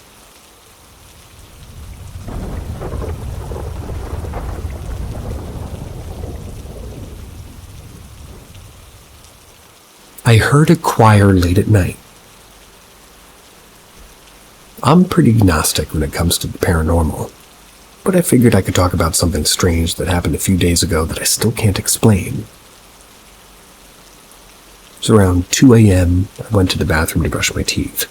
All of a sudden I heard really clearly, as if it was happening inside the house or the bathroom, a choir of men singing for 3 or so seconds. Then it stopped. Figured it would have been some family member playing video games, but they were all asleep. Maybe it could have been the neighbor, but he doesn't like singing either. He's a really quiet individual. So that leaves me with the question, was it my imagination playing tricks on me late at night, or did it really happen? I literally heard it as if a choir of men were singing in the bathroom and it was really clear. They didn't sing any specific words either, so what do you guys think? Also, none of the people in my neighborhood sing, and I live in a pretty quiet neighborhood too. It isn't near any auditorium or church, and the way they were singing sounded like a religious choir, so I really cannot explain how this happened at 2 a.m.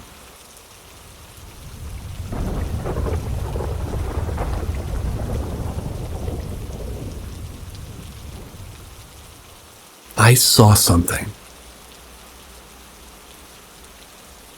I'm 30 years old. I believe I was around the age of 9 or 10, maybe even a little bit older. I had a head concussion, and what happened was my dad laid out a concrete floor outside next to our house to make an outside patio. He made like an outing over the pavement just to give us shade so we can play underneath it. My mom hung up a hammock for us to lay in, and I have a little brother who's 4 years younger than me. I also have a sister who's 6 years older than me. She was outside watching after us. My little brother wanted to swing in the hammock, so me and my brother crawl into the hammock. We were sitting on it as if we were riding a bike. My sister was swinging the hammock for us. My little brother yelled faster and faster, which she did. She went faster and faster. When she was pushing, she was also pulling it, so it was going left to right, but also sort of bouncing so her bottom was also lifting off the hammock. I don't know what exactly happened, but my little brother was falling off, but for some reason everything was slow motion to where I let go of the hammock and reached out to grab him. Pulled him close to my body and I hugged him and ended up rolling over so I can land on my back instead of on him. Honestly, I don't know how it did it, and how I reacted to do that. It was like my body just did it. Anyways, I ended up hitting my head on the concrete floor on the side of the house. I lost consciousness for a few seconds, and it felt like my mom mentions that I was out for like a few minutes. When I woke up, my mom and sister were trying to pick me up. My mom was already called for an ambulance. My mom's looking at me while I'm being picked up, and she's telling me to walk. I can't speak, I can't feel my legs, my arms felt like they were stretching miles ahead of me. My mom sat me down.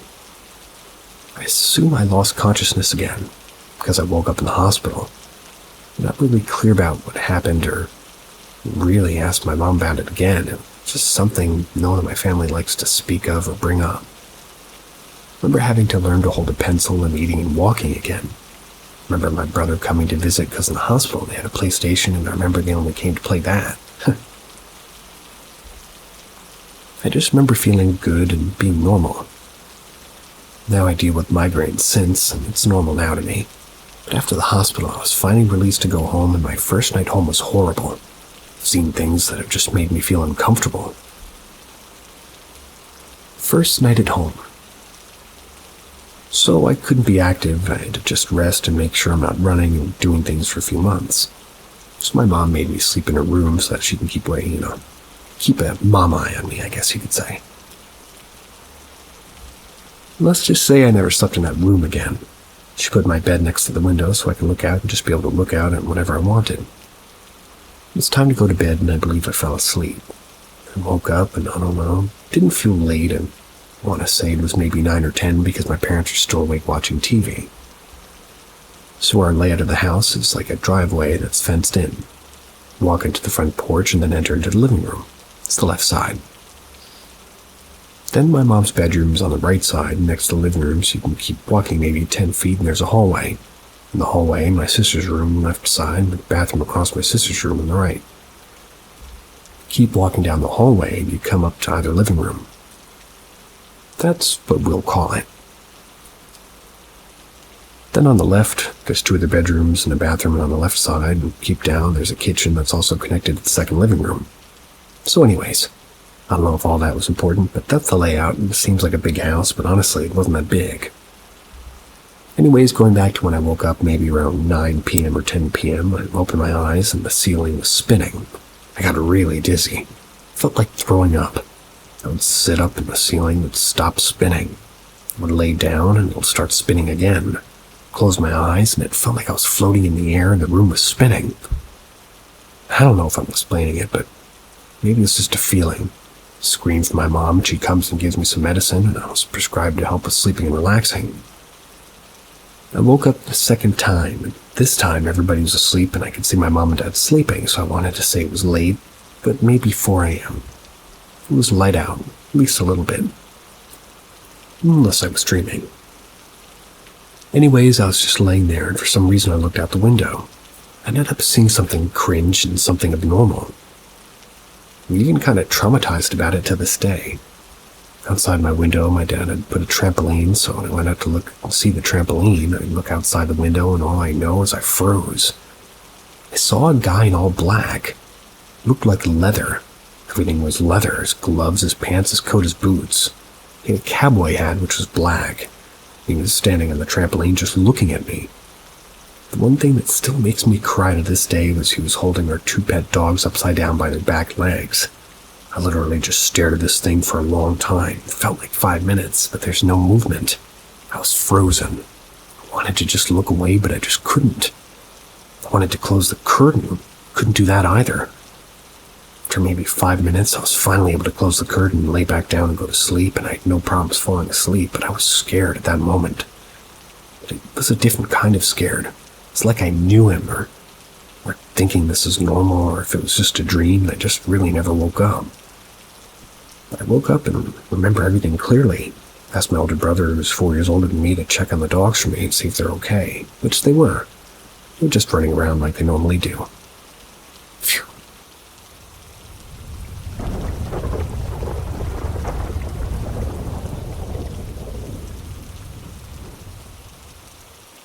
A tale of creature that turns into an owl. I'm Latina, so in our culture we're gifted jewelry at a young age. When I was little, my mom purchased a necklace that has the Virgin Mary on it with diamonds surrounding it. I was around the age of 14 years old, at least I believe. Decided to go outside to jump on the trampoline that we had. And yeah, it was pretty late, and can't really say what time it was, but it was pretty dark, but my mom had porch lights that face out to light up the front yard. So I'm jumping and enjoying the alone time when all of a sudden the bird came down and just snatched my necklace off of me. I freaked out because the bird, with its wings spread out, was taller than me at the time. It felt like it could literally come down and snatch me if it wanted to. So I run in, told my mom that a bird snatched my necklace. I was so upset and confused because my mom didn't believe me. She thought I'd lost it and I was playing outside. The very next morning, my mom was in the kitchen just making coffee and pancakes for us before going to school. My mom has a little window above her sink where she can look out the backyard, and right next to that window is like an old tree. We lived in this house for 20 years, and the tree's been there before we moved into it. But anyways, my mom looks out, and hanging from the window is my necklace. My mom was so confused because if I lost it in the front, why is it in the back hanging by the window? My dad gets a ladder and goes to get it. My mom sat me down and told me a tale. Witches can turn into owls. My mom believes that a witch was watching me, that we need to tell the witch or owl to stay away from me. She said that they can be bad, but there are some good people that believe that they can be good. My mom put the necklace back on me. That night my mom heard an owl and she thinks it was resting on a tree, but it was screeching and clicking.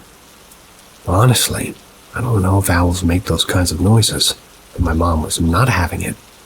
Went to the porch and yelled, "We don't want you here. We don't need your company. You are to leave this property, and you are to leave this family alone." This was the polite way to put it, because originally she was speaking Spanish, just kind of cussing it out. Never had another experience with an owl after that until maybe 5 years ago.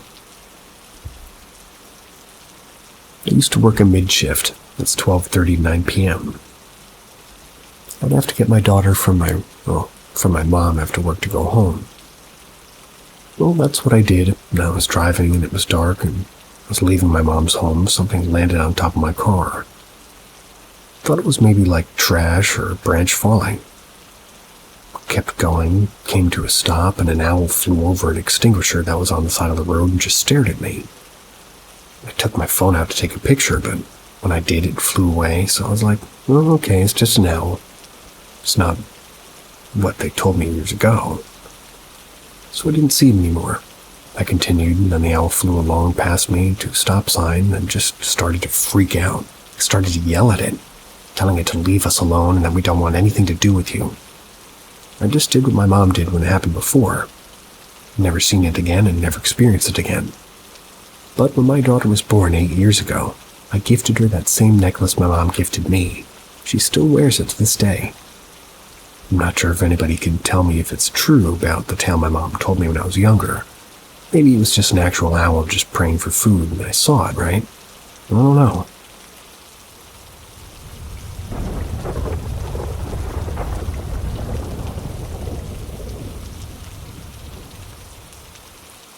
Devil or demon in my home?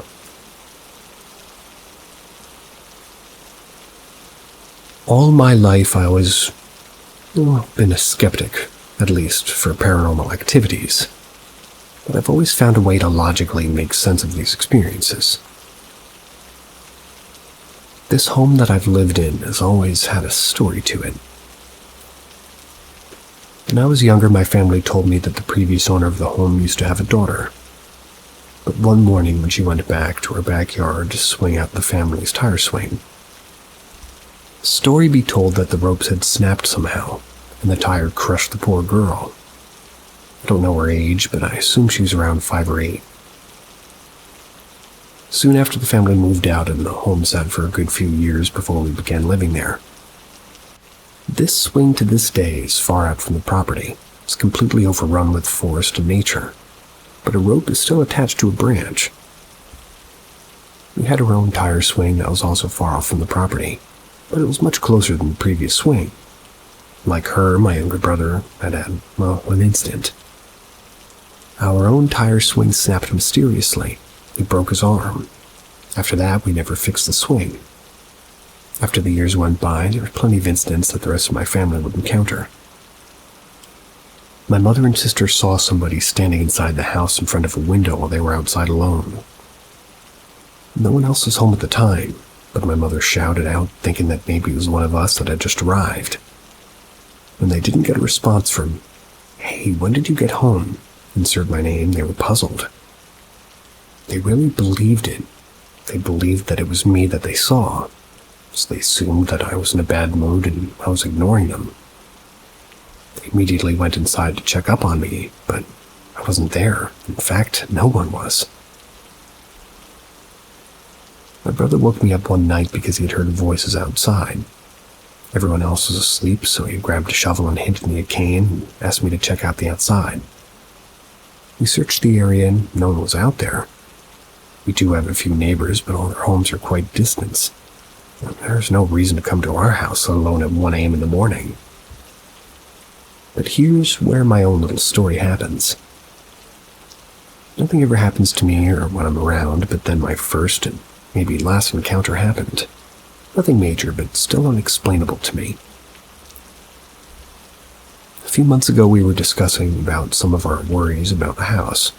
My family went on about the tales I had mentioned, and also many more that had happened over the years. I explained to everybody that maybe they're just buying into the creepy stuff a little bit too much, so their brains are just leaning towards these experiences. They think they saw a shadowy figure walk by every now and then, but they're so open to the fact that the house is haunted. Like they truly believe that the house is haunted by a demon or by the devil himself. We went our own ways after breakfast. Everyone in the house had errands of their own to run that day, and I was left alone in the house. I've been home alone plenty of times, and nothing ever happened. But after everybody left, I went into our garage because I like to store things in there like books and, well, mostly junk. But they do have sentimental value. I left the door cracked because it's a bit hard to close. I'm a bit lazy, so I didn't want to struggle to open and close the door a second time. Not a lot of effort, I'm just lazy. But for some reason I had the feeling somebody was behind me. Turned around, and the second I did, I heard the door close. Immediately, I thought I was getting pranked because we were, talking about spooky stuff earlier. I immediately ran up to the door and gave it a push. It didn't open. I realized the door was completely closed, even though I'd left it cracked. So using a minimal amount of effort, I pushed open the door and shout, "Really, guys?" Trying to scare me. But no one was there. I had my things around 6 feet away from the door, so nobody could have closed the door and sprinted away before I could see them, or at least hear them run away.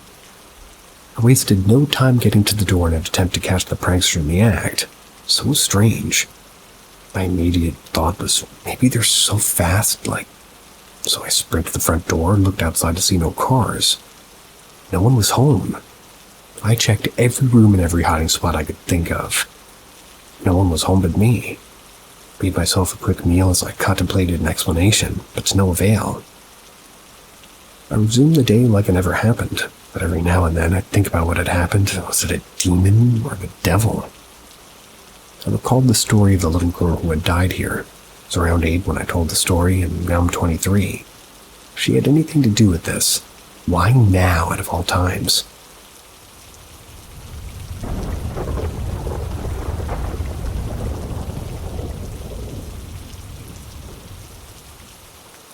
Weird stuff my whole childhood.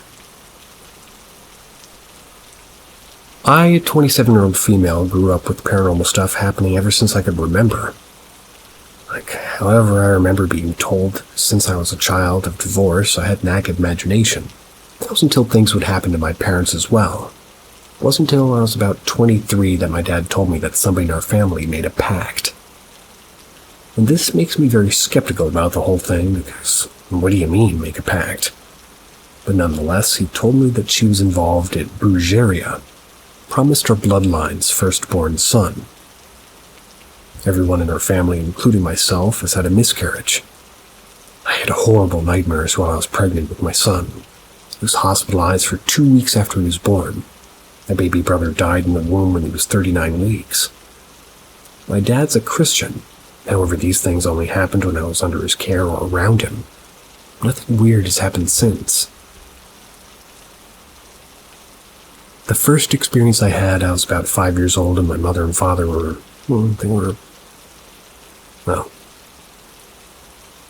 my mother and father were there, and we all saw the same thing. I had porcelain dolls in my room, and I never had a fear of the dark or sleeping alone.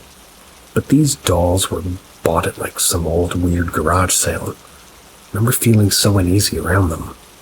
I hated the fact that they were in my room, and that night I insisted the lights be on.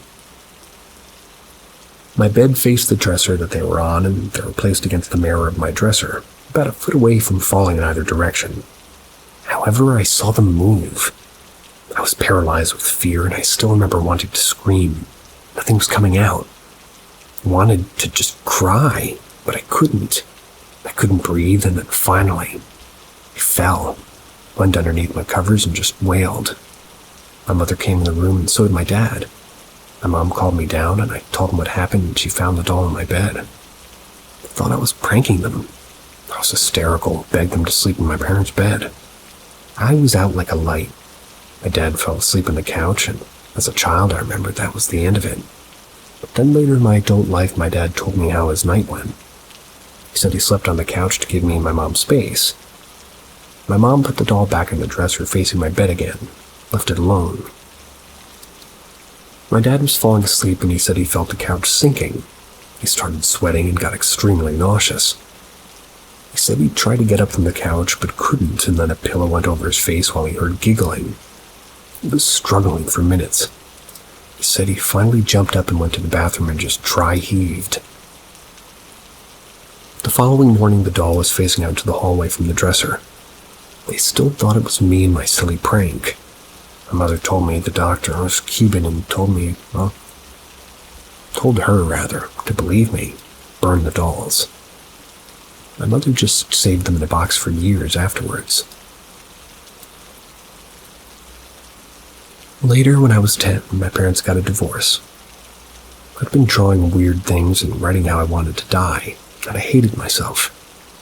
To this day, I'm not sure why I wrote it. They were living in a huge house where doors would close on their own. The chandelier in the living room would move even when it was mounted in the high ceiling. There were these portraits in the living room that I swear would make little noises, like popping sounds with their mouths. It's hard to explain the noise, but think of Donkey in Shrek 2 when he was annoying Shrek in the carriage. One day I was watching TV while sitting on the floor. My cup of lemonade moved while I was on the floor, and I was running downstairs. The lights upstairs cut off. When I reached downstairs, they had no idea what I was talking about. I mentioned the lights didn't go on downstairs. Didn't go out either. Then one random morning, my dad woke up with a voicemail from me. I didn't have a phone, and it was unmistakably my voice. The voicemail came in around 2-ish in the morning. I was saying, "Hey Daddy, it's me. I wish you'd pick up your phone. I gotta go now." This was probably one of the worst experiences because I logically can't explain it. And a number that called, his number, was as if it came from his voicemail. I love my dad and I don't think he's an evil man. But I don't know why this only happened when I was around him or my mom. Is there a way to logically explain any of these encounters? Now that I have children, I'm so scared that I'm, destined for, tragedy or even worse. My children will have to pay for other generations' mistakes. I do my best to protect them, but I can't help but feel like some freak accident is going to happen. I'm not very religious, but I pray and manifest and I ask for protection. But maybe some of you can explain it. I don't know, maybe it was a mass hysteria, mold poisoning. Told my husband, and my dad even told him about some of these experiences that he never really believed us until I visited my grandmother and we took a picture of my great-grandmother who was deceased was in one of the pictures over my shoulder. Her likeness was captured. Her headscarf that she'd pretty much always wear to hide her grays, like her nose and her eyes. It's not those blue or white apparitions. Maybe it was just the glare, but my husband freaked out.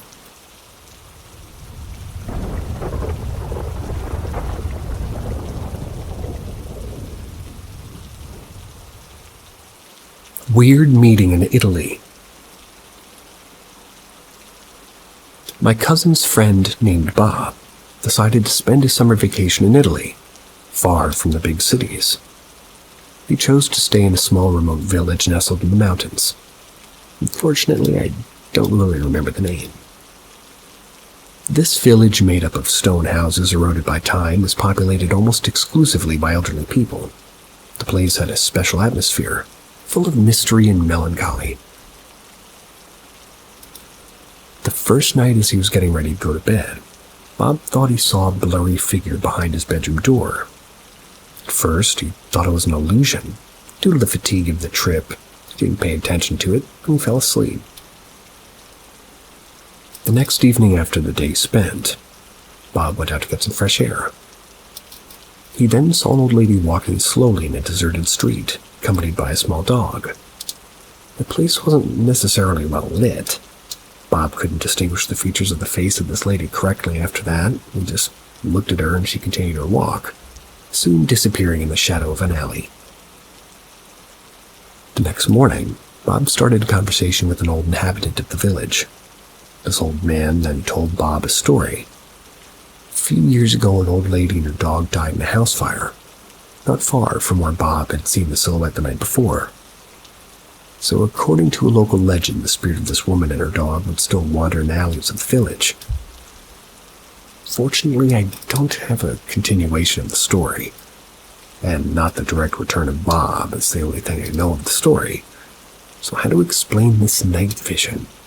Was it just a coincidence, an illusion due to the mysterious atmosphere of the village? Or had he really witnessed a supernatural manifestation? Could the person he saw be the old lady and her dog? In what form could this woman have appeared to him? And you? What do you think?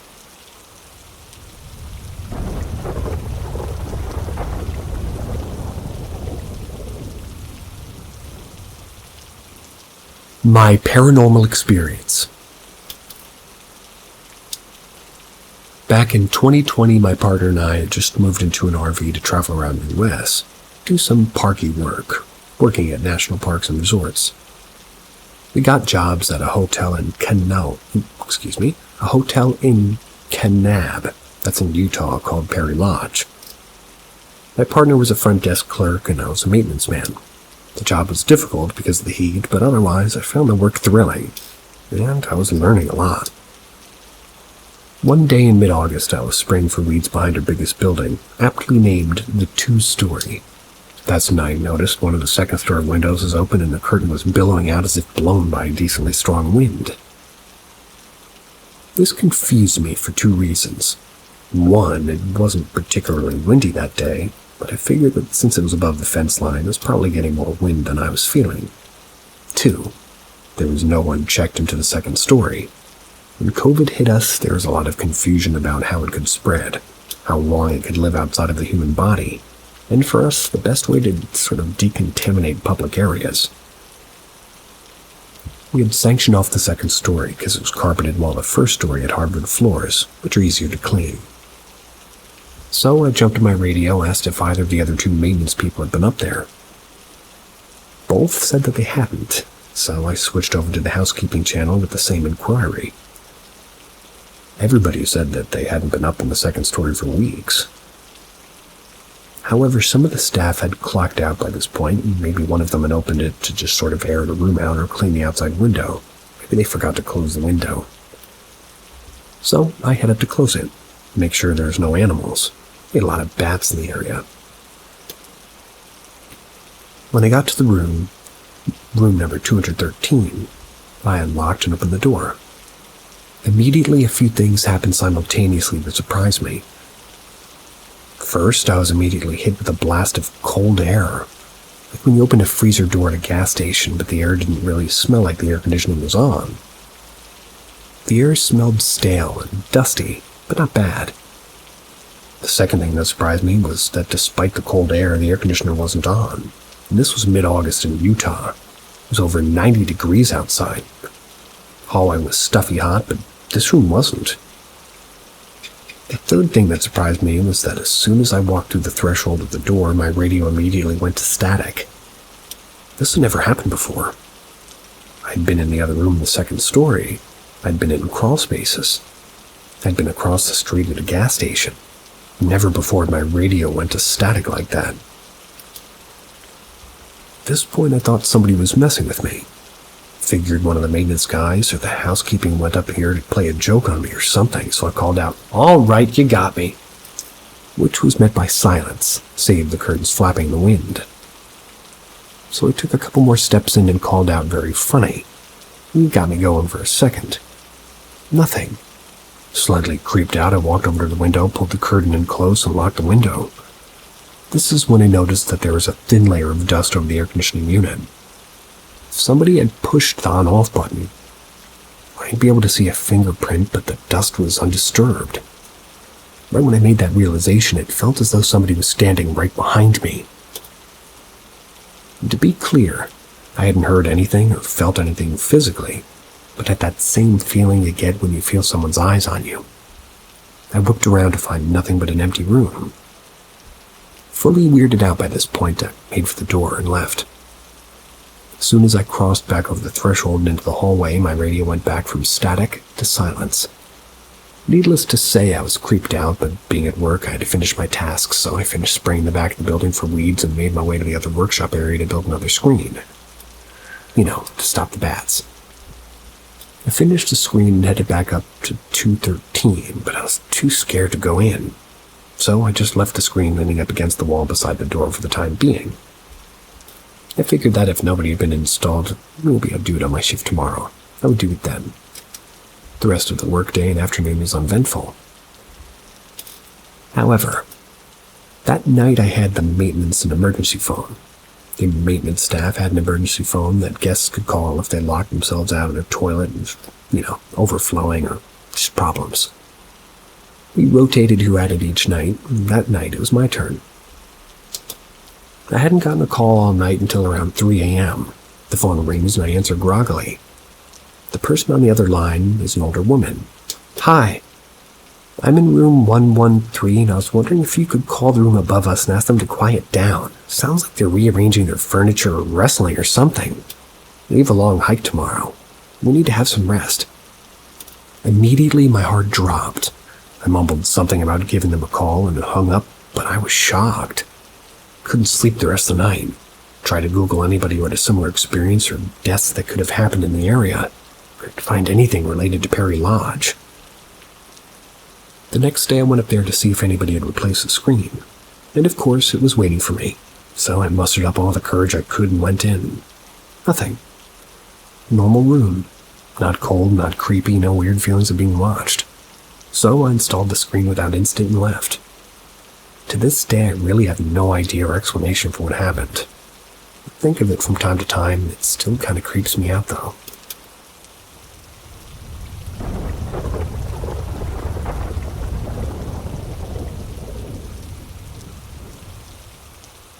The dog on my bed this morning wasn't my dog. I woke up this morning to the smell of sage. Briefly remembering asking my brother what he was doing and his explanation being something like, "I walked in and got chills, so I'm saging your room." Thought I was remembering some weird dream or something, but nope. Asked my mom about it about an hour ago, and apparently my sister had passed the room and said hi. She said hi, at least to what they thought was my dog laying on my bed with me. I just kind of glanced over at her. She went to the living room after that and saw my dog, and one she thought was on the bed with me, in the living room with our other two dogs asleep. So after that, I guess she told my brother who came to see me, got the chills the second they came into my room, so they went and grabbed the sage and just kind of cleansed my room. Cleansed. Turns out, by insane paranoia, when I woke up a few minutes after they left, it was justified. I'll now be super paranoid for the next 5 months. Yay.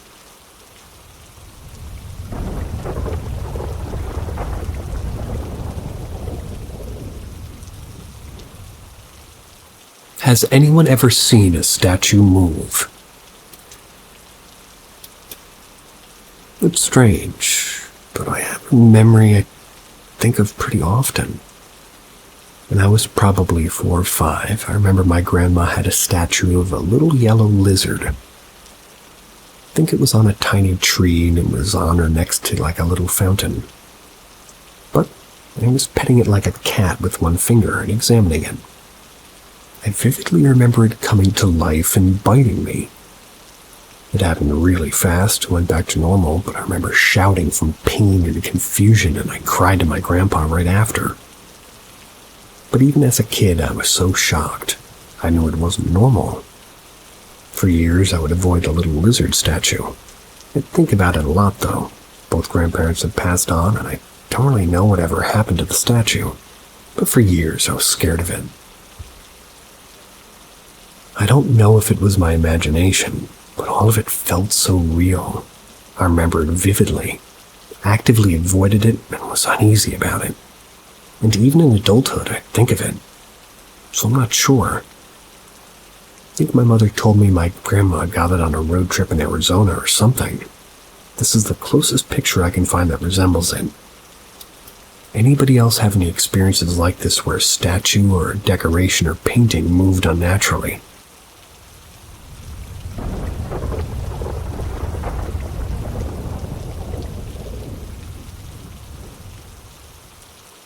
A demonic happenstance on my haunted alma mater campus.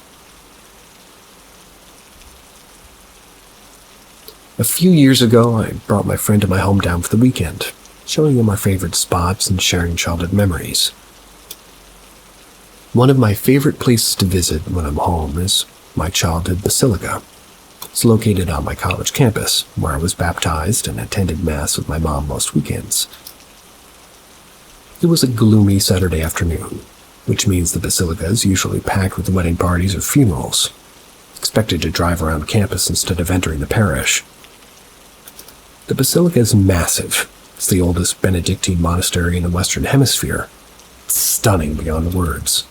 But that comes with a price. My hometown college was incredibly haunted. In the late 60s, a massive fire occurred at the building adjacent to the basilica. It took 2 days to put it out. As legend has it, a sort of prefect was performing a satanic ritual in his apartment in the attic. They passed out. When the firefighters got upstairs, the room was burned to a crisp. But the prefect, they were lying in the middle of a pentagram, dead but entirely physically unscathed. The room was charred and there were dark handprints on the walls. Renovators have tried time and time again to remove them, but they always come back. It's now the top floor of the business college and hosts storage for the admissions department. My alma mater is known to be incredibly haunted. Almost all of my friends have experienced something. From seeing a faceless monk floating around campus to waking up to a hooded figure sitting on their couch staring at them. The freshman dorm is haunted by a little girl, Jenny. They make themselves known to the girls on the 5th floor almost nightly. Besides appearing in mirrors behind residents across the building, she's best known for floating outside on top of floors, leaving handprints on the windows from the outside. And no, the windows don't open. Many friends have seen her crawling into their roommate's empty bed. I graduated in 2017, but the night before graduation, my friends and I chatted with Father John. They're in charge of the theology department and other Catholic school things. So apparently all the rumors of the demonic entities and the paranormal happenings at our tiny college are valid. It gets even freakier, because there were at least 7 exorcisms every year. Creepy, right? I've always been pretty sensitive, but this experience got me. My friend, niece, and I pulled into a hilly parking lot close to the basilica. I was one of maybe 5 cars totaled in a layered lot, probably 100 yards from the church doors. For whatever reason, I pulled in next to a red Prius covered in bumper stickers, the Christian fish, social issues, cat lady, etc. Put my car in park. I'm driving and my friend's sitting passenger. They're closest to the red Prius. I turned back to talk to my niece and noticed that the driver, a woman with short red hair and a black hoodie, is staring at me with an empty look. That's fine, people are weird. I look again, she's still staring. My friend and I notice that she's smoking a cigarette with the windows up. Starting to get a weird feeling, so I shift my car into reverse. My friend asks me why I'm leaving. I turn to look and she's staring, but this time she has a red pentagram and a matching one on her forehead, which definitely wasn't there before. Halfway out of the parking spot, she takes the initiative, reverses her car, and drives away. Look at my friend and kind of shakily ask if he saw what I saw. Both my friend and niece asked me if I was okay, and neither of them had seen it. We get out, head inside. My knees are weak. I call my friend on campus. Well, they're on the campus security. I wanted to ask if they'd seen this before. Nope. And I somehow muster up the energy to walk around campus, but the entire time I feel like something is watching me. I couldn't sleep that night. My friend and I go back to our town a few hours away from campus. Things start to get weird. I constantly feel like something is behind me or watching me. I buy sage, but that doesn't help the negative energy. And this next part really gets me. One night we visit a pub that we frequent with a few friends. That's where we meet up, usually a few times a month. And to preface this, I was sober that year. Our favorite Irish pub is located in a historically famous and haunted colonial town. And I've felt on multiple occasions that a woman in black period clothing was standing outside the stall when I was in the empty bathroom. So, kinda creepy, but fun nonetheless. We're listening to and singing along with live music, and I turn my head to the right where a group of younger adults are sitting, and something catches my eye. The girl in the middle of the table looks like she drowned. Blue face, purple lips covered in kelp. Something out of a movie. I blink, she's back to normal. It takes a few years for everything to calm down, and at least I can finally talk about it. I spoke with a friend recently and his wife who grew up traveling around basically the whole world with her diplomat father. They used to see the same happenings, including demons and ghosts flying across rooms. Now everything's relatively normal, but I'm seeing and feeling energies stronger than ever. What do we think? Did this start with a semi-demonic experience? What do you think? See you tomorrow? Hope so. Sweet dreams.